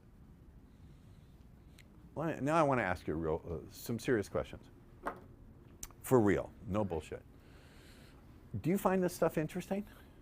I mean, some stuff are pretty new, but you know, some things, and now it's going to be in my mind. It's going to be in your mind? Yeah. Okay. Especially about this part. Yeah, that is true, isn't it? Yes. Beginning with Tatiana, you said don't look at her body parts, etc. Right. You want her to be in a lustful state, but you said you don't. Well, hold on. In the beginning, I don't want her to be in a lustful state. I want her to be intrigued with me. I aim at intrigue first. I aim at comfort. So here's the thing. I'm monitoring several things simultaneously. I'm monitoring my own state to make sure I'm neutral. I'm looking for signs that she's comfortable with me. I'm looking for signs that she's growing more attracted to me and getting more intrigued. So like, for example, I'm going to carefully remove my computer off the stool. So I'm going to throw that there. Give me a minute, Tatiana, because very Russian. Can you speak Finnish? A little bit, just a little bit. Finnish is not. Finnish is not my strong point. It's not a Scandinavian language. All right. So if I was having dinner with Tatiana or meeting her for coffee, thank you. One of the things I would do is I would not sit across from her, because sitting across is not the orientation I want to have. A couple of things. People who are already a couple and really are into each other don't sit across from each other. Why? Because it's harder to show. Right, they want to have close contact, right? So also, if I'm sitting side by side, I don't have to lunge at her. I can begin to get contact in. I can just gradually put my leg against hers and see, withdraw like you're not comfortable for me. Like, withdraw like you're not comfortable for me. She'll move it. You can put it back.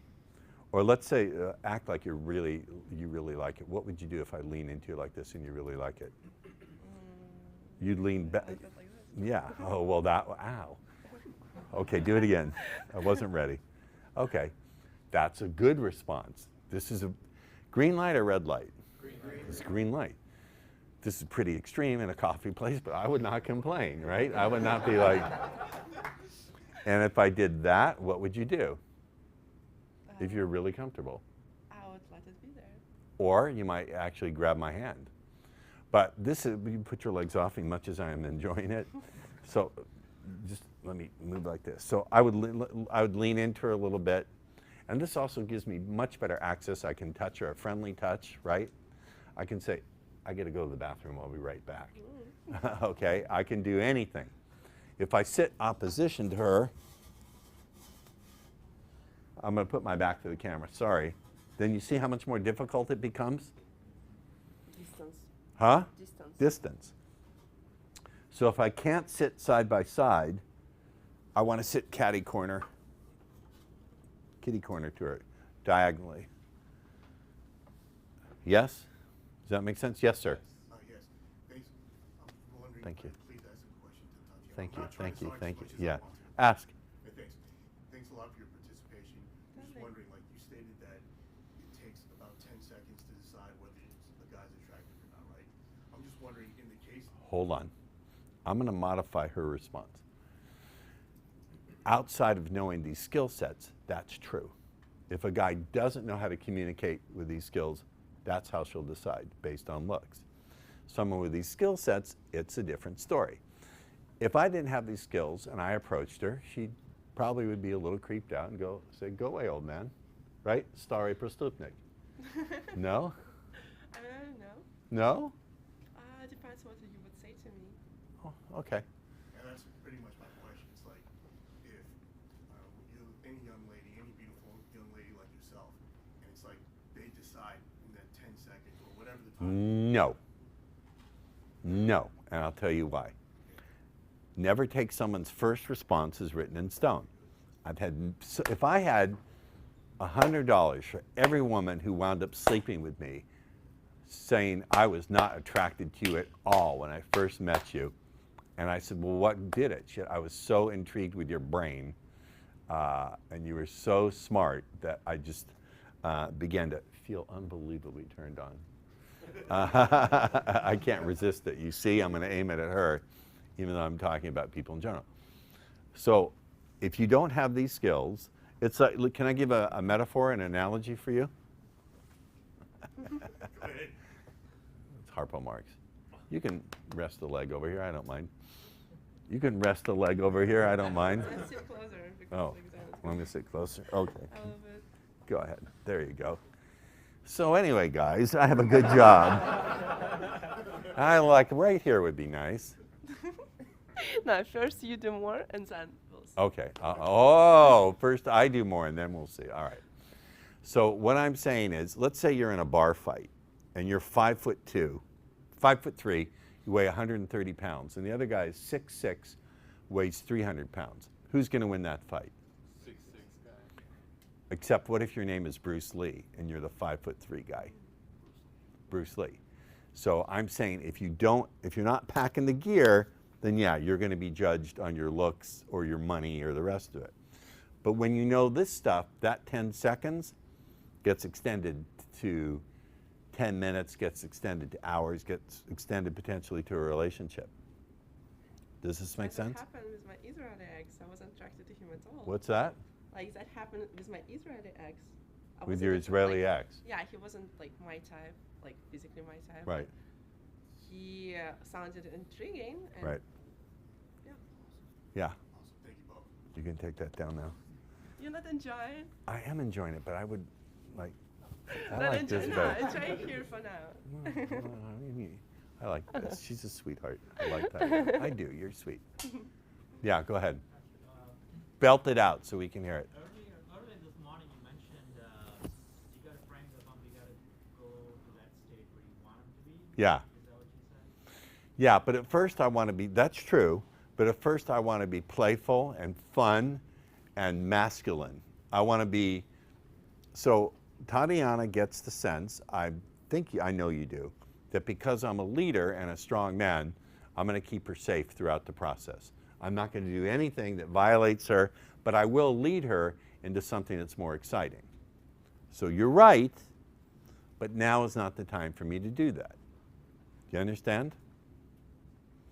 The time for me to feel a little lustful is so I was looking at her and beginning to generate the desire to kiss me. Then that's when I would feel just a little bit. But even so, I want to keep it damped down because someone like this, sorry to point at you like that, I didn't mean it that way. Someone like Tatiana, who looks this way, is not used to a guy being, if a guy was like filled with lust and drooling, it would be impossible for you to be attracted to him, right? Right. So I have to keep a neutral state. The more attractive a woman is, the more neutral, you can put these down. My old leg can't handle it. the more attractive she is physically, the more neutral I'm going to be throughout the whole. Just use that rule. The more attractive, there's a time and place to be lustful. That's when our clothes are off and we're thinking of new ways to be nice to each other. Okay? That was funny, you gotta admit. So do you get yourself into the state of intrigue? Yeah, I'm intrigued by how people work. This is interesting to me. There's no rhyme or reason. Why does she look that way when she's making sexual sounds to herself? I don't know. This is interesting to me. I like to delve into people's minds. I like to play with people's minds, not just because it's where I hold my power, but it's interesting the way we're put together, the way we tick, isn't it? Would you not agree? Yes. Yes. Right? Right. Yes. Right. So, here's a question. I want to ask you this question. So, you probably, in the course of a day, get how many texts from friends? Like 100. Hundreds of texts from friends. Yeah, even from friends. I have lots of friends. Yeah, so the question is, how do you know which ones to get back to quickly and which ones you let sit there and hang? Because they're all your friends. Depends if I was playing something with this particular friends and I'll get faster, or they're waiting for me something. Yeah, and some friends, like girlfriends, for example, they want to just chat and I can respond to them later. Okay. Just curious about that. I find that women vary wildly, and I've had women who are really attracted to me, but they don't get back to me for a day. And then women who aren't, who get back to me more quickly. The text, Mullen's nodding her head. Why are you nodding your head, Mullen? Because I have to regain my control before I answer. Oh, are you mad?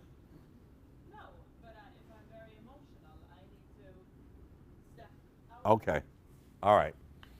Let me know when you want to answer, or not. The answer. Huh? That was the answer. Oh, okay. All right. Anything else? We have a lovely lady here to talk to, ask questions. How do I keep my state neutral during the fight? What? Like, when I'm very excited. Yeah. How do I keep my state very neutral? How do you keep your That was an intelligent question. Thank you. What was the question? When he's very excited, how does he keep his state neutral? Feel your feet on the ground. Feel your feet on the ground. Do you know what peripheral vision is? It's when you don't look through here, you look through here. So you can see your hands moving. So for example, if I wanted to stay in a neutral, non-lustful state, can you move your legs that way? So like, put your arms like this on me. So if I wanted to stay in a non-lustful state, I would defocus my eyes and I would look like here. Even though I'm looking at her, I'm not. Now if I wanted to go back to that, I'd make eye contact with her. Yes? Can you repeat the process of directing her emotions without emotions to a useful... Yeah, so you want me to put her through it again, or? Just describe it. Oh, I said to her, so I was doing this and she was feeling really good. I said, now, the more you tune in to how good this feels, the more you can feel your desire for more.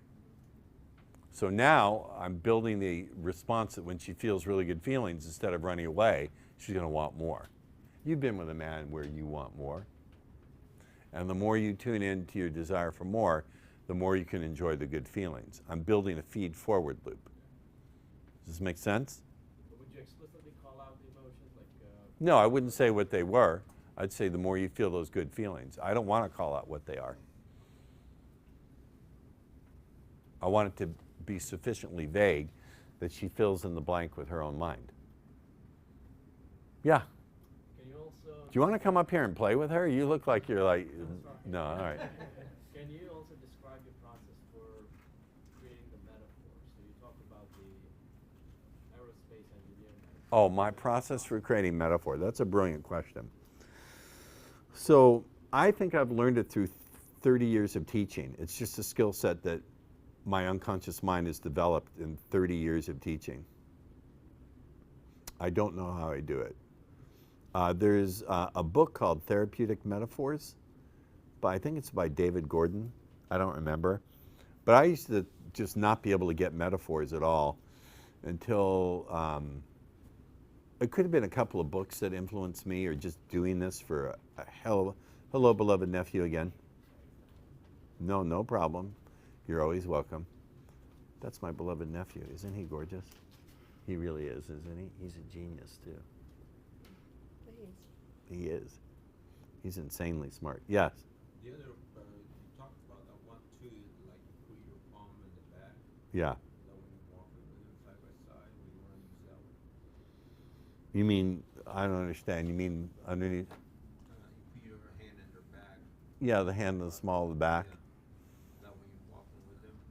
I can do that. I don't, nowadays, I prefer to give a woman my arm. Take my arm. That's not like I prefer to do that. feeling for them right there. This, I just think it's comfortable. If she's not ready to hold my hand, I'll just have her take my arm. I like the feeling of having a beautiful woman on my arm, and it's cozy. This is comfortable. This is non-invasive, right? Mm-hmm. As opposed to if you're not ready yet and someone does that, that's not, you'll feel it in her clammy touch. But this doesn't require any real intimacy. It's easy, and you feel like some. Any gentleman can do that. Any gentleman can do that, even though I'm no gentleman. You are in a way. Why do you say that? I I'm don't know, serious. I have a feeling. That I'm a you- gentleman? I mean, at least you can behave as a gentleman with nice lady. Not necessarily you do it all the time, but like when you see that somebody deserves that, then Yes. you'll behave nicely. Not nicely. I mean, like nicely, pleasantly. pleasantly. Pleasantly. I'm not. I don't take any shit either. How much pressure do I have to put on the man? How much pressure? 30 pounds per square inch. Don't do nice in the beginning because like when you know girls and you can do like your shoulder and stuff, but like in the beginning, you didn't, especially if you just met, then it's going to like really. Yeah, I wouldn't People walk up and scare say, her away, yeah. "Hi, my name is Ross." Ah. Yeah, it's going to be really awkward. Yeah. She'll run. I'm going to give you some advice kindly. I want you to write down this word. CONTEXT.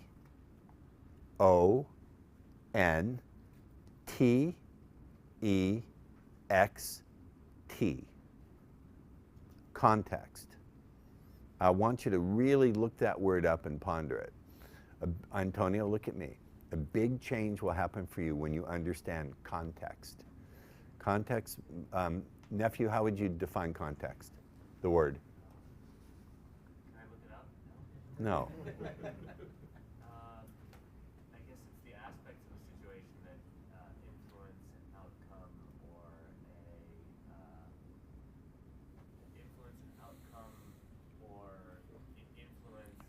elements of the exterior that influence elements in the interior, right? So if we're talking about a person interaction, the context is what clothes they're wearing and the music in the room and how you met them and how you know them. Is that a good definition? Implies relevant too. Let me put it this way. Context has to do in different situation. What's the emotional context? In other words, how much feeling does this person already have for you? Have they already shown they're comfortable with you? There's relational context. The way you talk to your brother or your sister is going to be different than the way you talk to a woman you're interested in. Does that make sense to you? There's, I guess I would call it progressive context. What you do once a woman's excited, comfortable, turned on is not going to be what you do and say when she's not. Does that make sense to you? Yes. Learning to put things in context for you will be a transformational change. It'll be a change. You can go back. You can have a seat if you're more comfortable sitting up. Okay, you can sit here. Transformational change will happen for you when you understand context, how to put things in context. The things I would say to my nephew, I've loved my nephew for, how old are you now? 25. I've been in love with him for 25 years. We've been best friends and connected. The things I can say to him and share with him would not be appropriate for what I would share with him or with her. Do you understand? Yes. So this is something, if you take that and put speed seduction inside of that, you'll be tremendously more successful. Tremendously. Does this make sense? Yes. It can also be the context of where you find yourself and cultural context. I'll give you an example.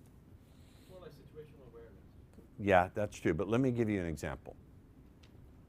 In America, people are very friendly. They'll talk to strangers. People who visit America, how many here are not from this country but have visited several times? Have you found Americans to be friendly people? They'll talk to you on strangers in the street? Yes? Yeah, they do. Now, I've visited Sweden many times, and I've tried to talk to strangers in the street and strike up conversations and be friendly. And what's the response, Mullen, when you do that in Sweden? Huh? Are you insane? They think you're crazy if you talk to strangers. You just don't do it. They're polite. If I'm lost and I say, where is the train station? Every one of them will help me. But if you try to get a friendly conversation going, forget it. So in that culture, talking to a stranger on the street is not appropriate. It won't work. You understand? In a different culture, like the American culture where people are friendly, or in Israel where people are friendly, no problem. Oh yeah. They're very friendly. Super friendly, like really warm people. So he took you there, obviously. He took you to Israel. I went without him. I went already twice. You went there without him? Where did you go? Tel Aviv, was Dead Sea, Did North you go? Netanya, Did you go to? Haifa. Did you go to Caesarea? Caesarea? No, not yet. Next trip. I My might favorite go, like, place. Oh, really? Okay. My favorite place. If I ever had a lot of money, I'm going to buy a home there in Caesarea. My favorite place. Good for you. The Israeli men must have been all over you like flies on stink. My friends were great because I was visiting my friends' guys. Yeah. And they were working with me, and other men all the time would want to talk to me and contact me, and my friends were crazy about it. They're like almost starting a fight with them. See. But I want you, do you understand? I'm not picking on you now. I'm helping you. The most personal context is how are people responding to you? Are they responding to you wanting more, or are they backing away, or are they, would you, I'd scratch, it itches here. No, under the shoulder blade. I'm not being funny. Inward, closer. Here, you see where my finger is pointing? Right there. I don't know what that is. Thank you. Thank you, Tanya. The most important one is how comfortable are you noticing that people feel with you? The more you notice outwardly how people are responding, and, why is that happening? And the less you are in your head getting nervous about it, and the more you just focus on other people, the better you're going to do with this. Do you feel me? Do you get me? All right, everyone stand up for a minute. We need an air break. Okay, action. Welcome to Sunday morning. Are you ready? Yes!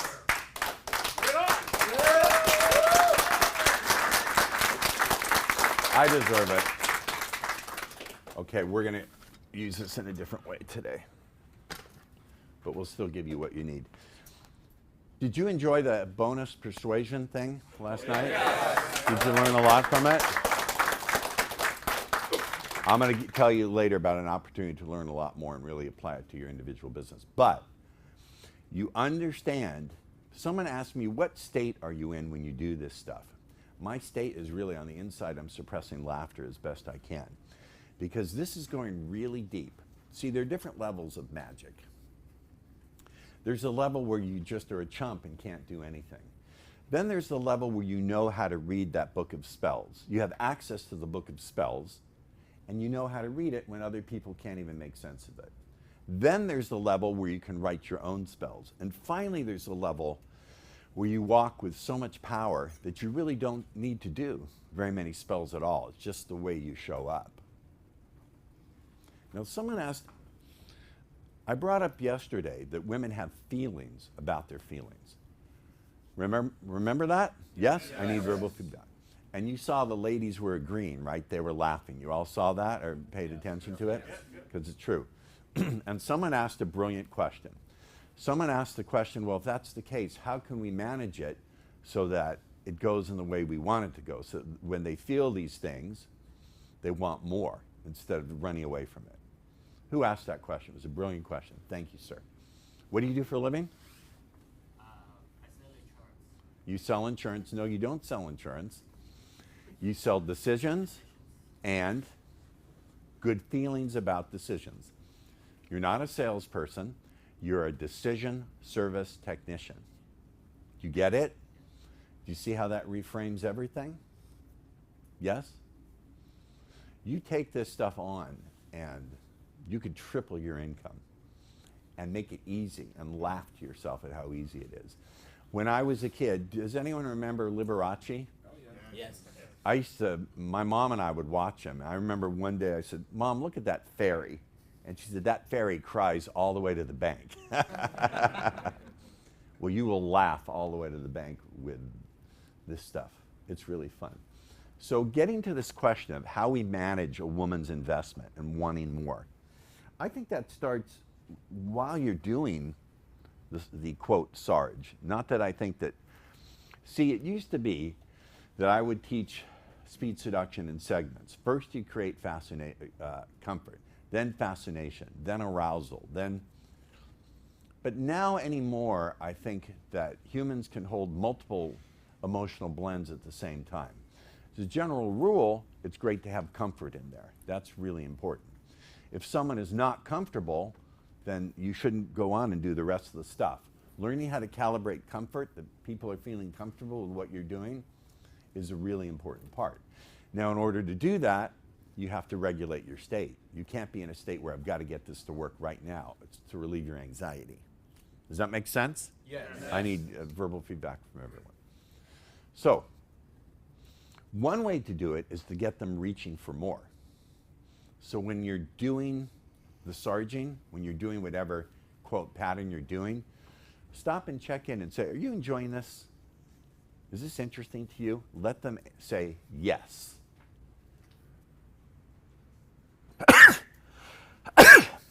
Let's say you're sharing, not doing the twin brothers pattern.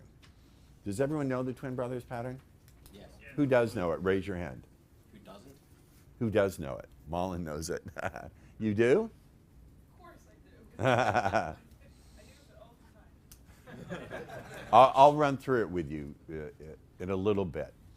But if you're doing this pattern, what you can do is right in the middle, if you see her kind of shifting her responses or whatever it is, you say, are you enjoying, even if she's enjoying it, you can stop and say, are you enjoying this? Is this fun for you? And have her say yes. Don't do that all the time, but you want her to say yes. When she says yes, she's ratifying it. She's saying, give me more. Yes? When do you ask her to say more or more please on those types Not of at that part. Not at that point. like with the neck rubs or other parts? At that point I might, but just hear me out. Hear me out. So that's one way to do it. Another way to do it is what I call fractionate. Now listen to me. Let's say you're doing something and you're getting, quote, rapport with that woman and she's responding. You can turn away. You can fractionate the direction of your attention. So instead of looking both at each other, you can suddenly turn and look outwards and play a game. You know what I like to do at a place like this, Debbie? I like to play what's his line. I like to look at people and guess what's his line like. I won't do that, guys, don't do this right away. But do it after joking around with her, showing some curiosity. This is one way to sexually escalate. So use this when it's time to really sexually escalate. So let's say you played a game like Twin Brothers or Two Truths and a Lie, etc., etc. Then you can say, you know what, and you use this in a social setting where you're like a party, where there's a lot of people around. Do you understand when you're going to use this? Yeah. You say, you know what game I like to play here? I like to play, what's his line? We point out people and we say, what's his pickup line? See that guy over there in the check shirt? You know what I think his pickup line is? And you whisper in her ear, do you travel a lot? Because I thought I saw you in Babylonia. Isn't that dumb? Okay, your turn. Pick someone out. She picks, what do you think his line is? And she'll whisper something to me. I'll say, see that guy over there? I think he's a real creep. I bet you he says something like, I'd like to take you home and please you with my tongue in ways you couldn't imagine. I'd like to take you home and please you with my tongue in ways you couldn't imagine. What a fucking pig. If someone said that to me, I would punch him in his face. Don't you think? And one thing you can do is, so while you're doing this with her, watch her responses. If she goes like that, that's her personal anchor. if while you're saying this, she goes, oh, then that's her sound that turns her. That's sort of like when you hit the icon on your desktop for, let's say, Microsoft Word, that accesses millions of lines of code, correct? Yes. So those self-anchors, those noises like, that is her icon. And when she makes that, that's accessing all her code for feeling turned on, for wanting to fuck a guy. You don't need to know what that code is. So what am I going to do? Am I going to throw that away and never use it? No. I'm going to use it. I'm going to go sometime later. It doesn't matter. I'm going to go, this water is.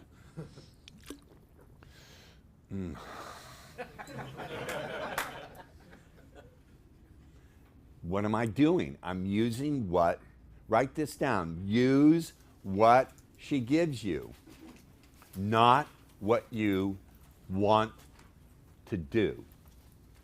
Use what she gives you, not what you want to do.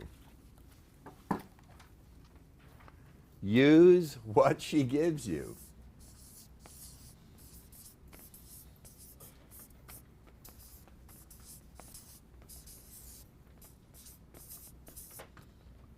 And you know what I'm going to do?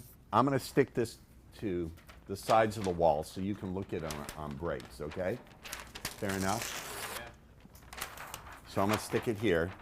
Use what she gives you, not what you necessarily want to do.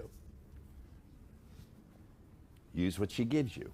And that implies that you test. Test while you play. So I'm putting this in the context. There's a double context. There's the context. Let's look at the context.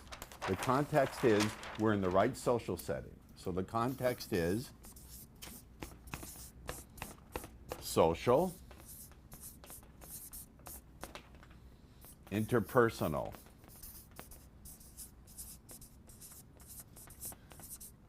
So a pattern, in this case, the social context is where? You're at a party where there's lots of people. Does that make sense? Or a social gathering or a networking event. Does this make sense? Yes.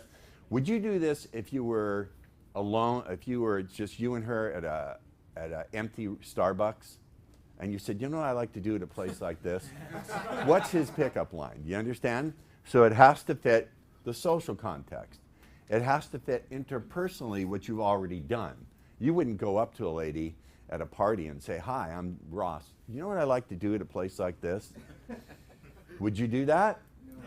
So do you understand what I mean by interpersonal? It means how far you've gotten along in the interaction. Social, and then there's the conversational framework.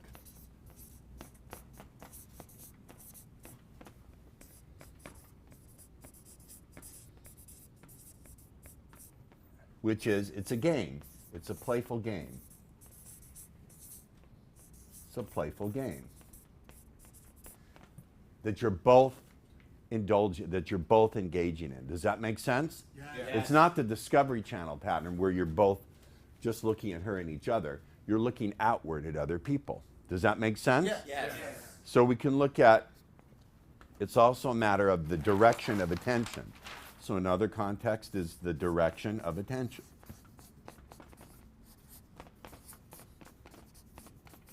In this case, the direction of attention is both you and her, and then outward. It's going from you and her to outward. You and her to outward. Does that make sense? Yes. Direction of attention. So that's you and her, and then you plus her outward. Does that make sense? Yes. So direction of a, so we have multiple contexts going on at the same time. Social, the social context and where you find yourself. There's a bunch of people around.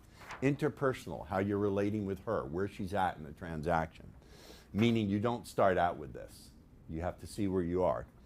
the conversational framework, which is it's a playful game. You know what I like to do at a place like this? The direction of attention, you and her, and then finally, you're using quotes. The tool is quotes. Look at that guy over there. You know what I think his pickup line is? And then you're quoting what the guy would say. Does that make sense? Yes. Particularly when you're going to get lascivious and dirty. You say, you know, that guy looks like a real creep. He reminds me of another guy I saw, and I caught this other guy saying, I'd like to lick you so good all night long. Can you imagine that? I'd like to lick you all night long. Can you imagine that? What a pig. I mean, did he really expect her to think about that, Debbie? And even crazier, to act on it tonight? Do you hear the suggestions? Yes. So is this making sense now, where you apply them? So we need to think in terms of context. We have multiple contexts, not contacts, but contexts. Now here's another thing. When you're whispering in her ear, it's much more intimate. It implies something. Strangers don't whisper in each other's ears. So it also implies a relational context. And it's implied. A relational context. You can see I'm on fire this morning, am I not? Yes. For real, am I not? Yes. And so we're playing a game. Now, what is your state? If you're going to be play a playful game, what is your state going to be? Curiosity. Playful, fun. You can't go into this like looking at Debbie and having a huge boner and you want to rub your dick against her leg. This is why I'm going to get into this morning about creating states that work for you and how you create that state and how you maintain that state and what to do when you lose the state, how to get back into it. Because the thing is, when you go to change in an area of life that's been stymieing and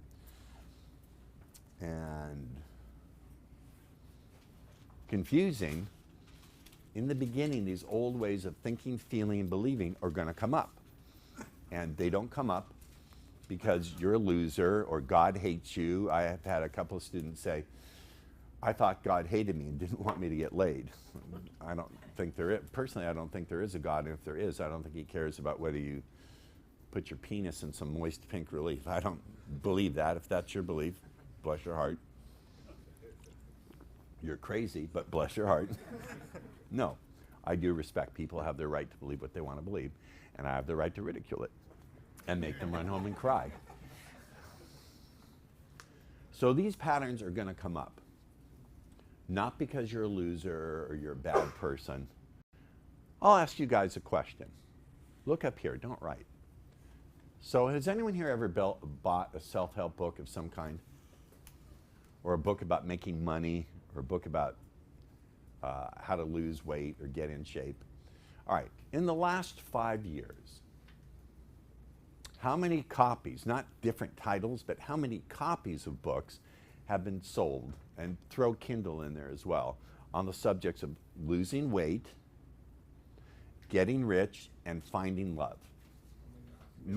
Huh? Huh? 10 million? You're low. How? Hundreds of millions? I'd say hundreds. Huh? Hundreds of millions. What?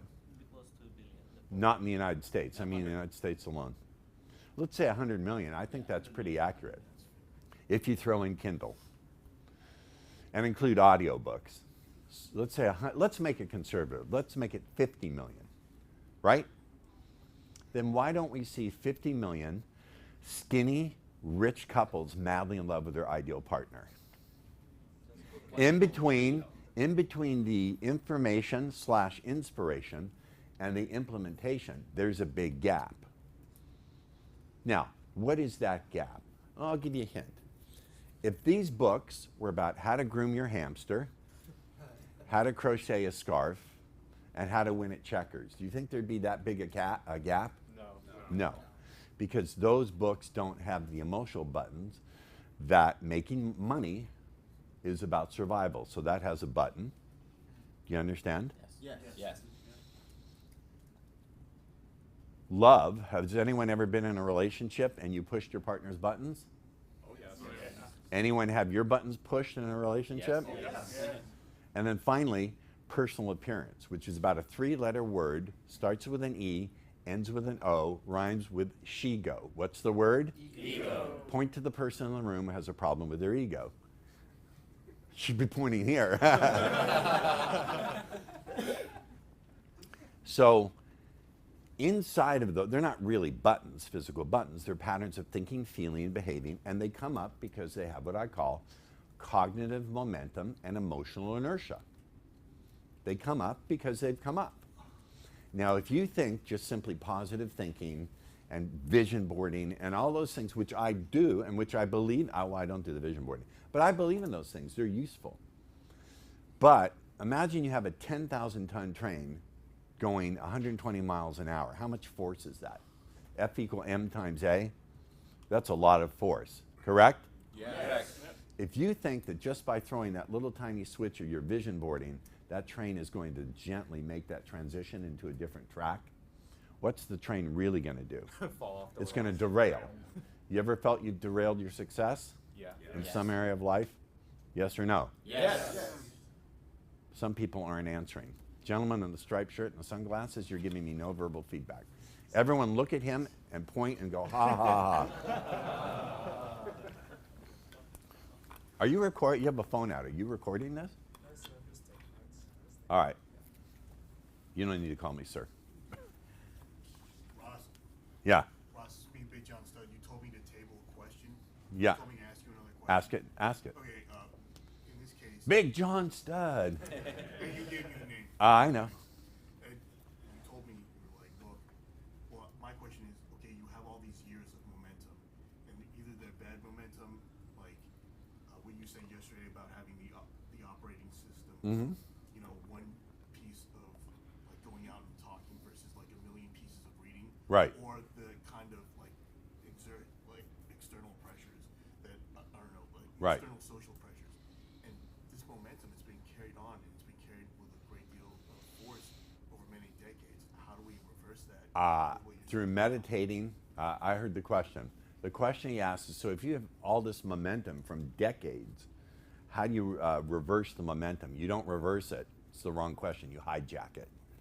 And you hijack it by removing the content and just using the raw force. I'm going to do some meditation with you guys. That's the key to doing it. And then you do things on a gradient. You take baby steps. Are you willing to be on camera? You don't have to be. It's camera off. When you say to me, Ross, what pattern should I run? I'm going to say, how fast should you drive on the freeway? How fast should you drive on the freeway? Depends on certain contexts. What is the posted speed limit?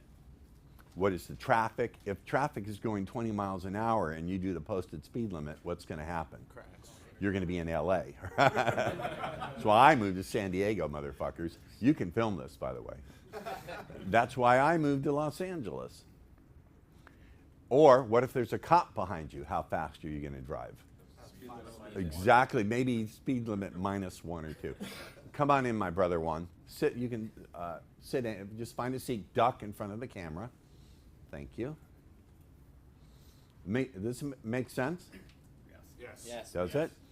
So when you ask me which pattern should I use when, I'm going to say look at the context and also look at her emotional state. How far along have you gotten her? Let me use another metaphor. The metaphor of a safe. You have two identical safes. Two identical safes. Behind one safe, inside of one safe, is $10 million in diamonds. In the other safe, there's a pile of moldy, maggot-ridden dog shit. They're identical safes. Absolutely identical. What are you going to need to do to open those safes? And you don't know how many numbers there are in the combination. They're dial safes. They're not push buttons. You're going to have to listen very carefully, and then every once in a while you're going to have to tug on that safe door, because do you want to, what if there's only 3 numbers you have to dial and it's ready then? Do you want to keep dialing? Yes or no? No. So consider this metaphor, that when you're sarging, you're tugging on that safe door. Every once in a while you stop, tug on the safe door, and you see where they're at in the process. Does that make sense? Yes. So if you say to me, how many patterns should I do? I'm going to say there's no intelligent answer to that question, because it's not about numbers, it's about her level of responsiveness. Does that make sense? Yes. Write that down. It's not about numbers, it's about her level of responsiveness.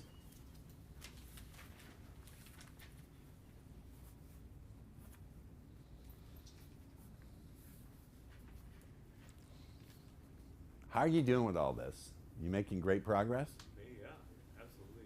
Yeah, I'm proud of you. I'm not up to the level of Rick said, John, but I've had 100 interactions. You work with me privately. Yeah. The deal is when you work with me privately, you pay me, but you also buy me lunch. My prices are going, not for you, because you're grandfathered in, but my prices for private work are now going to $6.50 an hour. You want to work at me privately? $6.50 an hour. Yes. So you suggested that a target test at the safe door to see how far along are you Yeah. unlocking the lock. What kind of Test. indicators you look Great. So you see how she responds to your touch. You look to see certain signs. If you are any way experienced in life, you know that kiss me face that women make. Have you ever seen the kiss me face? Many of you have seen get the fuck away from me face.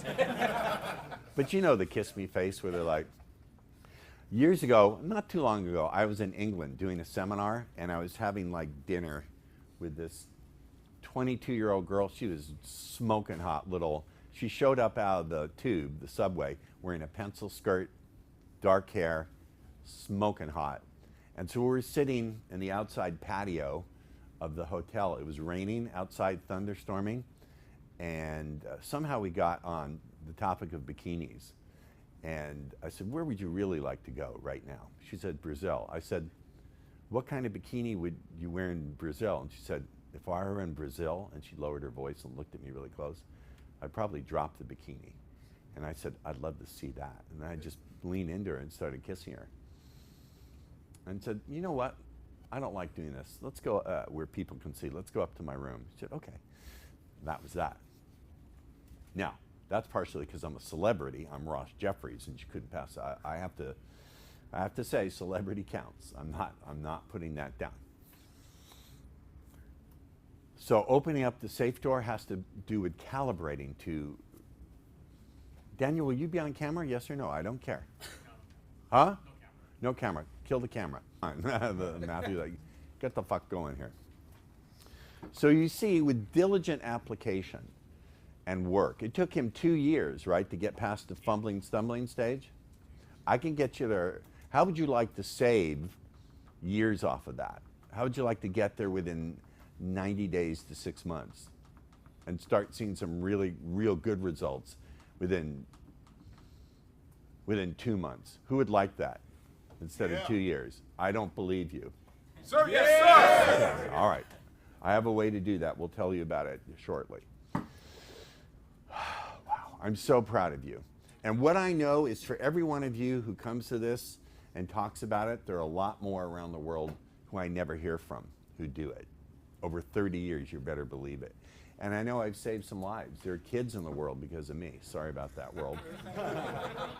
I don't mean because of me. Man, it's time to retire. I'm tired. Has anyone ever watched me in the films of me in the 90s? Oh, yeah. When I was bouncing off the walls? Do you remember that? Yes. I'm not that anymore. I don't have that in me anymore. But I want to, this is really good. Do you get about context? Yeah. Did you have to look at that? So when people tell me what pattern do I do or where do I go into, et cetera, make sense? Yes. Questions about what we've learned so far? Nothing. What if another Yes. state pops up? Like if I'm going with connection, but like Excuse me. it just comes up that I'm like, wow, if we were sharing, like making out or something, it just pops up. Do you just dismiss it away, or does that? She matter? said that? What if No, we're no. sharing? If I'm feeling it, like if another state like lust or attraction starts popping up while Popping up in you or in her? in me, well, hopefully in her too. Well, you don't want to go by your state. You want to calibrate to her state. Listen to me, guys. I hate this term, going for a kiss. That said, let's use a different metaphor. What's a better metaphor than going for a kiss? Offering more intimate sexual contact through the mechanism of a kiss. How about that? It's no big fucking deal. It's no deal. If she doesn't like it, here's a couple ways to deal with it. So if she turns her cheek, anyone ever get the cheek turn? Take your hands and gently turn her back to you. If she's got muscle resistance, then don't do it. But if she turns with you, then kiss her again. It's gently showing I am going to get what I want. I make no excuses for my desires as a man. I move through my world without apology. But if she's really resisting, then that's a different story. You understand? Yeah. Hold on before I get a butt. Before you butt me. I've had situations where I can see the woman is going like this, and I'll say, it's time for our first kiss. And I'll like pull her toward me gently while I move towards her. I want to challenge you guys to get really super bold. Who would like to make a big leap in this? Get super bold. So from now on, let's say you're at a party and you're kind of doing some touching and some other stuff, and you say something like this, it would be really great to spend some time with you some more. I think you're really cool, but I don't give out or accept the number from a woman until I first see that she's a really great kisser. And then lean in and kiss her for like 30 seconds and then say, sorry, not gonna work, and walk away. Walk away. Do that 3 or 4 times. I guarantee that I hate the term, inner nice guy will be killed forever. Right? If she says, well, give me your number, you say, no, you don't understand.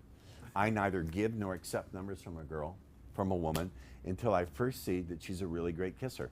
Come here. And then she'll be shocked. And then you say, nah, sorry. Shake her hand and walk away. And walk. Do it 3 or 4 times. That'll get rid of the problem. You'll never worry about it again. Yes? Boom it out. You're hard to hear. Boom it out. Like sharing patterns when you're trying to take. When you're sharing patterns and trying to what? And you're trying to take what she's giving. And you're taking what she's giving you. Yeah. So. You need to speak loudly, like you're shouting out across the room. Okay. When she's giving you some good responses. Yeah. And you're trying to take it back. How are you? Because you talked about detail. So weaving in detail to a story. I'm trying to think how you would weave in detail to a story. Cut the camera, please. Subtle, yes. You are such an expert in noticing subtle clues. Yeah, I'm an expert at noticing subtle clues, but believe me, I was clueless for a long time before I began to develop this stuff. So, one other thing that I observed is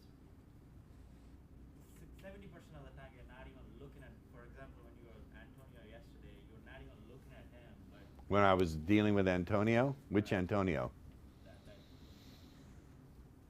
Who I did change work with?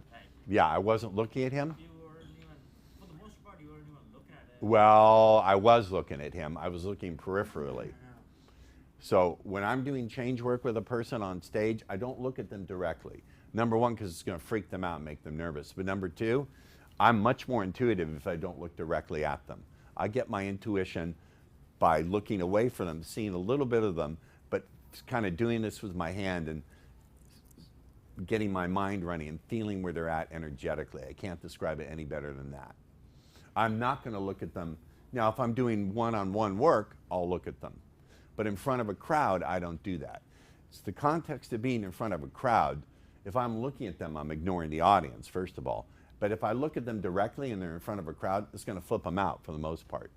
So I'm looking indirectly, and then I turn to them occasionally. When I get a hit, when I get an intuitive hit, then I'll turn to them and tell them, I'll go, aha, it's this. You understand? So if you're asking me, that's not what I do with a woman. This is in the context of me doing personal change work in front of a room. It's a different context. Do you understand? Okay, so the question I have is how do we develop that skill to notice subtlety? How do you develop the skill to notice subtlety? That is a skill set that depends on you first noticing it in yourself. So you do a meditation practice. I'm going to take you guys to a meditation practice probably this afternoon. As you begin to become aware of your own subtle responses arising, then what happens is you can notice them in other people, but you first have to get it for yourself. Does that make sense? Yes. Really, really powerful tool. I don't teach meditation as some new age connection with God thing, although I think you can connect with some interesting stuff. That's not why I teach it. I teach it as a hands-on practical tool that can just batter your personal problems into the ground. Does this make sense? Yeah. So there's just so many things that you do. You were telling Tatiana's face color change, etc. Yeah, well, I'm dealing with Tatiana. Yeah, I'm looking to see, first of all, the major thing I was looking at for her is how much is acting, because she's an actor, for me in front of the stage, and how much are genuine responses. So I'm noticing that. Some of her responses were acting. Some of them weren't when I saw her color change and when her breathing shifted, right? And there were certain things I noticed where she was definitely not acting. Her voice shifts when she looked over here, when she was talking to her, hearing sexual sounds in her head. And she was making some noises and some facial expressions that I caught. Maybe you guys caught them, maybe you didn't. I caught them. And when I'm doing change work, that's different. Because when I'm in that state, I'm totally in service to the people who I'm working with. Totally in service to them. And that really gets me sensory attuned. So when I did, and I really listened to language, particularly like when people call into my coaching program, whether it's like during the group calls or whether I open up my flip phone on a Saturday for 90 minutes and anyone who gets through can talk to me for like 50 minutes. But I listen to their language.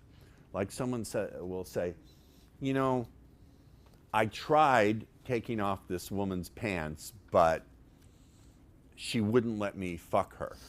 And I'm listening to the language and I'm going, what? The presupposition of that is you're inflicting something on someone instead of offering a gift. So I'm listening to language. It's not what I would do in a normal conversation. When I'm in service to people, I'm really in tune to stuff.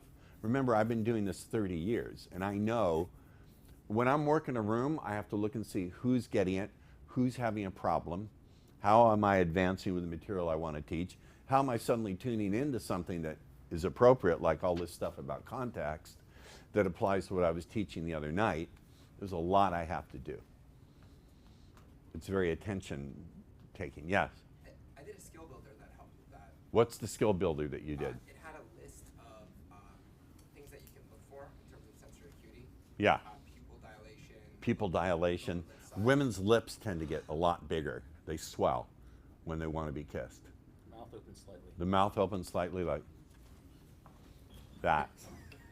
But as I said, it's no big fucking deal. So have you ever had women, Daniel's laughing, like, what the, who cares? Like, so they turn their head. So you turn it back to you turn the head back to you, right? Yeah, or I usually just go in and I'll grab them like this, like, you know, on from their side here, and I'll kiss them, and there's no way they're moving their head anymore. That's a little aggressive. Well, That's a little too aggressive. I work towards that. I can't just, I'm not one to, I'm hearing a lot of, when do you go for the kiss? Like, I've never even thought of that shit. That doesn't cross my mind. That's chump thinking. Yeah, exactly.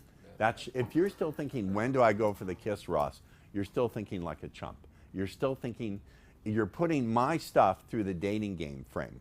Let me give you the difference. We used to be, the human species is somewhere around 300,000 years old.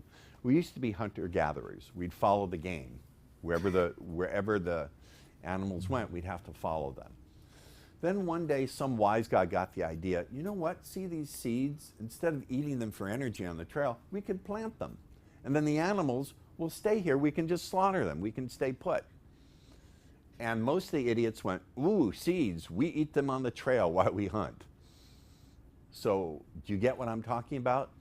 If you put what I'm teaching you through the technical vocabulary of the dating game, it's not going to work. When do I go for the kiss? Well, I'm not talking about that.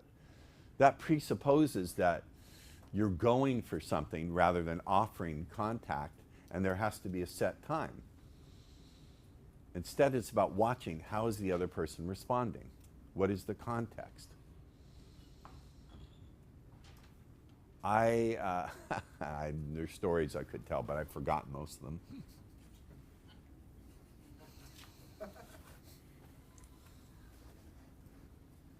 I had, God, this is too long ago for me to remember. I don't even want to tell it. I'm tired. Yeah. Too, what I started to notice a lot has to do with your frame of mind you put yourself into. The frame of mind you put yourself into, yeah. A lot. I'm of the frame of mind that I'm offering a gift. Yes, sir. Coming back to the demo with Tatiana yesterday. Yeah, demo with Tatiana. Yeah. I noticed where you had her imaging something, and she looked a certain way, and you put your hand there. Right. Can you? Huh? Can you take, say the hand's here.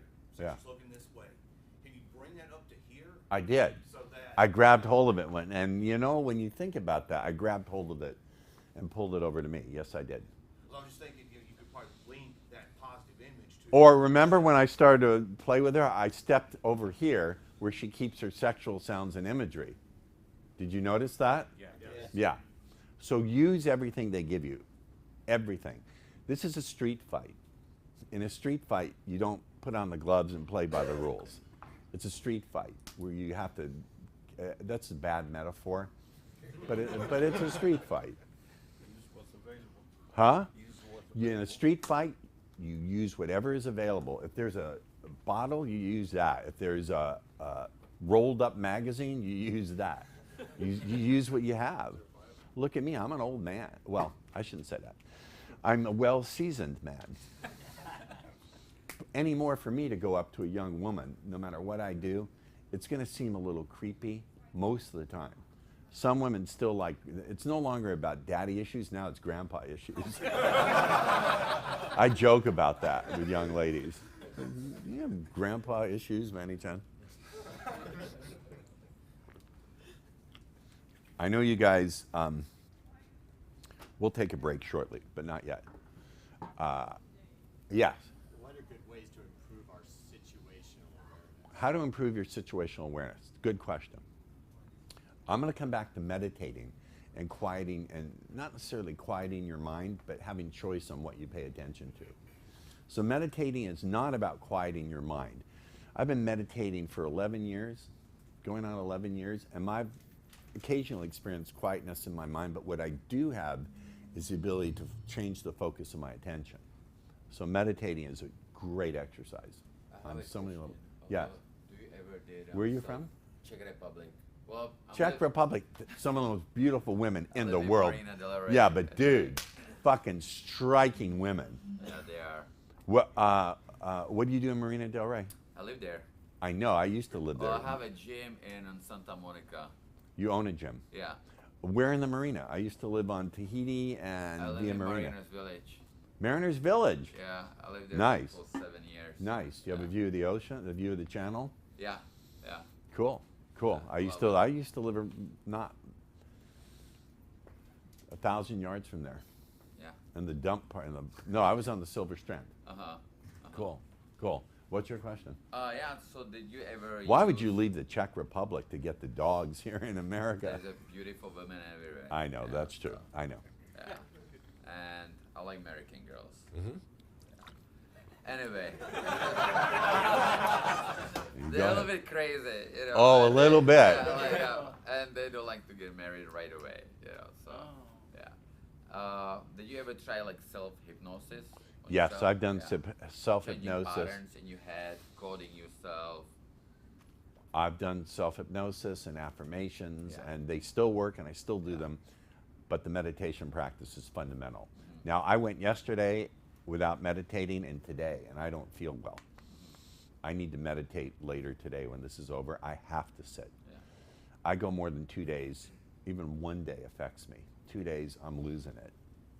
You can't tell I'm losing it because I'm a pro. But yeah. Do you have like a guided meditation? No, like your own no, voice no, or no, something, no. I or don't do a you guided meditation. We'll teach you. This afternoon, I'm going to teach you. And who's? I had another thought. Well, what did I'll tell you what we do. Is it time to take our big break yet, Adam? Sebastian? Pretty close. Pretty close. I'll take another couple of questions, then we're going to take like a 15-minute break. Yes?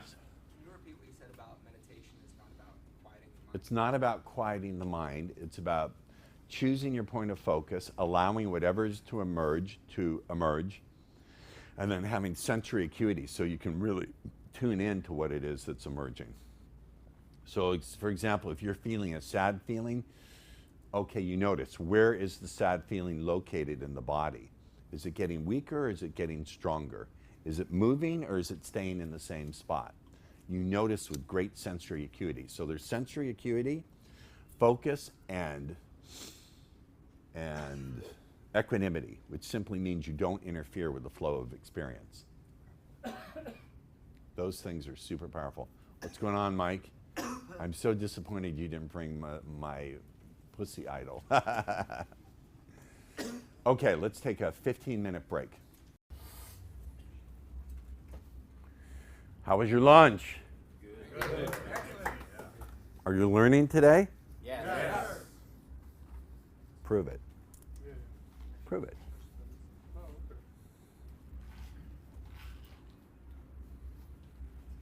What do you want to learn? We have around 3.5 hours before I'll ever teach this again, at least in the United States, and then my final one is in London, and I'm done.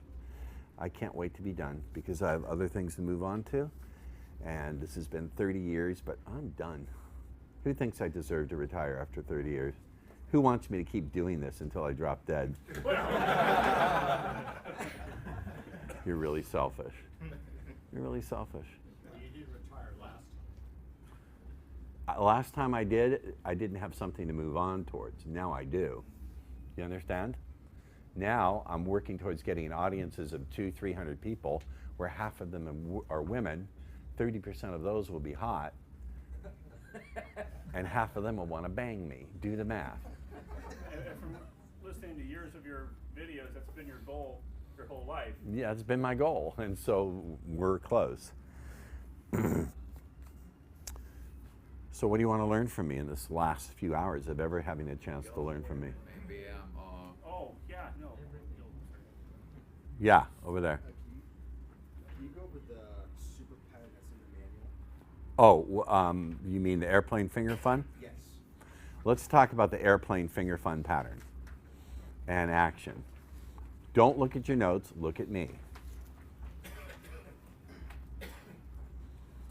This would have been great to demonstrate on Tatiana, but she's not here. Maybe later I'll demonstrate on Tatiana, just she and I. Well, you have to think if those were her responses in front of the room where she had to control herself, what are her responses when there's no need to control herself? Stronger. Stronger.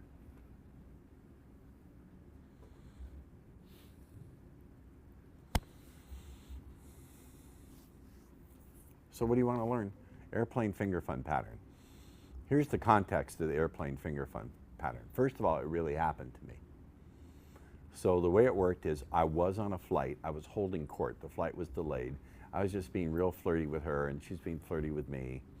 And we exchanged glances and didn't really talk. It was a Southwest flight with open seating. So I sit down and I'm watching everyone. When I have really good situational awareness because I just have given myself that training. So if I'm walking down the street late at night and I see someone who looks unsavory coming towards me, I'll just cross the street. I'm looking to see are there other people around who might be confederates of that person. I have really good situational awareness. Anyway, I sit down. I watch every face that comes down that aisle. Until they close the doors, I don't bury my face in my phone. I'm watching. I want to know who's coming down that aisle. Is somebody a threat or not, a potential hazard? So I see her start walking down the aisle, and the tension is palpable. You feel that tension building and building. She catches my eye. Who do you think sits down next to me? She does. She pulls out a little hand cream. She massages it into her hand. I said, can I have some? She squirts it in my hand, and then she begins to massage my palm. Oh, this is nice. So we get a blanket, and we just are touching each other's fingers, making love with our fingers. The entire flight. I'm doing this to her a little bit, and this goes on the entire flight. I'm telling you the truth, this really happened. And, huh? How long a flight? About 2 hours. I don't remember where I was coming from. It wasn't Phoenix or Las Vegas, because it was longer than an hour. I don't remember, frankly. I'm just getting old, and I just don't remember the things that used to happen. 2 hours of hand fucking. And so the thing is, we got a blanket. We asked for a blanket. We were touching under the blanket. And people were passing us looking, and you could feel the sexual energy between us. Never got her name, never got her phone number, never kissed her, but it was 2 of the most erotic hours I've ever spent in my life. True story. Now, here's the funnier story. I was on a plane to Hawaii. I sat down next to a woman who was a massage therapist. I started talking to her. She said she does massage. I said, I got to tell you a story about a hand massage that happened with me on an airplane. I told her the story about this, and she said, I want to try that. And so we were doing this. She kissed me. And then when I went to baggage claim, she's married. No, she said, I'm going to see my boyfriend in Hawaii. I said, okay. But sure enough, she chased me down where the bags were coming down, baggage claim, and kissed me really passionately and then left. And I never got her name. I don't remember her name. So this pattern is based on a true story. Now, it's also really good. Let's look at context. When would you use this pattern? Well, when you already see she's somewhat intrigued with you. Yeah? Have you used finger fun pattern, Farhan? I have, yeah. You have. And did it work? Yeah. A little bit or a lot? It worked a lot. All right, camera off. And Bella, or is she bellissima? She's bellissima. How do you say smart in Italian? Intelligente. Is she intelligente? Intelligente e bellissima. Sì, numero uno. How do you say Mullen is the boss in Italian? Sorry? How would you say Mullen is in charge? Comanda Molly. Oh, Commander Mullen. From now on, I have to call you Commander Mullen.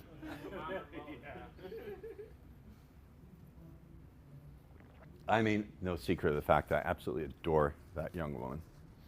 All right, questions. How do we balance out work and sarging?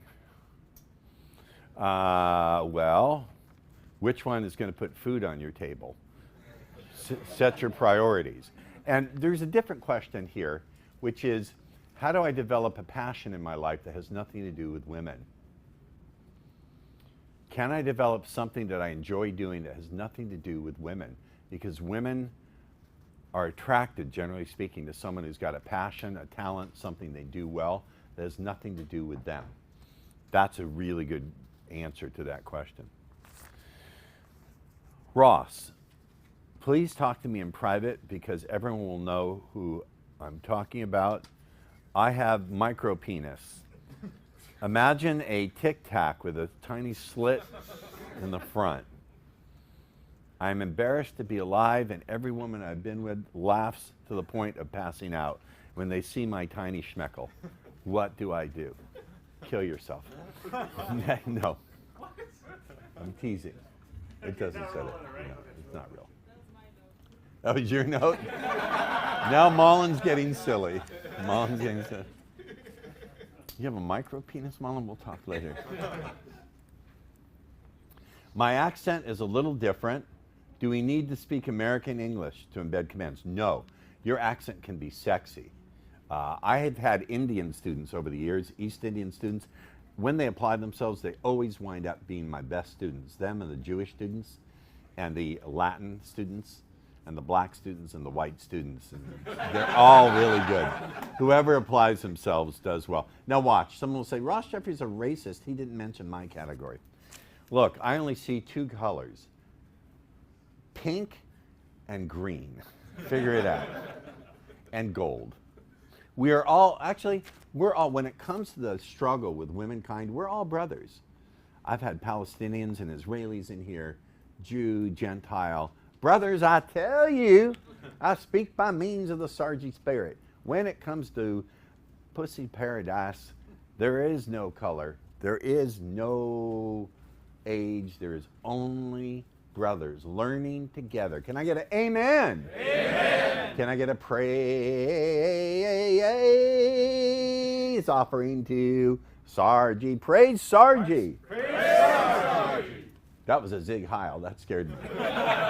Does everyone know who Sargi was? Yes. So Sargi is named after Sergeant J. Cat. He was the cat I had in the early 90s. He died around 1999. He became the mascot for Speed Seduction. We used to have an online forum before the World Wide Web. It was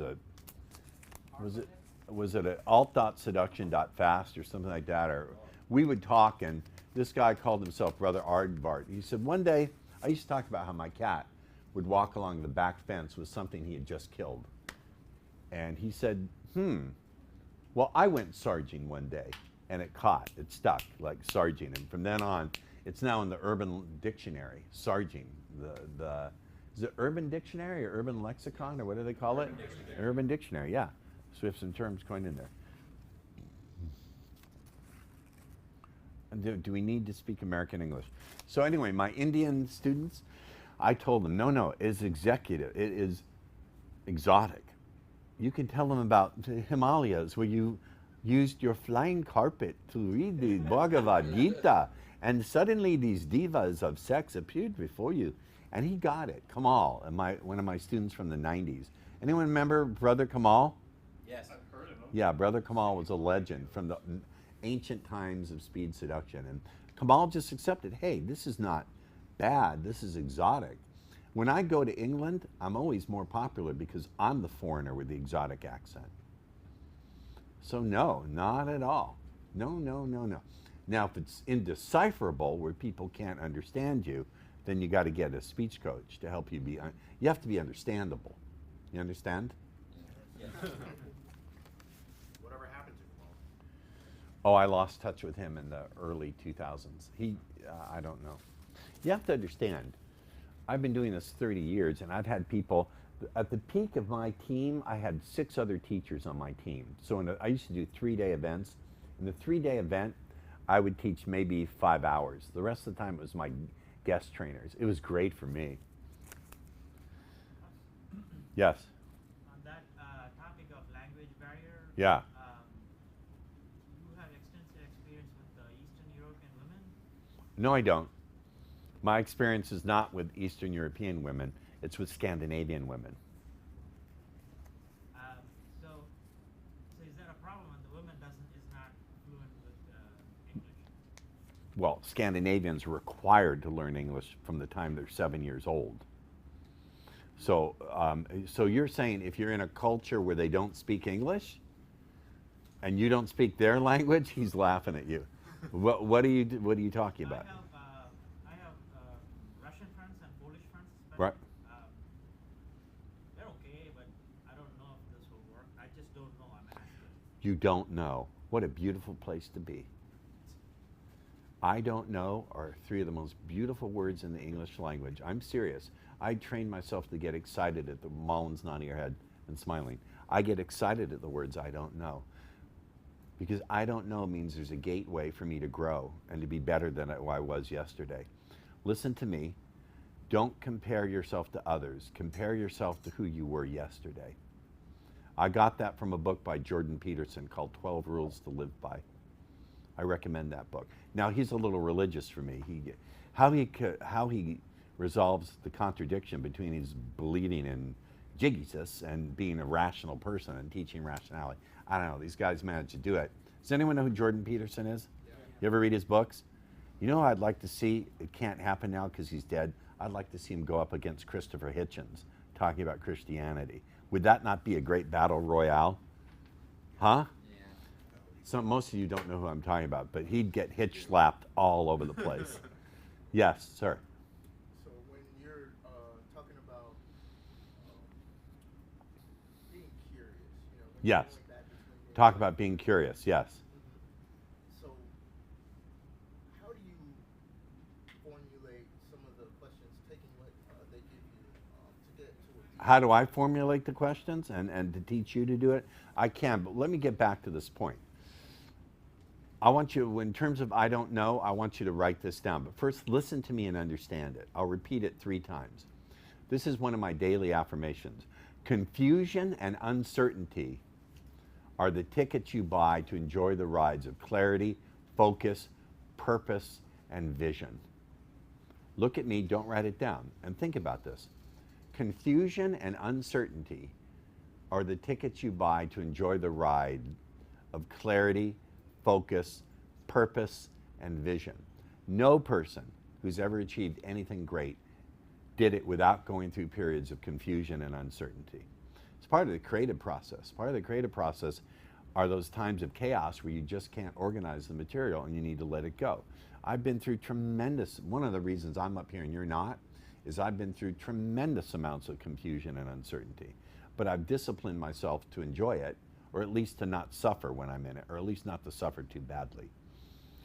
You will not make progress unless you are willing to go through confusion and uncertainty and begin to welcome it, to begin to become excited about it. Now, the human adult mind doesn't like that. To the human adult ego, whatever you want to call it, uncertainty is like poison. We don't want it. We want to know answers. I think that's wired in because we need to know, is that movement in the brush a tiger? Or is it a bird? We need to have certainty. The ability to get excited about what you do not know and take a step into it and laugh while you do it is more powerful than being super charismatic, although it will lead to charisma. I believe it'll lead to charisma. It's very, very powerful. It'll extend through everything you do. Now, I don't think that's particularly possible without having a meditation practice. There's some people who can do it. Think about it. Think about adding curiosity to that. Add in confusion, uncertainty, and a driving curiosity with a sense of humor. Confusion, uncertainty, with curiosity and a driving sense of, curiosity and a sense of humor. How many? If you really think about this, I went through tremendous confusion trying to figure this stuff out. So for those of you who have suffered, who've gone years without touching a woman, who have felt the rage at yourself, the rage at the world, the resentment, the envy, the confusion, the sorrow, the agitation in the mind, the sheer emotional exhaustion of trying to figure it out, the shame of showing up to social events, family events, and you're the only one who doesn't have a partner. I went through years of that, at least around a decade of that, with no one to help me. No one helped me. They tried therapy. A person tried, people, plural. I read books and everything. They tried to give me explanations, dating game books. So I'm telling you, anything you are going through or been through, I went through it. And to be totally transparent, all those feelings of agony and resentment and rage and sorrow and despair have never gone away completely. I've dramatically reduced them by 99%. But when there's a perfect storm of life conditions, when I'm undergoing some real disappointments in other areas, or I haven't slept well, or when there's a lot of things that come together, that old identity, or I don't believe there's an identity, those neural pathways fire off, and I'm right back to where I was when I started, before I learned this. So that suffering has never gone completely away. And I say this to you I swear to you on Mullen's life. No, I swear to you, I'm telling the truth. The advantage you have is I've forged a pathway for you. You know where to walk. I didn't know how to walk or where to walk. You know how. That's why I say make this count. Do not make this just an academic. If all you do is make this an entertainment if all this seminar was to you was entertainment and education and inspiration, I failed. I failed as a teacher unless you go out there and apply it. And in order to apply it, you have to say, I don't know. Verbally, with your beliefs, with your actions, with the state you carry, all of it has to say, I don't know. This to me is a scientific answer. I don't know. Ask me a lot. I've seen some weird shit in my life. If you tell me what was that, I'll say, I don't know. When I was 8 years old, I had a close encounter with a UFO. I'm not joking. Why would I say this on camera? It'll make me look insane. It was a giant glowing blob of light that kept changing colors and filled up the whole sky. I couldn't see anything around it outside the window, and it scared the fuck out of me. And I said, that's not there. I stood up, looked away. When I turn around, it won't be there. It was still there. Now, if you say to me, Ross, if someone was in that room with you, would they have seen it? My answer is, I don't know. If someone had taken a picture, would it have showed up on film? I don't know. What was it, Ross? I don't know. Unidentified flying object? I don't know. I've had weird experiences with the paranormal. If you say, what was that? I don't know. I don't know is a really good place to start from. In the beginning of this seminar, I said to you, none of this is science. It's my conjecture. It's my map, which implies that I don't know for sure that it'll work. It's a good predictor. If you take the time to practice and get the skills, it will pretty much do. This car sales, everyone else at his dealership, the average closing rate is 20%. Your closing rate is 80%. And his general manager said, how the fuck are you doing this? He said, I don't know, I just do it. That's that's 400% more than anybody else, dude. That's pretty good. But in the beginning, you probably had to struggle to learn these skills. Oh, it actually went down, my closing ratio. Yeah. I was trying to experiment with it. You have to be willing to experiment. How do you work with your voice? This is a really good question because I do a lot of my fighting metaphorically with my voice. I use my voice a lot. And my answer to that question is, my voice, if you watch my earlier videos, my voice was from up here. Can you hear the difference? Has anyone ever seen my earlier videos where I'm talking like this? I remember back in the day, you used to be crazy. Not like that. But what happened is, as I began to do meditation and focus on my breathing, before I meditated, I did a lot of breathing exercises, and it strengthens the abdominal muscles, not the ones that you work out with, and it opens up the diaphragm. My suggestion is we could do a workshop on that, but it's going to burn valuable time. My suggestion is if you're really concerned about your voice, invest in a speech coach. Just take 3 lessons. You won't need more than that. Take 3 lessons with a voice coach, not a speech coach, a voice coach. Yes, back of the room. What would we tell them that we're working? Tell them that you want a more resonant voice. You want a voice that's more resonant. And by the way, guys, this is a good, I'm not seeking praise, but this is a good speaking voice, is it not? Yes. Yes. When I first open a woman, I drop it a little bit. I don't say, excuse me, I'll say, excuse me, excuse me, or excuse me. Now that's really resonant. Can you hear the difference? No one gives me any disrespect. When I speak from here, they all look at me and smile at me or pay attention. That's like a cop. When a cop says, how does a cop do it? Will you step out of the car, please? Step out of the car, please. Step out of the car now. I'm not being like that. You see, cops know how to use their voice. Watch a cop show on TV when they, get out of the I will put a hole in you.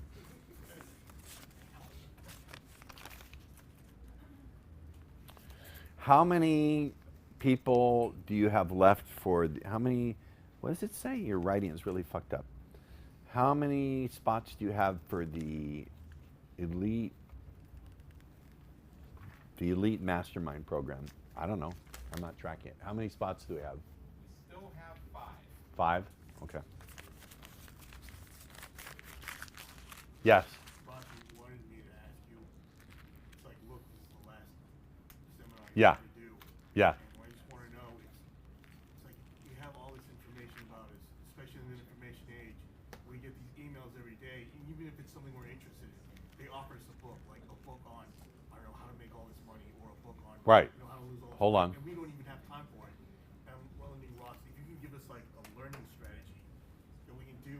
A learning strategy for reading books and putting them. For like speech seduction, but I don't know, say something you're interested in. Like, I'm interested in learning, like, I don't know, computer science. Okay, he asked a good question. It's not related to speed seduction, but I will answer it. He asked, how do you develop a really good learning strategy to put things into action? First of all, little chunks. Make sure you understand everything in little pieces. Then go out and do little bits of what they tell you to do. And most importantly, get a mentor. I have 2 mentors. I pay for coaching. I have 2 coaches that I have. First one is Kelly Roach. I love Kelly. You'll never see this because you'll never see this, but I've had multiple business coaches. They got me nowhere. Kelly Roach is my business coach. She tells me how to run systems. I could not be in business without Kelly. So get yourself a coach. Then I have a speaking mentor, my speaking mentor, Greg. He's teaching me the ins and outs of the business. Find yourself a mentor. Find yourself a mentor if you can. A mentor, a coach, a teacher. Join a mastermind. I'm not saying that just because I'm a coach and a teacher and I have a mastermind. It's really important. Yes? How do you develop charisma? How do you develop charisma? Well, what is charisma? I think charisma, my definition of charisma, is the ability to work with people. You give them energy, they feed you energy back, you give them energy. Someone told me they used to run around, who was it? Not the Beatles, it was some other rock group. Where did I hear? No, I heard it on Howard Stern. It wasn't me, I didn't hear it. I was listening to Howard Stern. The guy used to run around with some rock group. And he said the women would literally shit their pants. They were so excited. And Howard Stern said, how do you know that? He said, you could smell it. They shit their pants. They were so excited. I think when certain performers come on stage, you know they're giving everything they have. They're so intent that their intensity, you can't take your eyes off them. I'll give you an example, Bruce Lee. When Bruce Lee, there's an interview with Bruce Lee where he's talking about Kung Fu. And he says, be like water. Now water can flow. It can, and you're watching that like, holy fuck. I think there's an intensity to charisma, and there's also the ability to speak to people with the idea that you're speaking to them and only them, even though they're in a crowd. And finally, it's the ability to take the audience's excitement and feed it back to them, and then feed it back to them, and they feed it to you. Kill the camera. 2 months ago, I spoke at this event for like 20 minutes. And afterwards, these 2 major speakers came up to me, a father and a son team. They're like big on the circuit, and they were slobbering all over me metaphorically. How did you do that? We've never seen anyone hold an audience like that. You're one of the 3 best speakers I've ever seen. You broke all the rules of speaking. You didn't have PowerPoint. You didn't tell your story of how you went through your struggle of despair and the dark night of the soul and came out of it. You didn't allow people to take notes. You said no notes. How the hell did you do that? You broke all the rules. I said, because I broke all the rules. I didn't let people take notes, which put them in a state of not knowing what to do. I broke their expectation of a PowerPoint, and I didn't tell the story. I asked them questions, got them involved. But here's the thing. If you want to be a really great speaker, it requires 3 things. You have to believe that what you're saying is crucially important. You have to believe that that particular audience needs to hear you, and you have to believe that you're the only person who can get that information across to them.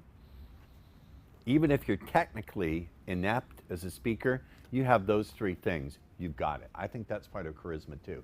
You totally believe in your message. You believe that it's vital for that person to hear it, and you believe you're the only person who can convey it. That's what I believe. Daniel, you had a contribution? I just had actually a quick question during lunch in regards to the programs. Are you guys gonna be doing anytime soon, or do you do it now? Where you were able to pay and you got all your programs online? Say again? Last year you did where you had a fee and you were able to get like all the past videos. And Oh, like Give Me Everything? Yeah. A Give Me Everything package? Because a couple guys were asking about it. That's why I'm asking. We have blank forms. We know for you tell me, Sebastian. Tell us what. He wanted to know about Give Me Everything. There are people here. A couple of guys were asking about it at lunch. A Give Me Everything offer. You know, we could do it. Actually. This is not a joke. We're not prepared for it. We could actually do it. How? I would say, the rate for it is now $12.97. So we could offer it. You could get it for $12.97. You get the entire catalog of everything up until today, including the footage that we're getting from this event. So you'd get all that. Or we could do a 3-pay where we just take $12.97 divided by 3. We have a special form for you to fill out. You just have to come back and get it. Okay, this I'm not aware of. So essentially, you're saying every product and program I've ever done for $12.97. If you do it in the room now, we'll even throw in the 2 persuasion products. You have to do it in the room now. Is that the price? We haven't done this in a while. Is that what we normally charge? When you put the 2 together, that's about what it comes out to. Yes. $12.97. Yeah. Do you want to give them off camera? There are 2 sides to one coin. There's gratitude for what you have, and then there's happiness for the success of others. The flip side of gratitude for what you have is happiness for the success of others. So you're going to keep a gratitude journal for what you have, and then a happiness for the success of others journal, where you notice other people, their happiness. When you hear someone just got a new car, you're going to think to yourself, God, I hope they really enjoy it. You understand? Yes. Part of what's been tying us together has been resentment and envy, correct? Yes. Am I wrong or am I right? You're right. Out loud. You are right. Right. So it wasn't just about sadness, was it? No. It was about resentment and envy too, correct? Yes. Resentment and envy are ugly, ugly, ugly poison. Sadness is a beautiful, genuine growth emotion. The real thing that had been keeping you stuck was the resentment and the envy. Now, gratitude for yourself gets rid of resentment and envy, and happiness for the success of others wipes it off the map completely. If you truly want to, because we've only made a tiny little shift here, if you really want to get rid of this, you can free yourself from that with that practice. Are you willing to do that practice? Yes. That's a congruent yes. Who believes him? I believe him. That was a very congruent yes. So notice something. Did I work with him the same way I worked with the person yesterday? No. No. So a good healer uses any modality. I'm laughing because I'm thinking about this in my history of doing this and all the whacked out crazy things. You remember Garrett, the Irish spaz? I did something completely different with him. Where I pulled this shit from, I don't know. So my point being that with you, you're looking at me like I'm Jesus. Like, I love you so. Are you like feeling some kind of love for me right now, or what's in your heart as you look at me? I'm still in euphoria. I'm still kind of grateful. Stop enjoying that. Stop enjoying your euphoria. When I got out of the chair there, I grounded. I went straight to the center of the earth. You're allowed to feel some euphoria. You've been through enough shit. The client's psyche, mind, somewhere, there's the resources they need. In his case, there weren't. All this stuff in your unconscious mind already knows what it needs. That's bullshit. Milton Erickson took a tremendous amount of effort sometimes to educate the person's unconscious mind, to teach them the resources that they need. So he needed to be taught those resources. He needed to be taught how to find them, how to create them for himself. You're looking at me with so much love and gratitude, you're gonna make me cry. And Mullen will make fun of me for months if you do that. So don't do that. I'm serious. It's touching me emotionally, and I don't want that right now because Mullen will ridicule me. Look at her. She's ready. Look at her face. She's ready to make fun of me. Look at her face. Look at Mullen. She's ready to ridicule me for the rest of the time. So don't do that. But you feel pretty joyous, don't you? I do. Yeah? Yeah. You should. It seems like there's a hole here, though. Like that's where I was carrying it, and it's gone. But Now I fill that back in by doing the journals. Right? Exactly. Fill it in with genuine happiness and gratitude for other people. Start by being happy for me with the joy I feel in this work. Feel genuine happiness for me.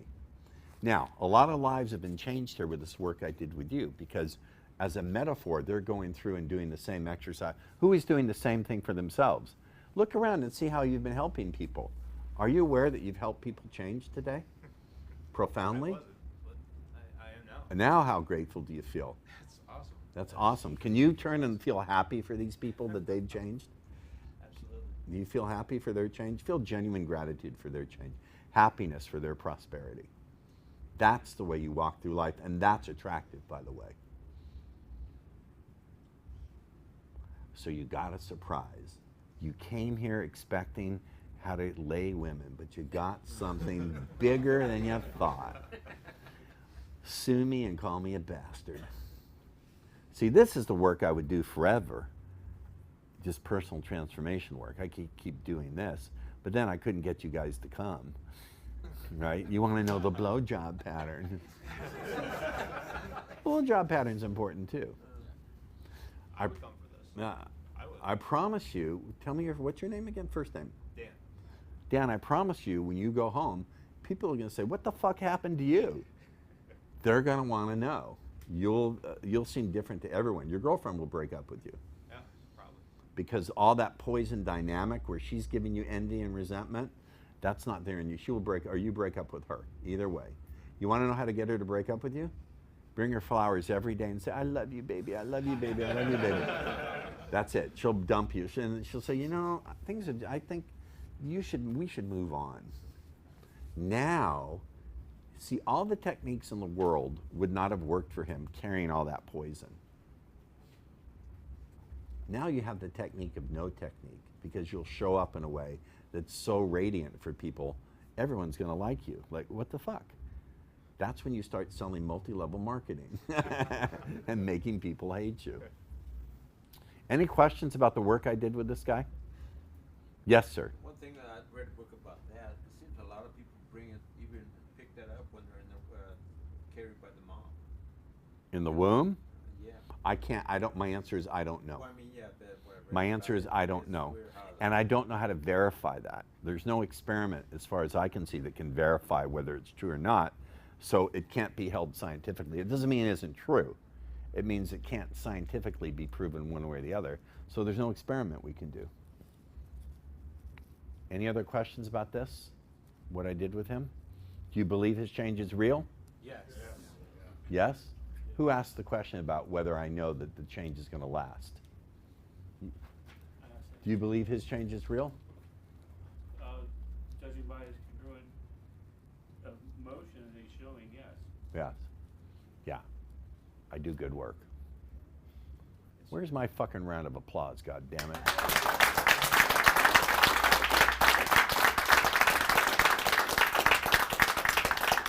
So here's the lesson to draw from this. The lesson to draw from this is, number one, I'm awesome.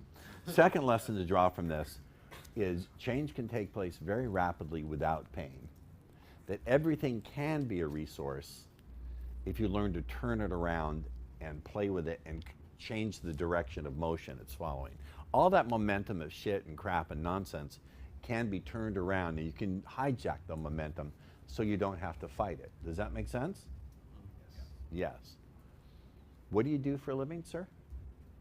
I work for the local fire department. That's right. Good for you. Hey, the fire department saved my life when I had my heart attack. That engine had not been running, never would have gotten to me. I would have died. I would not be here. So thank you. Thank you. I have a prediction.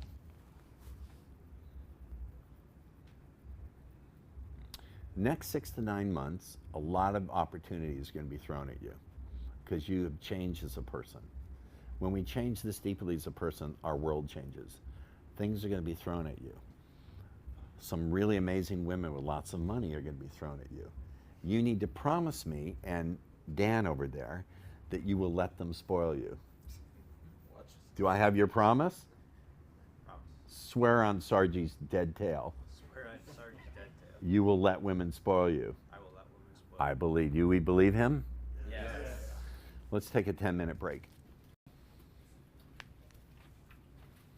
What are your tips for approaching groups of women I don't like to think of it that way. I like to think of it in terms of where can you go where there are lots of women.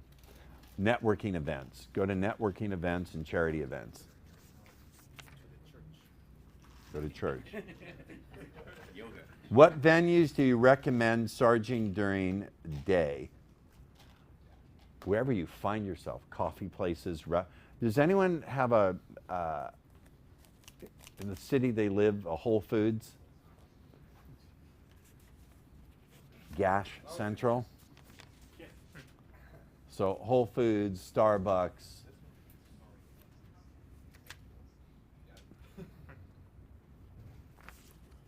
What is the E before method? I don't know. That was just marketing. What do you do when a girl rejects you? You mean rejects me? I've never been rejected in my life, ever. I only discover if a woman wants to play with me or if I need to take a different approach. I never get rejected. I only discover if a woman wants to play for me or if I need to take a different approach. And I'll either get what I want or joyfully learn what I need to get what I want or better.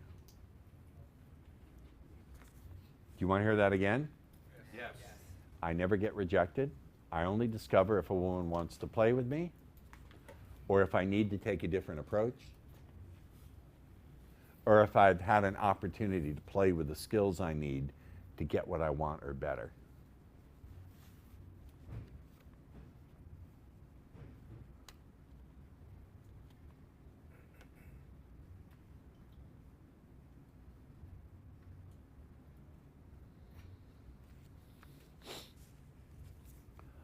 Mullen, Mingulavan, I'm going to need another coffee. What? Again? I didn't finish the first one. What did you do with it? I drank like a third of it. So drink the rest. Do you see why I love her so much? She just doesn't, just drink the rest and just quit complaining.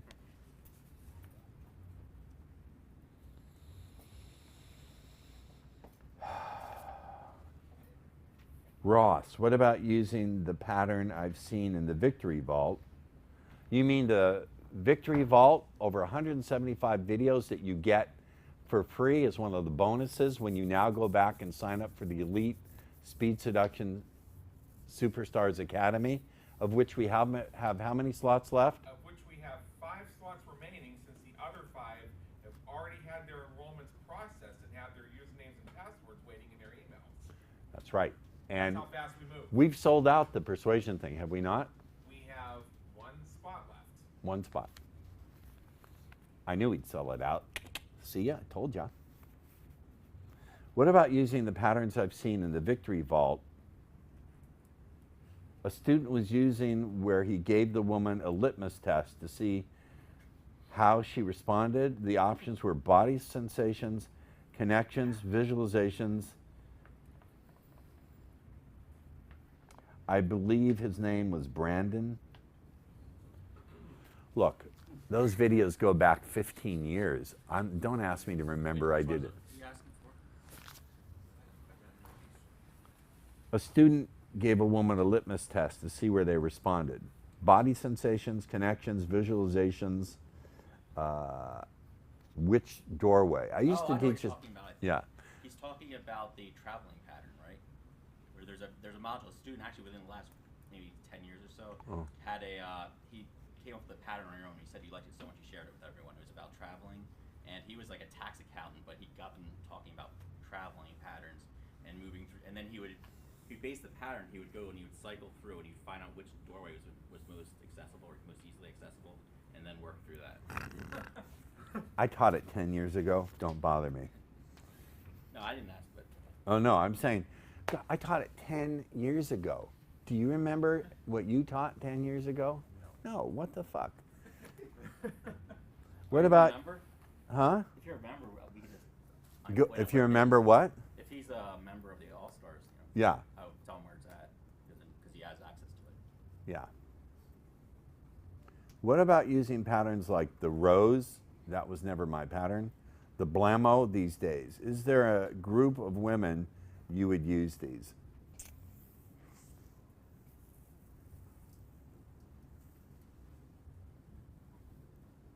I don't know the rose pattern. I think I know what you're talking about. It's an old hypnotic construct. You know, I haven't used the Blamo in a long time. That's a pattern where you have a woman point to where she sees things, and then you get her to see the difference between associated and dissociated and that sort of stuff. My challenge with it is I haven't done it in a long time. I just don't. Does anyone here do the Blamo? Or Daniel, do you ever do it? It's a form of a demonstration. The problem with it is it requires a lot of concentration on her part and really good visualizing skills. If she can't visualize and doesn't have any motive to respond, then it's not useful. What about using palmistry and the cube, handwriting? I don't use the cube. I haven't used the cube in years. I suppose I could study it and do it again. It's a fun little game to play. You need to, I didn't come up with it. I guess if you go online and type in the cube game, you could do it. But anytime you use these things, you want to use them as vehicles to deliver embedded commands. Your job is not there to entertain her. It's to use it as a vehicle. Now, my big stuck point has been when I see a woman suffering, I want to fix her.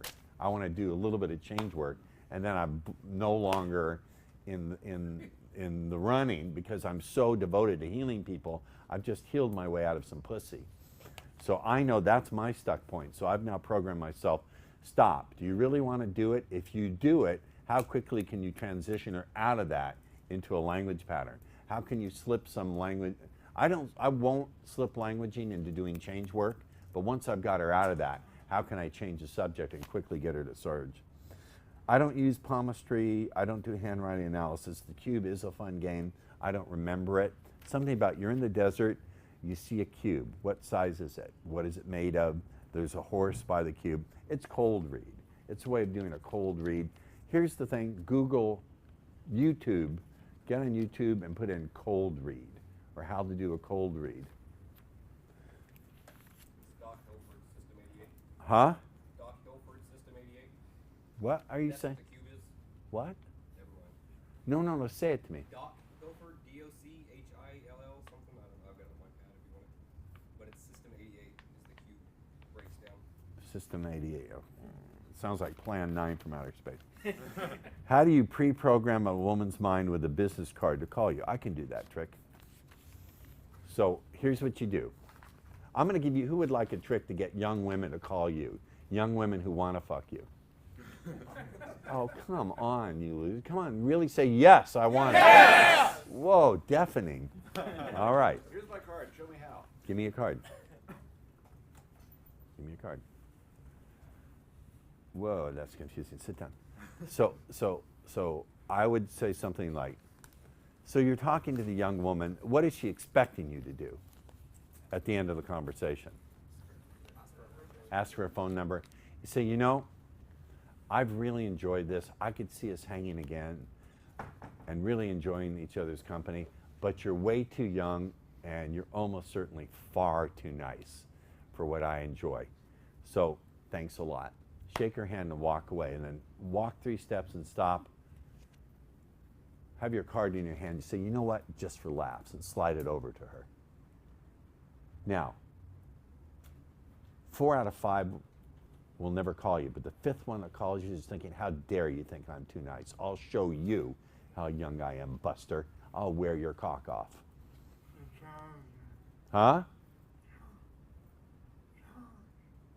Challenge, right. You're challenging her. You're saying you're too nice and too young. What do you mean I'm too nice and too young? I'll show you. You get it? You see how you're changing the frame? Instead of saying I want to go, you have something I want, you're saying I don't like you. And then you walk away from her like, what? How dare you do that? And then you slide the car, you know, just for laughs. She may say, fuck you, blah, blah, blah. And then you say, get on the table. No, you don't say that. Now, this card is completely not the card you'd want to give out because it has email, it has website. Just get a card with your name, your phone number, and if you want, write consultant. Keep it vague. Simple one, huh?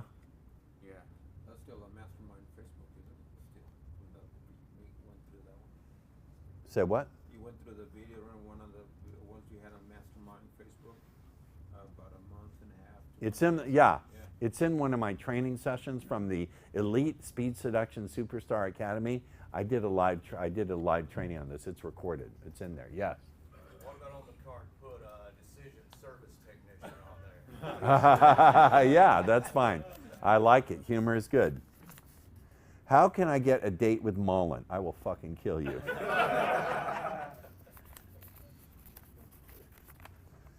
Hey, you want to take, as soon as the seminar is officially over, we leave the room and the door is locked, you take your life in your hands. It's not my business anymore.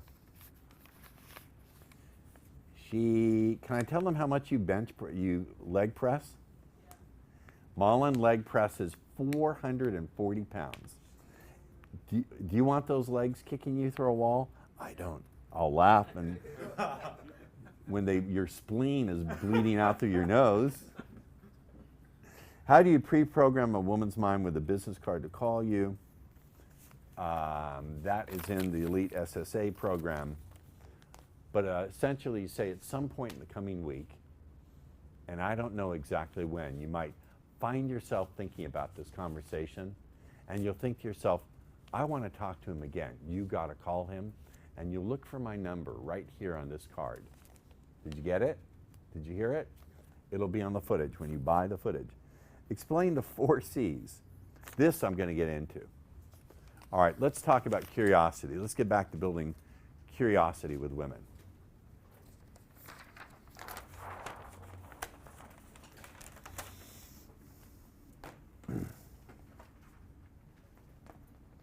When even Mullen is proud of me and gives me a hug with genuine love, I know I'm doing a good job because it never happens. I'm going to grab. You portray me as such a nice person. What? You portray me as such a nice person. I know. I love you. You're a super kind person. She actually cries at movies and puppies, and she's a big baby. Oh my God. She made me watch that thing with her. I'm like dying. Like, I hated that. You're turning. Look, she's turning red. I hated that movie, Mullen. I did it because I loved you. That's why I did it.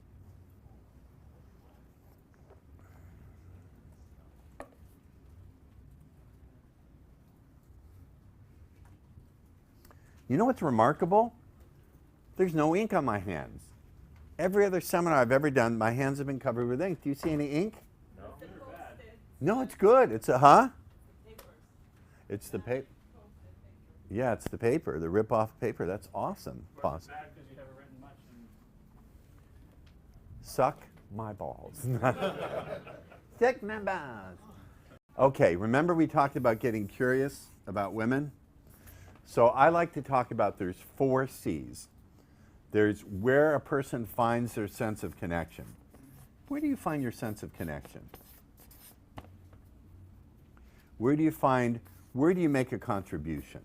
Where is it that you're making a contribution to something outside of your own interests? Where do you find your craving? What is it that you're craving? And what is it that you're creating? Most people have a goal, something they're working towards in their life. They're building a business. They're sculpting their body. Do you understand? So these are all, you know, I find it so interesting, Debbie. That's a good conversational setup. I've been teaching this one for 30 years. I find you learn so much about a person. Write that down. I find you learn so much about a person. I find it so interesting when you find out where they feel their sense of connection, where they derive their sense of connection.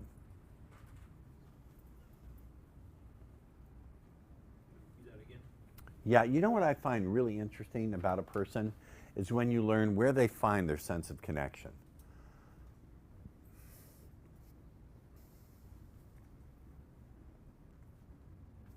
What pattern would you go into from there? Like I was talking to a friend and she was at a party, and you know that moment just before 2 people who are going to really be into each other for a long, long time, just before they recognize that tension's going to build. There are all sorts of ways to connect into something, a feeling, a fantasy. I want to tell you about a story that I connected with someone on an airplane in a completely unexpected way.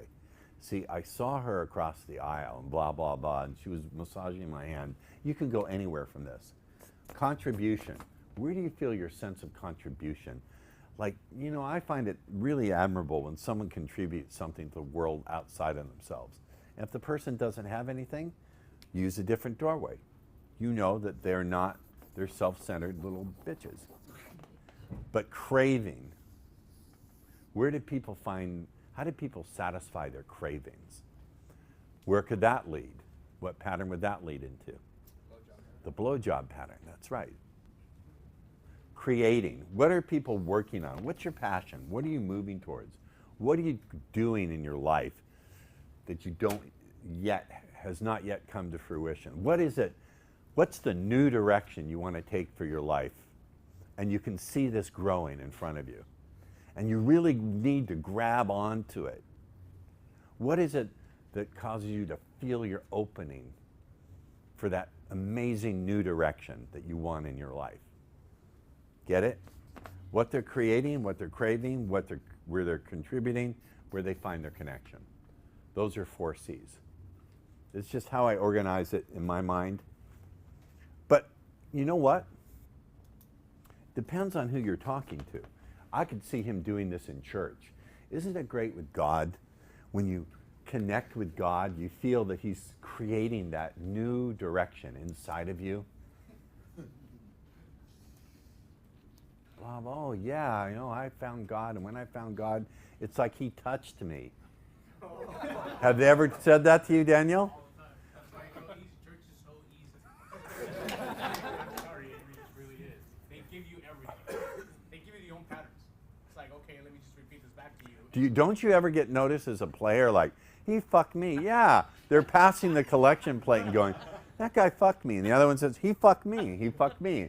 Everyone who he fucked put in $1. How do you avoid the player phenomena in church? You skip. I go to there's every corner has a church.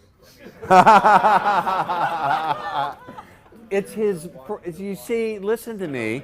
Listen. You combine his frame of mind where there's an opportunity everywhere, literally around every corner, and this guy's dedication to doing Sarge after Sarge after Sarge after Sarge, and this guy's joy of living, and my good looks. Hey, I've got feelings. And you got the world by the balls. There's a church on every corner, and I can't go into any of them. Yeah, I'm going to pretend you know what? A Jew who's found the Messiah, that's a piece of gold. Everyone loves him. Huh? Oh, they'll eat it up all right. Seriously, that's like the ultimate convert, right? They get one of God's chosen people. God forbid my sister ever found out I was going to church, Mullen. I would be kicked out of that house. Yes. Didn't you show up at Agape? A long time ago I went trolling at Agape, but everyone trolls at Agape. I said, I think you learn so much about people by finding out where they find their sense of contribution to something bigger than themselves.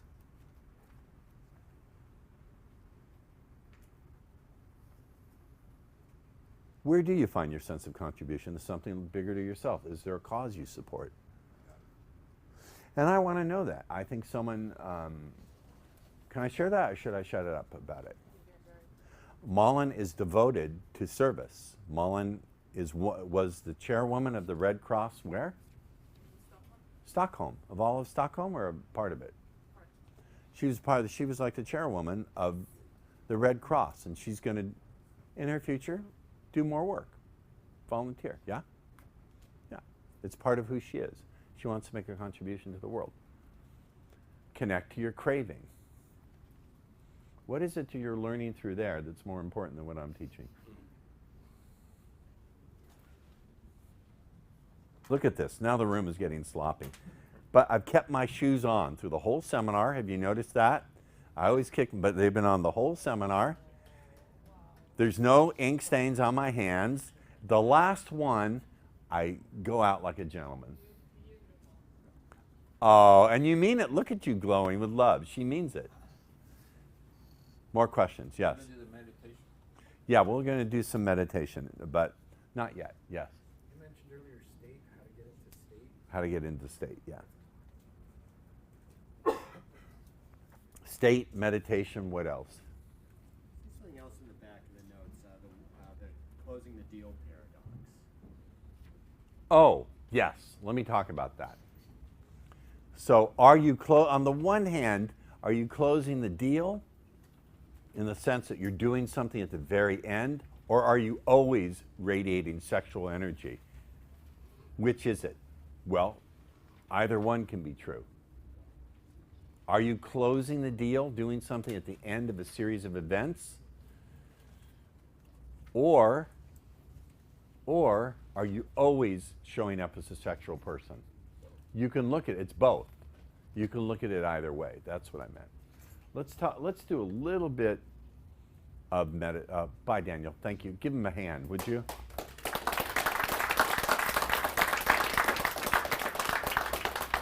Enjoy that puddle jumper. What's that? It's a puddle jumper, right? Those flights to San Luis Obispo? No, I'm going to Vegas. Oh, you're flying to Vegas. Have fun. Yeah. Thank you guys. See ya. Wrap it up.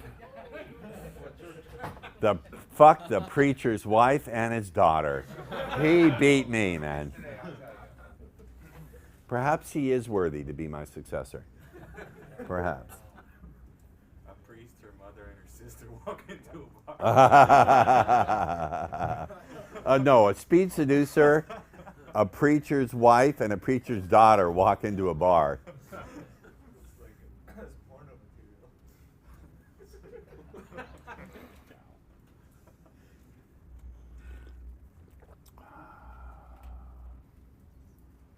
All right, let's do a little meditating. Let me give you some, before we do it, let me give you some ideas. The kind of meditation I do, I'm cooking with the ingredients of my teacher, Shinzen Young.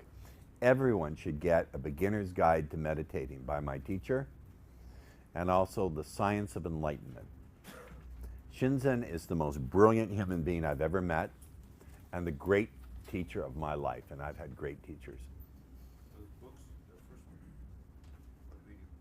Huh? Is that a book or a video? They're all audios, but he does have a book called The Science of Enlightenment.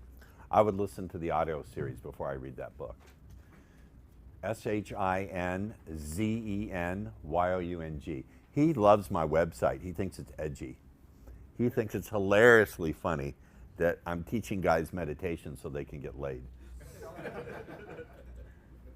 ShinZenYoung. A Jewish boy from Venice, California. He's a three times ordained Buddhist monk. Zen Buddhism, I don't know, he's been ordained 3 times. Beginner's Guide to Meditation and The Science of Enlightenment. The one that you said yesterday, breakthrough different. Yes, if you're going through I also recommend Breakthrough Difficult Emotions. Same author, right? Yeah, same guy. Now, I have not meditated in 2 days, and my state is really dropping. So after this is done and I've taken my nap, I'm going to meditate, and then we're going to go somewhere really nice for dinner, Mollis. You don't need sushi, do you? We can go to that old place in the marina. Huh?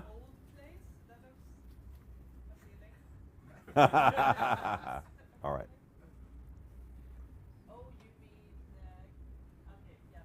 You know that place, right? This guy crazy. Oh, he's a genius. Huh? Do you mean a sushi place? Yeah, you know, it's on Washington. on Washington and Via Dolce. Yeah. That place. I go there. It's Yeah. crazy. We can go there. All right. So here's the thing about meditating, the way Shinzen teaches it, the way I practice it. It is not about getting an empty, clear mind. That's not the point. That's Hollywood. In all the years I've been meditating, I've maybe had an aggregate of 4 hours of a clear, quiet mind. It's not the point. If that spontaneously arises, great. If it doesn't, it doesn't. The point of the 3 elements of meditation, as I practice it, God, I need a Kleenex, as Shinzen taught it to me. Here, element number 1 is equanimity. Equanimity, EQANIMITY.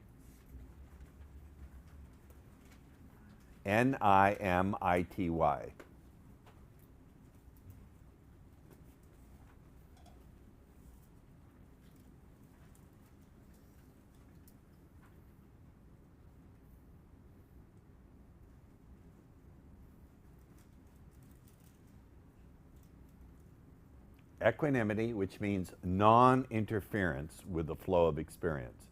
You don't try to change it. Non-interference with the flow of experience.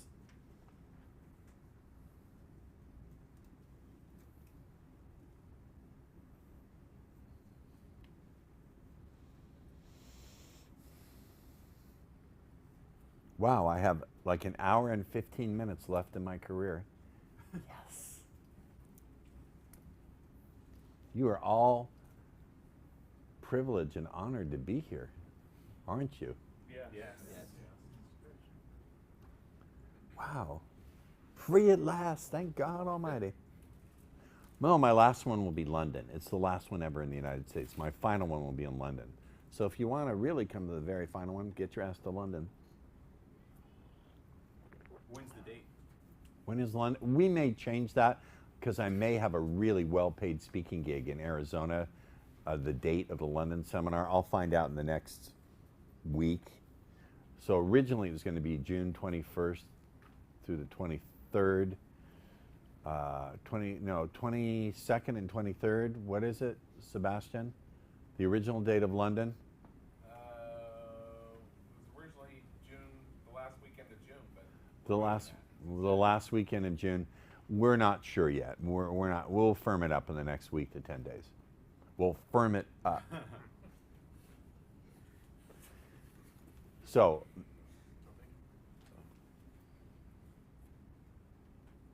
equanimity, focus. You have to be able to hold your focus.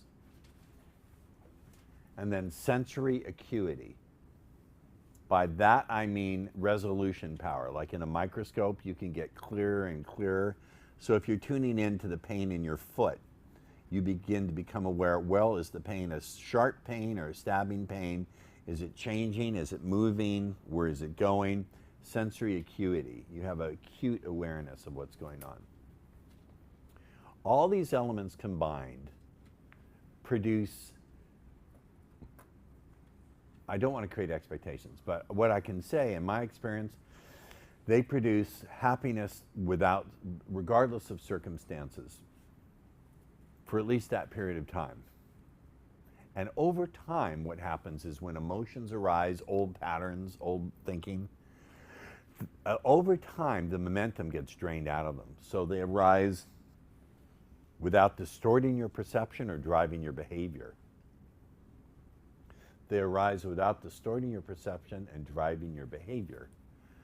Over time, you will build the skill to look at your patterns of thinking, feeling, and responding instead of looking through them. What I did with him is get him to look at his old, what he no longer does, process of envying, of resentment, of sadness. I gave him the capability to look at it over there, dissociate from it, and then bind it in time. So if you really want to know what I did, I created a space where you could look at it rather than through it. I took it away from your identity. It was no longer who you were, and I bound it in time. That's what I did. That's my formula. I used a different method, but that's always what I do. So there's engineering behind it. It was engineering. Nice engineering, but it was engineering nonetheless. Yes, question? Okay. Now, we don't want to, yes?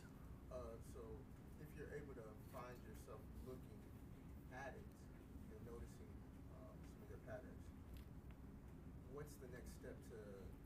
What's the next step? You notice when they disappear. In meditation, thoughts will arise, emotions will arise, physical sensations will arise.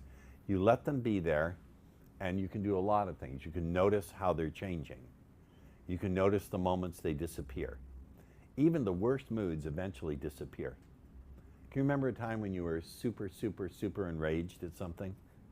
But it ended, didn't it? Yeah. If you can notice the moment something disappears, a thought, a physical sensation, an emotional sensation, if you notice the moment they disappear, there's a profound sense of contact with something.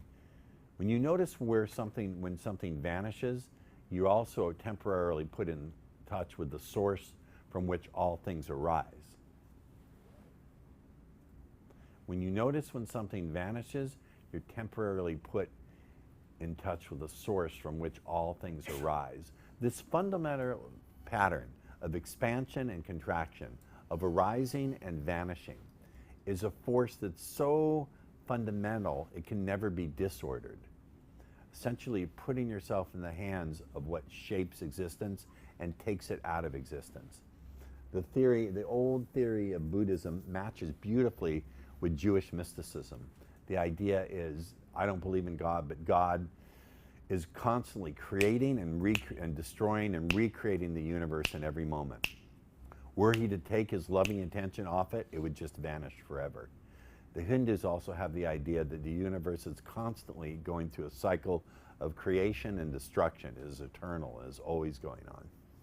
Expansion and contraction never goes away, it's always happening. So to get esoteric with you, you pay attention to it until you notice the moment it disappears. And when it disappears, you just note gone or vanished. And there's a moment, just a little tiny, tiny micro hit, a teeny tiny micro hit of peace and a sense of connection to something. Now, it may not be there. And guess what? That sense of peace will disappear. And it's not about blissful states. Some people, I said to Shinzen, I've been meditating 10 years. This is a couple of years ago. I've never felt a bliss state. Where's the bliss? Like the old, remember the commercial, Where's the Beef? Yeah. He said, you don't need bliss. Some people will go all the way to enlightenment, whatever that means, and never have a blissful state. They can be a distraction because you get caught in those and think that's what it all is about. He said something along the lines, if you can pay attention to the pain in your foot with full equanimity, full sensory clarity, and full focus, that's as valuable as having a blissful experience of an angel. Even better, because the blissful experience of the angel will distract you into thinking you've discovered some mystical realm. And that's where people get sideways and start getting followers and go nuts. These are the elements. Now, the other elements are being relaxed yet aware, relaxed and yet attentive. So, generally speaking, you don't want to lay down because you'll fall asleep. So you want to sit in a posture that's upright but relaxed. I use a cushion, but many people can't get into lotus. Who's the chiropractor who noticed challenges with my back? Mr. Chiropractor? A lot of that is because I sit in lotus all the time. So it's going to throw off my hips. I fold one leg over the other. It's going to throw my hips off. It just is. We're not meant to sit with one leg folded over the other completely. I think that's part of the structure of that challenge. I see what you're talking about. You think that could be part of it? It's a functional problem. It's a different situation. All right, I believe you. You notice in my seminar, no one gets up and dances, no one hugs their neighbor or any of that. Oh God, that shit is so obnoxious. Okay, so here's what I want you to do. Put all your notes down. To the extent that you can comfortably do it, sit on the edge of your chair, not with your back on the back of the chair. To the extent that you can comfortably do it. If it's a strain, then don't do it. If it's a strain, then use the back of your chair. Sit with your feet flat on the floor, and we're going to do a meditation on 3 things. Breath. First, we're going to start with 2 things. Breath, breathing, and then external sound. Look at me. Don't do anything. Look at me. So first, we're going to pay attention to the breath. What does the body actually do when you breathe, when you inhale, and when you exhale? Do not attempt to quiet your mind. Do not lust for results or attempt to quiet your mind. I'm serious. If your mind wanders, and it will wander. The saying is the mind is like a drunken monkey. Just keep putting your attention back on your breath. You're building focus. And then I'm going to tell you to switch, and then you're going to put your attention on external sound. And then after that, we're going to let our attention go back and forth from the breath to external sound, whichever pulls our focus strongly. There'll be moments when the breath will pull your attention most strongly. There'll be moments when external sound pulls it most strongly. And there's going to be possibly a moment where they unify, where breath and sound become one stream of input. When that happens, I want you to just note, just say unification. And then notice when the unification disappears. When that sense of unification disappears, say gone. Does that make sense to you? I'll write the instructions down. I'll take you through it too. So listen, why am I having you focus on this instead of difficult emotions and painful memories?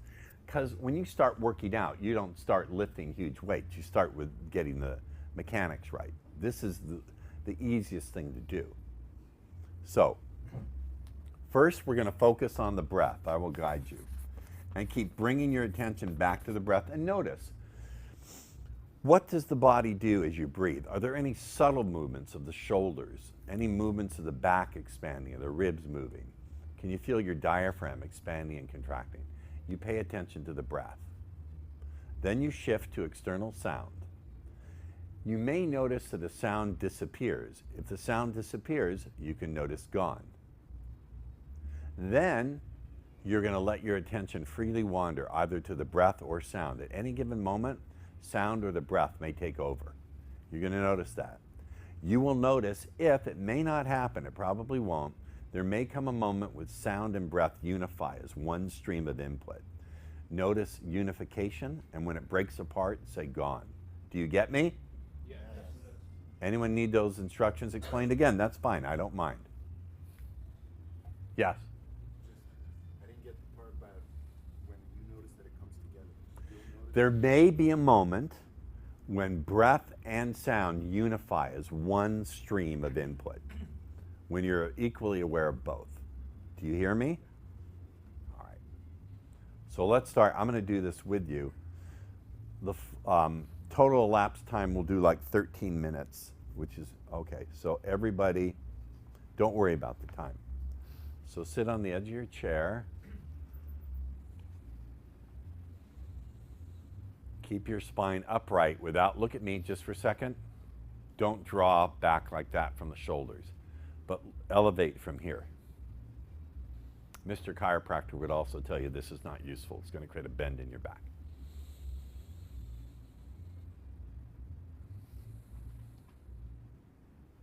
And just let your attention go to your breath. Notice your breathing.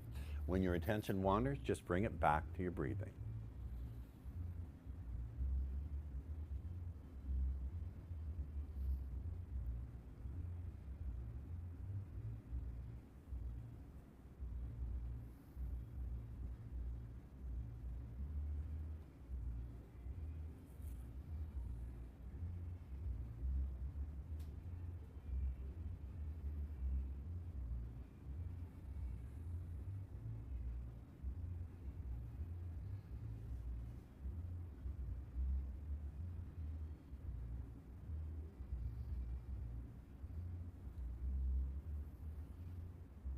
You may become aware there's a moment when the inhale stops and you can say gone.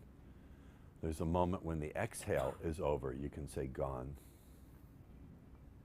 You don't have to.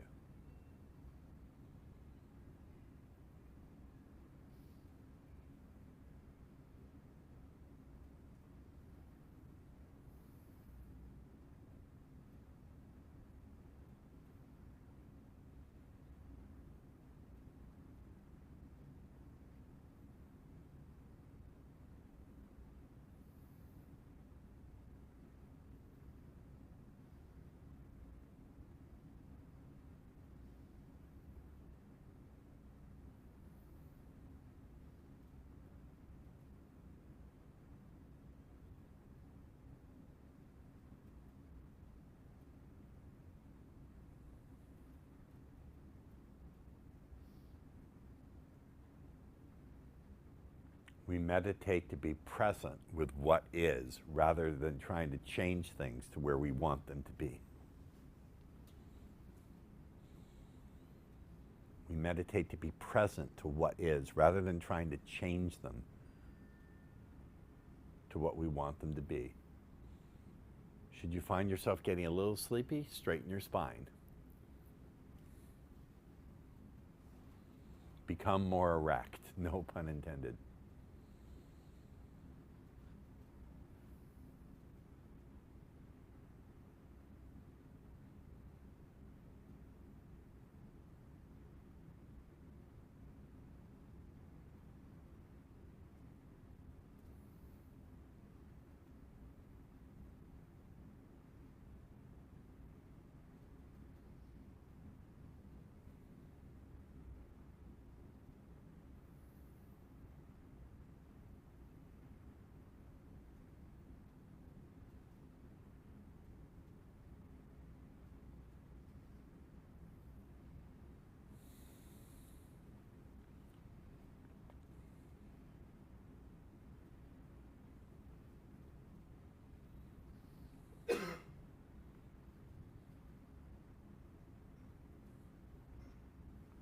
Now we're going to switch our attention to external sound. Notice when sounds arise.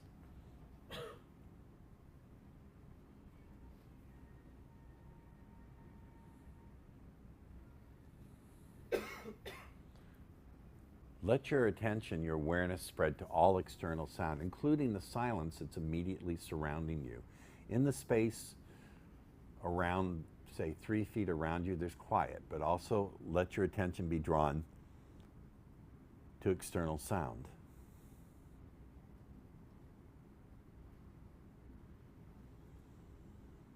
Should you notice that a sound disappears, just note in your mind, gone.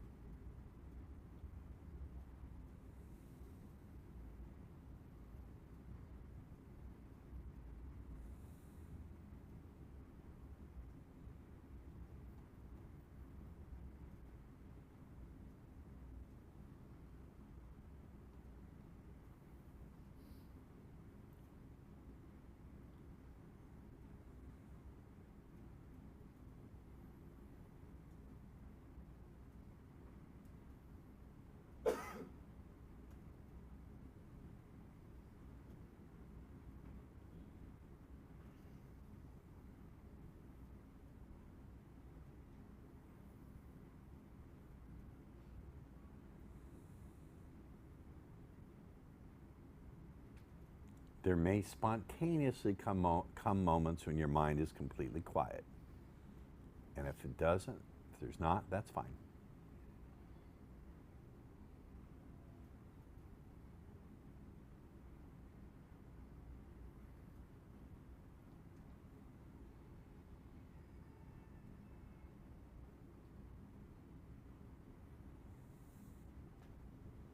Now let your attention flow back and forth between breathing and external sound.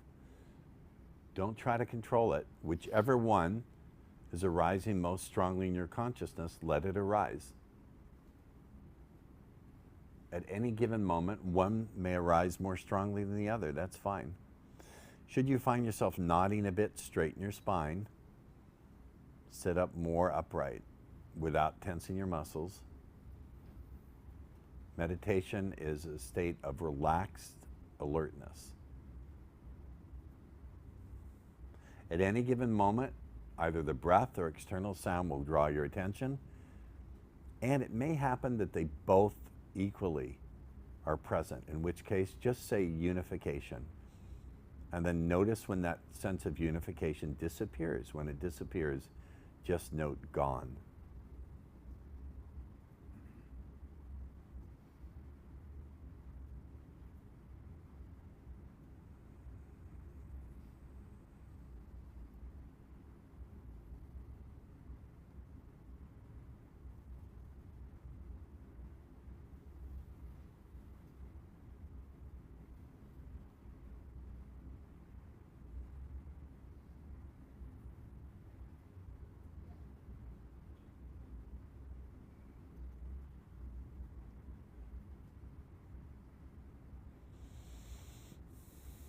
We don't try to change or direct anything. This is 13 minutes of your day where you don't try to change anything or achieve anything. It's a welcome break from Western culture that tells you must go, go, go, go, do, achieve, achieve, achieve, grab, grab, more, more, more.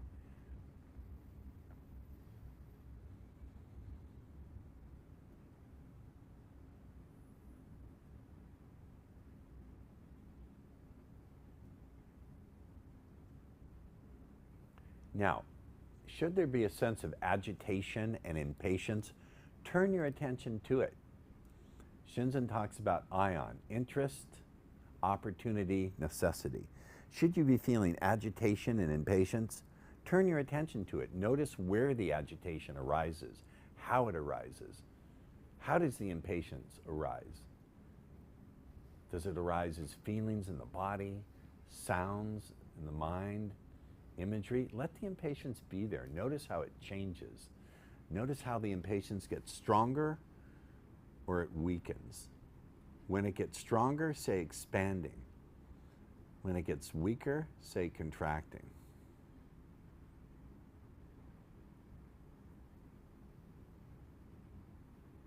If you have a voice saying, let's get this over, there's going to be a moment when that voice disappears. When it disappears, note gone.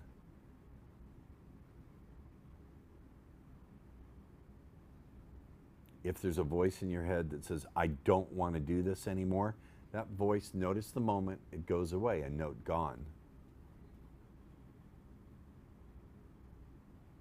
Everything is an opportunity to experience with mindfulness, equanimity, sensory clarity, and focus. All right, everybody open your eyes, look up here. Look up here. Shake yourself just a little bit. Turn to your neighbor. Say, fuck off and die, neighbor. Fuck off and die, neighbor. I love that. Huh? That's so negative. I don't tell them that. Oh, it's on fuck off and die, neighbor. It's so better than going, I love you, neighbor. Hug your neighbor. Why would you want to hug some smelly person you don't even know where they put their filthy hands? They've been watching goat porn. Fuck you. I don't know anything about goat porn, mind you. So last hour I was doing beautiful healing work. Now I'm talking about goat porn. You don't know what you're going to get. Makes me interesting. Okay, how many people had the experience where they were listening to a sound and a sound vanished? You noticed the moment a sound vanished. Keep your hands up. When you noticed the moment the sound vanished, what did it bring any subjective sense to you? When the sound vanished, what did that do for you? Freed up something. What did you experience? I noticed it was gone. That's fine. Notice it was gone. Yeah. Notice gone. How it was. Did anyone experience breath and sound unifying? Yes. Yeah, it was. What was the subjective sense when they unified? What did that bring to you? I saw this specific color every time it happened. Anyone have a felt? For me, when unification takes place, I feel unconditional joy, just for that moment. And then it goes away. When I know it's gone, that's pleasant for me too. Did anyone feel a sense of happiness? I'm not judging. When they unified? Relaxation. Relaxation? Just felt the harmony. A harmony? Yes. I noticed that when the sound and the breath unified, I kept seeing myself traveling down a road like I was heading somewhere. Right. When that happens, notice when that image disappears. And when that image disappears, note gone. How many people felt impatient and agitated? Please, when you turned your attention to the impatience and the agitation, rather than trying to ignore it and made it the focus of your meditation, what happened to the agitation? I'm really just asking, what happened to the agitation and the impatience? What did you say? Disappeared. Someone else give me their answer. There's no right or wrong answer. Yes. Yeah, I just looked at it. It stayed there for a while, and then at the right time, it vanished. It vanished. Somebody else. Mine was kind of associated with the pain. You felt the physical pain? Yeah. And that's an opportunity to delve into the pain. I meditate because I want to, not to avoid suffering. I meditate so I can suffer more efficiently. When the day comes when I'm really in pain, as I get really, really old, I'll be ready for it because I've sat with my legs hurting and my foot burning. I'll be ready for it. I hope I'll be ready for it. Otherwise, there's always fentanyl and morphine. Sweet morphine. No. But not just that, but also to experience some unconditional peace. Did anyone feel little micro hits of peace as they did this? Tiny little micro hits of peace? Huh? Those micro hits of peace every day, you see how I'm smiling differently? They're just micro hits. We're not talking about floods of love. You don't need that. If you have equanimity with that micro hit, meaning you don't try to hang on to it, you don't grasp that hit of peace. You let it go. If you grasp onto that moment of peace, you've lost your equanimity. Does that make sense? Yes. Equanimity brings fulfillment. When you don't have equanimity, I'm teaching what Shinzen's teaching. This is all his stuff virtually word for word, without the vulgarity. When you don't have equanimity, what happens is you go for more intensity, more duration, and more variety. So if you're not, just pleasure does not equal satisfaction. Pleasure times equanimity equals satisfaction. Pleasure divided by grasping equals satisfaction. So if you have 10 units of pleasure, but 100 units of grasping, how much satisfaction are you going to get? Like 1/10 of a point. A little tiny bit of pleasure with a tremendous amount of equanimity, meaning there's no grasping around it, brings tremendous satisfaction. The structure of how people are driven and fixated is they're not having equanimity and sensory clarity around the pleasure. When you have equanimity and sensory clarity around the pleasure, then you're not, listen to me, you're not driven to have more intensity, more variety, and more duration. Doesn't mean you don't want it.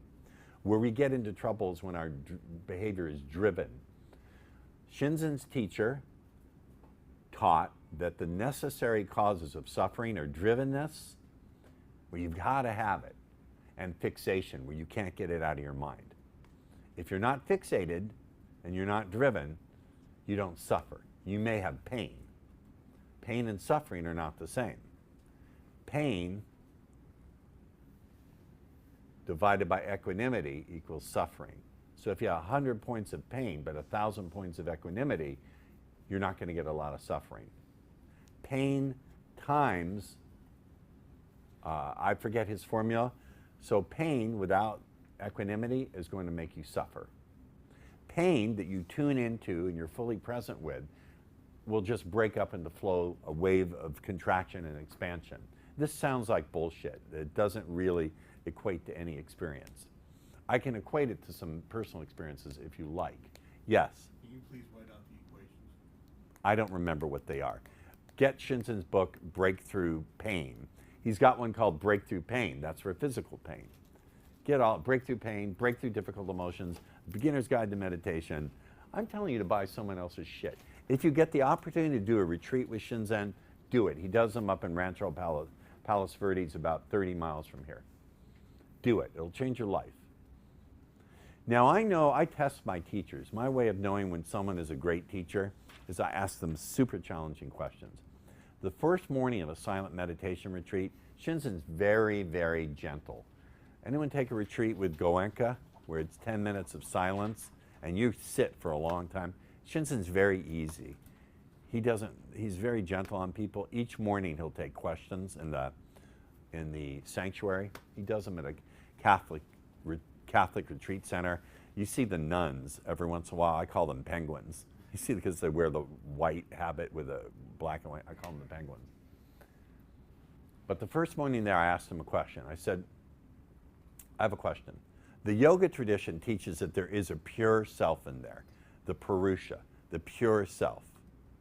But Buddhism teaches no self. It's a central tenet of Buddhism that there's no self in there. Now, these are both equally venerated, honorable traditions Which one is right? Do you understand the question?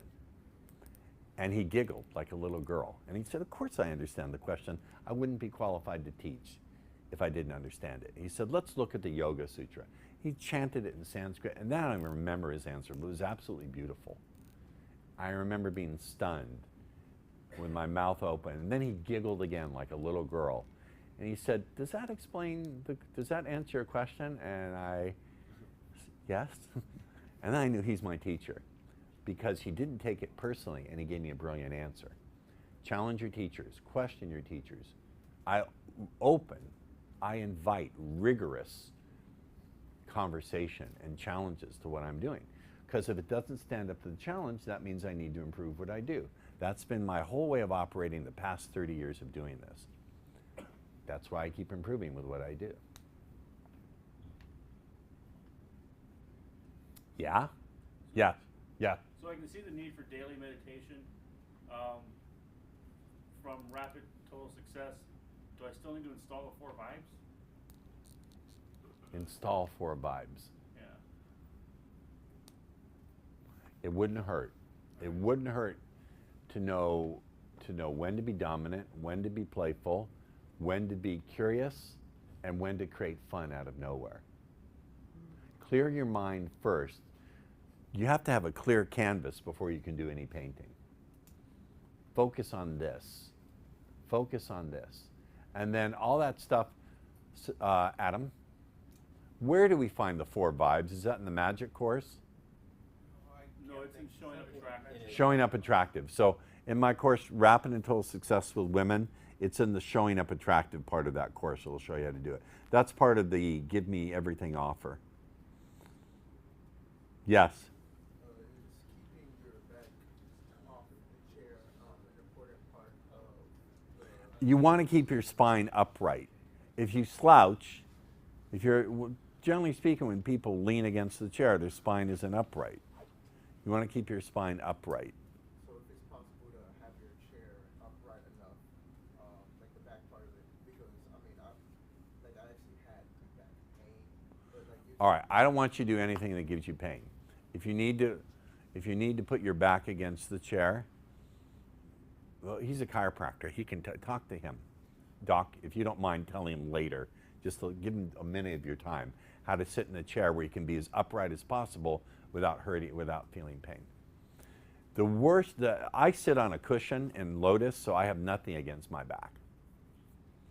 But the least effective thing you can do is lay down, because you'll tend to get sleepy and go to sleep. You don't want to do that. Now, here's how I knew this stuff really worked. My mother was dying. It was 2007. She'd begun to get senile. I found out she had terminal liver cancer. I was getting a divorce from my old business partner. My life had fallen apart. And I was laying there grieving. My mother had died, actually. Had she died or she was about to die? I watched, she was dying, or I don't remember exactly. I'm tired, so I'm not. But I remember feeling so much pain, so much emotional pain, I couldn't sit. I had to lay down. And I just tracked the feelings. I noticed the flavor of the feeling, where it was. Was it here? I noticed how it was changing. I didn't try to fight it. I let it be there, and I didn't hold on to it. I noticed, oh, the feeling's here, it's flowing this way. Here's a sad flavor in my throat. I'm having these thoughts. I just let them begin to arise and vanish, arise and vanish. And after 45 minutes, I didn't try this. I wasn't trying to make it happen. It just all broke up into a wave of bliss, a wave of expansion and contraction that faded very quickly. But you know what it did? When it faded, I had complete equanimity with it. I didn't try to hold on to it. I didn't try to hold on to those pleasant feelings. I let them go, and they remained there at a very subtle level for like 3 days. They remained in the background. So I was grieving, but I didn't suffer. Do you understand? That's how I knew this stuff works. And here's what I use it for. I meditate every day. First I do this bit to start out, and then I meditate on the spiritual poisons that I carry. Envy, resentment, contempt, despair. all the things that drove me to create this stuff, any remaining bits of it, I meditate on it and I let it go. And then at the end of it, I set intentions. I say, please take any remaining envy and convert it to genuine happiness for the success of other people. Please take any resentment, and turn it into gratitude for the lessons that I've learned, and gratitude for the people who have been my teachers. Please take any contempt I have for other people, turn it into genuine compassion for myself and them. Now that I've got everything emerging without much momentum, I then do a practice of converting it into better qualities. Do you understand? Combine that with these patterns and knowing when to be a leader, when to be funny, when to be curious, how to generate fascination by being, what are they? Being a leader, being fun, being vulnerable, revealing what you really think. When you're angry, let that person know you're angry. Being transparent. I don't mean being enraged or name calling. What? Is that also storytelling? No, well, you don't have to be a storyteller to do any of those things. You can be, but you don't have to be. It's not necessary. You do not have to be a storyteller to use this stuff. You follow me? We have 35 minutes before I'm done. Yes. Can you believe I used to do 3-day events? Boom, and just be so manic throughout the whole thing. Let me pause and feel some gratitude for 30 years of work.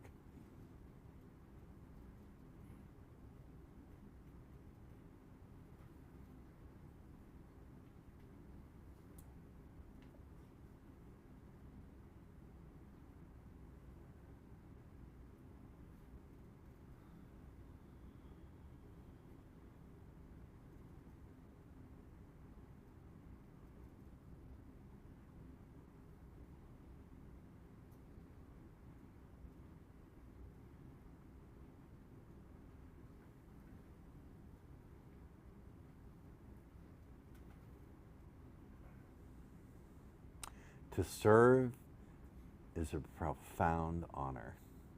It has been a profound honor for me to serve for 30 years. Thank whatever runs the show for letting me walk this path. What gratitude I have for that. To serve is a great honor. I have changed thousands of lives and saved hundreds. I know I have. There are people alive today because of the work I've done. The work I've uniquely done that no one else could ever do. No one, with all due respect, no one could have done what I did with you. Not for you, but with you. You would have been in therapy for at least 2 or 3 years. I believe it. Do you believe me? Absolutely. Does everyone believe me? Yes. Yeah, you would have been in therapy for 2 or 3 years. That's a cool thing. And that's why I need to find a way to either come up with I can't program software, come up with something that can respond to people's questions, or something, some way where the healing work can continue and separate it from teaching the seduction stuff. There's got to be a way to do that. I don't know what that is, but I'll figure it out. Huh? I hope you do. I'll figure it out. Teach us to be change workers, Ross. Teach you to be change workers. You'd all have to study NLP, get certified somewhere to like master practitioner level. Then you'd have to go through all of my videos and watch where I've done change work. Skip the seduction stuff. I'm not going to identify where you find it. You have to find it because there's so much footage. Watch every piece of footage where I've done change work. Write out what you think you see me doing. And the path of healing is not a path for a lot of people. It's not a path to be taken lightly. It doesn't always pay. You may not want to take it on for yourself. Yes? Where's a good place to study NLP? What do you think you've been doing? No, I mean, like, you say, like when you get certified or... I don't know. I don't know. I don't know. Robert Dilts is supposed to be great if he's still doing it. I don't know if he's still doing it. It's a big community. Here's a test. Ask them this. When you make an inquiry, say, can I talk to some of your students who've graduated with you in the past? Do you ever flunk students? Do you ever tell students, sorry, you didn't pass? Find out. You want someone who will flunk students. Will say, sorry, you don't get your certificate. You didn't show competency.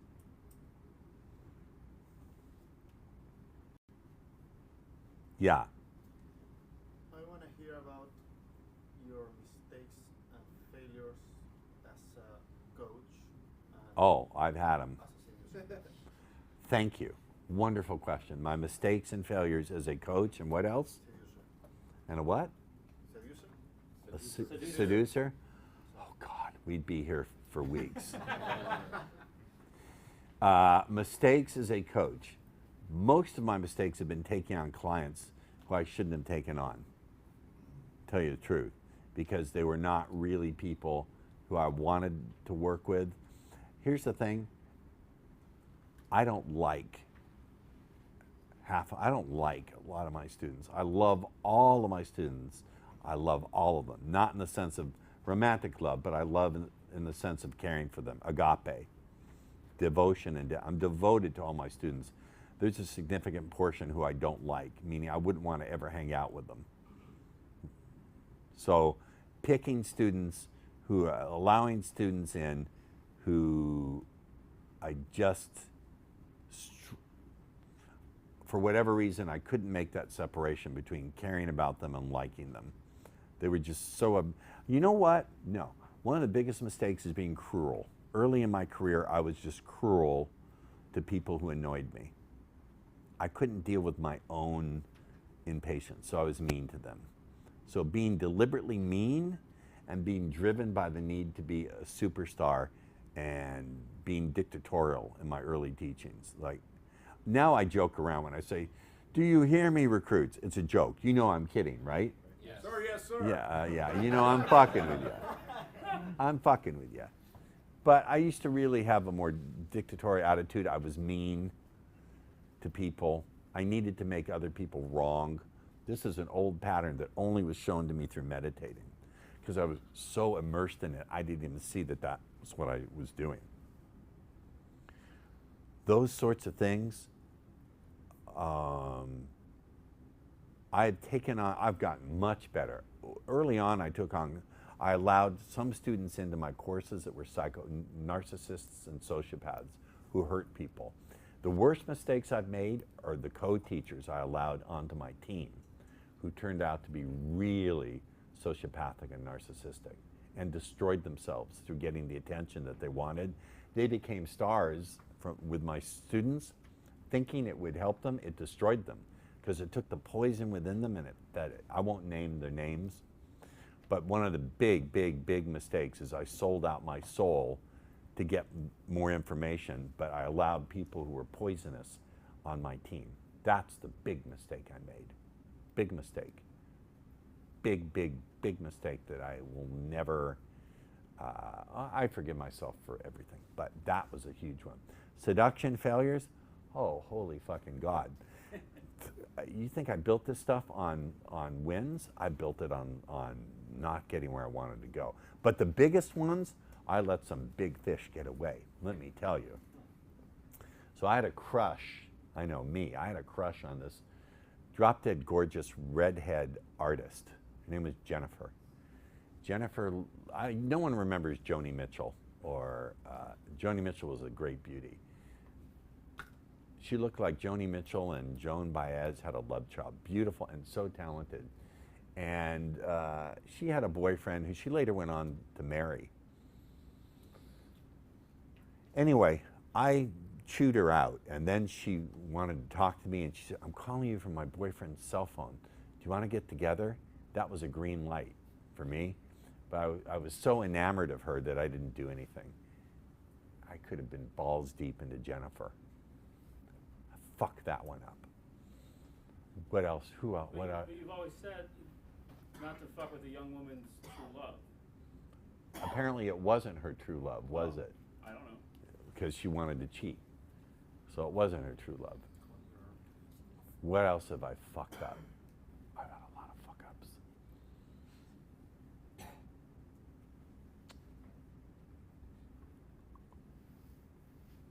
Early on, I had a lot of ones where they just slipped through my fingers because I didn't see the signal, or I wasn't ready for it, or I'd crushed on them for so long that it got in my way of being a good sergeant. Now, my big challenge is I've gotten so good at doing change work. I was at this party that my friend Jessica threw. You met Jessica briefly. Beautiful girl there saying, I'm an artist, but I'm so depressed I can't work anymore. And my ears went up. I thought, I got to do some change work with her. And I changed her. I got her out of depression. But now I thought, now where do I go? How do I transition this into being seductive with her? And I just couldn't make the transition. So that's my big stuck point now. I got to think either, what could I do? Let this person suffer? She was suffering, and I knew I could fix it in like 5 minutes. What do I do as a compassionate person? Let her suffer? Couldn't do that. I could. Fix her the second day? Fix her, I could do that. That's a good one. I like that. Fix her the second day. That's good. Fix her after I fuck her. Thank you. You really have helped me. I'll make a mental note. Okay. Fuck her and then fix her. Because fucking her will fix her. Thank you. Fuck her and then fix her. Fuck her, then fix her. Fuck her, then fix her. Fuck her, then fix her. I'm going to write that down in my mirror. Fuck her, then fix her. Thank you. You've helped me, for real. Yes, sir, in the back. Could you please share some more stories about your most profound learnings throughout your career? My most profound learnings throughout my career. Don't trust a guy who talks like Huckleberry Hound and won't let you look at the books. Some people know who I'm talking about, right? Yeah. Never trust a guy who talks like Huckleberry Hound and won't let you look at the books. I'm not naming names. Yes. So, in the realm of seduction, what would you recommend your students do? What discipline would you recommend your students develop? I don't know what you mean. In the realm of seduction, what do I recommend my students develop? What does that mean? What disciplines?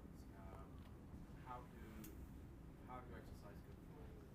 Where to control? What disciplines? Well, meditate, for one. Do a practice of self-hypnosis, if you can. Think to yourself, what's the one action I could take that even if I don't get what I want, it moves me towards being the kind of man I can envision myself being? Be in companionship and brotherhood with other men. Be in service to other men. Jessica's one-day husband, I think, does this thing where he'll go down to Mexico and help people build houses. Find something you can do devotionally that you work with other men with. Bond with other men. One of the beautiful things about the Elite Speed Seduction Superstars Academy, of which we have 5 seats left, is it does provide a community, a non-judgmental community where we can come together, share stories, support each other. You look very uncomfortable. What's going on with you? You're tired? You're tired? You're tired? Yes. Why are you? I'm the one up here. I'm ready to go Sarge. Okay. That's When not the tired, that's eager. that's eager. When the doors are locked, don't charge the hotel staff, please. Someone did that in security. I caught security talking to him, saying, "You're acting weird. Don't talk to anybody." Don't you dare say a word. I'm compassionate. You be compassionate. Yes. Yesterday you talked about one of your someone who was a life helper to you who said discipline is Doing what you don't want to do when you don't want to do it. That was my coach, Kelly Roach. Can I say how? Or a little more help with that? Discipline is doing what you don't want to do when you don't want to do it. I agree with that. That is a statement. Hey, I don't feel like going to the gym, and now I choose to go to the gym. I don't feel like doing this assignment, and now I choose to do my assignment. Is that something meditation might help with because it will get you It to can notice help. it? Yes, yes. And then like change your focus. Yes, to yes, what you need to do. yes. God bless Kelly. She's the best business coach I've ever had. Yes. Does anyone have copies of my book? You'll see that she's in my dedication. Kelly's in my dedication. Yes. I'll get it when it comes out on Kindle. But Ross, thanks for your stuff on meditation. And look, I'm sorry about like bringing this up, but Don't be sorry. You talked about expansion and contraction. That actually made me think of something immediately applicable, and that's like trading securities, scalping them like online. What? Like trading stocks online, like being quick. Forgive me, but it's like, look, when I have a good trade, it's like something that's coming like instantaneous, like moment to moment, sort of like, I don't know, maybe a dog fight or something like that. And when I have a good trade, it's like, oh my gosh, I'm brilliant. My penis is like the biggest thing in the world. But when things aren't going well, it's like exactly like you said. It's like all those things that made you upset. Yeah. Just all come up. So what you do is in meditation, you separate those elements out. I'm wise enough to know that he wasn't just feeling sadness. He was also feeling resentment and envy and despair. So I took apart that emotional blend. When those things clump together, they cripple us. But in meditation, eventually you get to the point where you can deliberately separate them out. When you notice each one disappearing, separate out the envy, be with it, have equanimity with it, and notice when it disappears. Then turn to the next emotion. Do it with deliberateness, then something will happen. It will diminish over time. I can't have any of those highs or those lows. I need to be like dispassionate. Who said that? Oh, well, get in the way of your trading. I get a good trader doesn't have that. Yeah, I got it. You trade online? Yeah, well, practicing it, yeah. Oh, wow. Teach a course on that. How do you feel? Awesome. Really? Really. You're not tricking me? No. On a scale of 1 to 100, how much do you feel changed? Wow. Scale 1 to 100. That's it's got to be pretty near 100. It's pretty good. I do good work. Slap me some skin, man. You know what? Because you made me so joyous in doing my work, you win a 1-hour free consultation with me. I'm going to give you, so I'm going to write my number.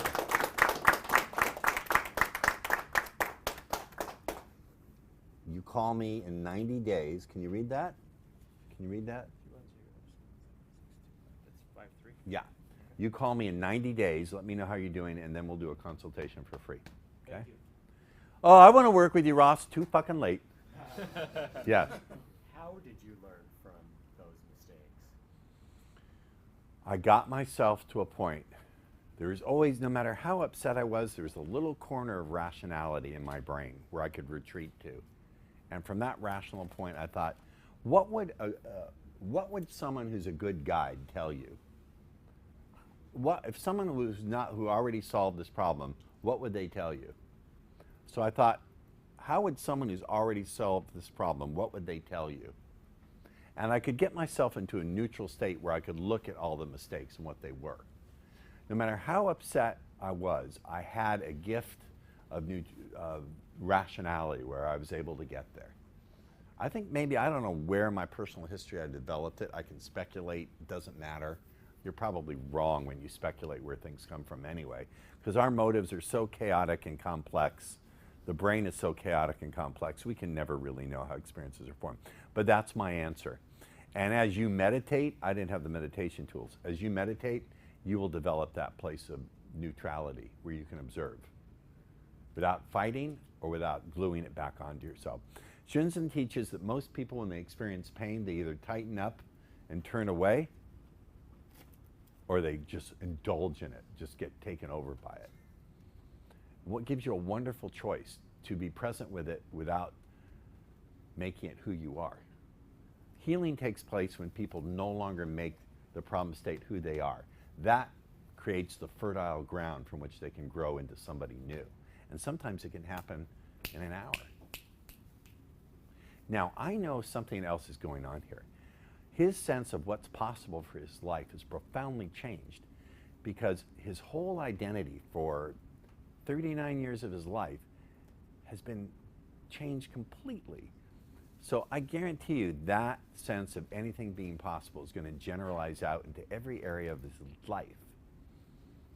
Does that make sense to you? Yes. Yes.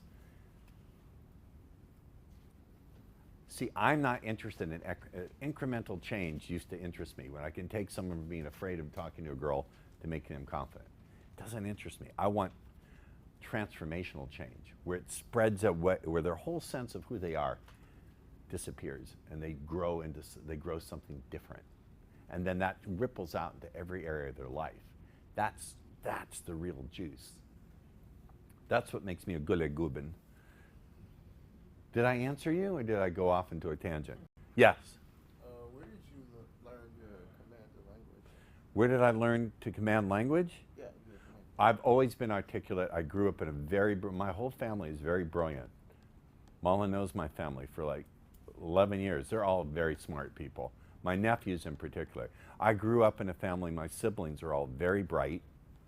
We used to argue at the dinner table, and most of my siblings are older than me, so I had to compete with them by being, and my mother was a super genius, one of the most brilliant people I ever met. She taught me scientific vocabulary. We did not say snot, we said mucus.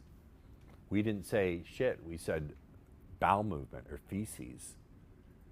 We were taught scientific medical terms. Very articulate. My father had degrees. He was a chiropractor, a marriage and family counselor. He never practiced any of it. A licensed x-ray technician, a school teacher. I grew up in a Jewish family. We value, generally speaking as a culture, Jews value learning. So we were broke, but I'll never forget, my parents had a floor-to-ceiling bookshelf. It covered one entire wall from floor to ceiling in their bedroom. And I would climb up to the very top and reach to grab my dad's anatomy book so I can see where the vagina was. And back then they had, I don't know, Doc, if you're old enough to remember this, but the anatomy books had plastic, clear, see-through overlays. So each overlay would have different parts. Do you remember? You know what I'm talking about? Huh? So I get to where the vagina was, and it looked, what? What is that? Because they showed it spread open with a speculum. I thought, what? And what? I didn't know, what is that? It was utterly like, what the hell is that? And is that, what? It puzzled me. But anyway, we were allowed to read anything, to say anything. There was no argument that I was never punished. If I said at the dinner table, I'm a Christian, my mom would say, I want a book report tomorrow by dinner time on what a Christian is. If I did a good book report, I'd get a silver dollar. Back then, silver dollars were made of silver. And if I didn't give a good book report, I'd get punished in some way. Yes? Years and years of you seen thousands of students succeed Yes. and not succeed in speech seduction? Yes. So what does it take for... Willingness. The willingness to do it without needing a guarantee. That's it. That's it. The willingness to do it without needing a guarantee. And dedicating yourself to getting the result without needing in any given moment to have the result. Dedicating yourself to getting the skills. Wanting the result, but devotion to the skills. And playing with it. Being willing to play with it and just see what happens. Fuck with people. Let's see what happens. And letting go of the need to be certain. That's huge. Letting go of the need to be certain is better than a super charismatic confidence.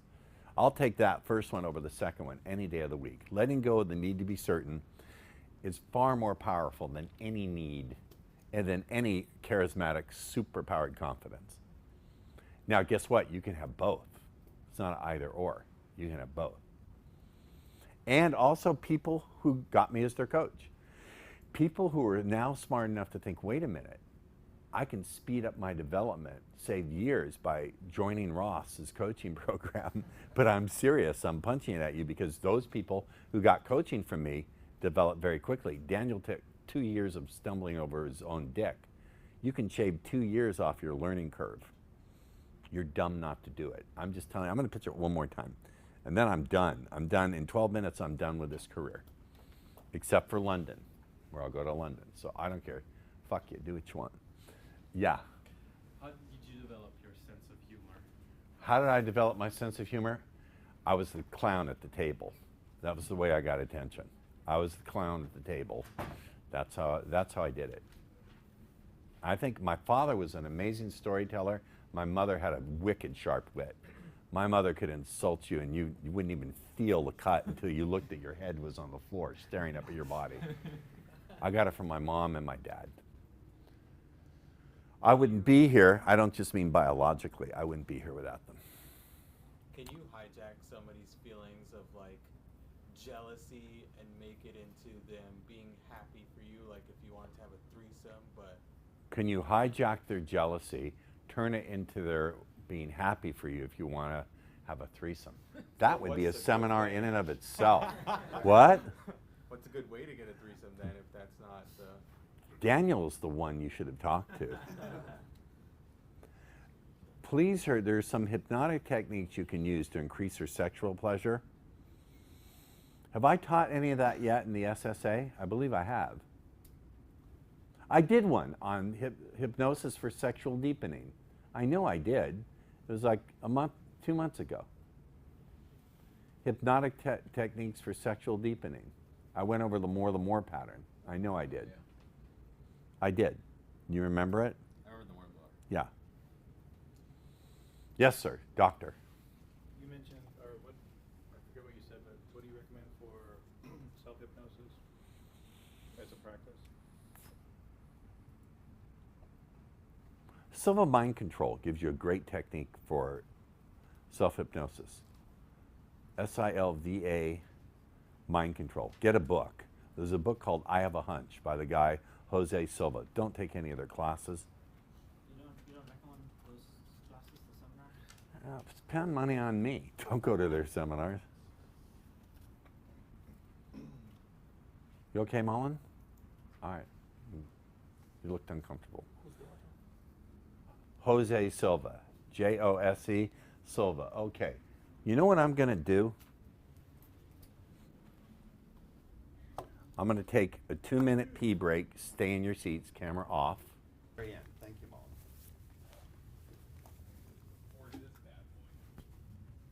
I'll take this one.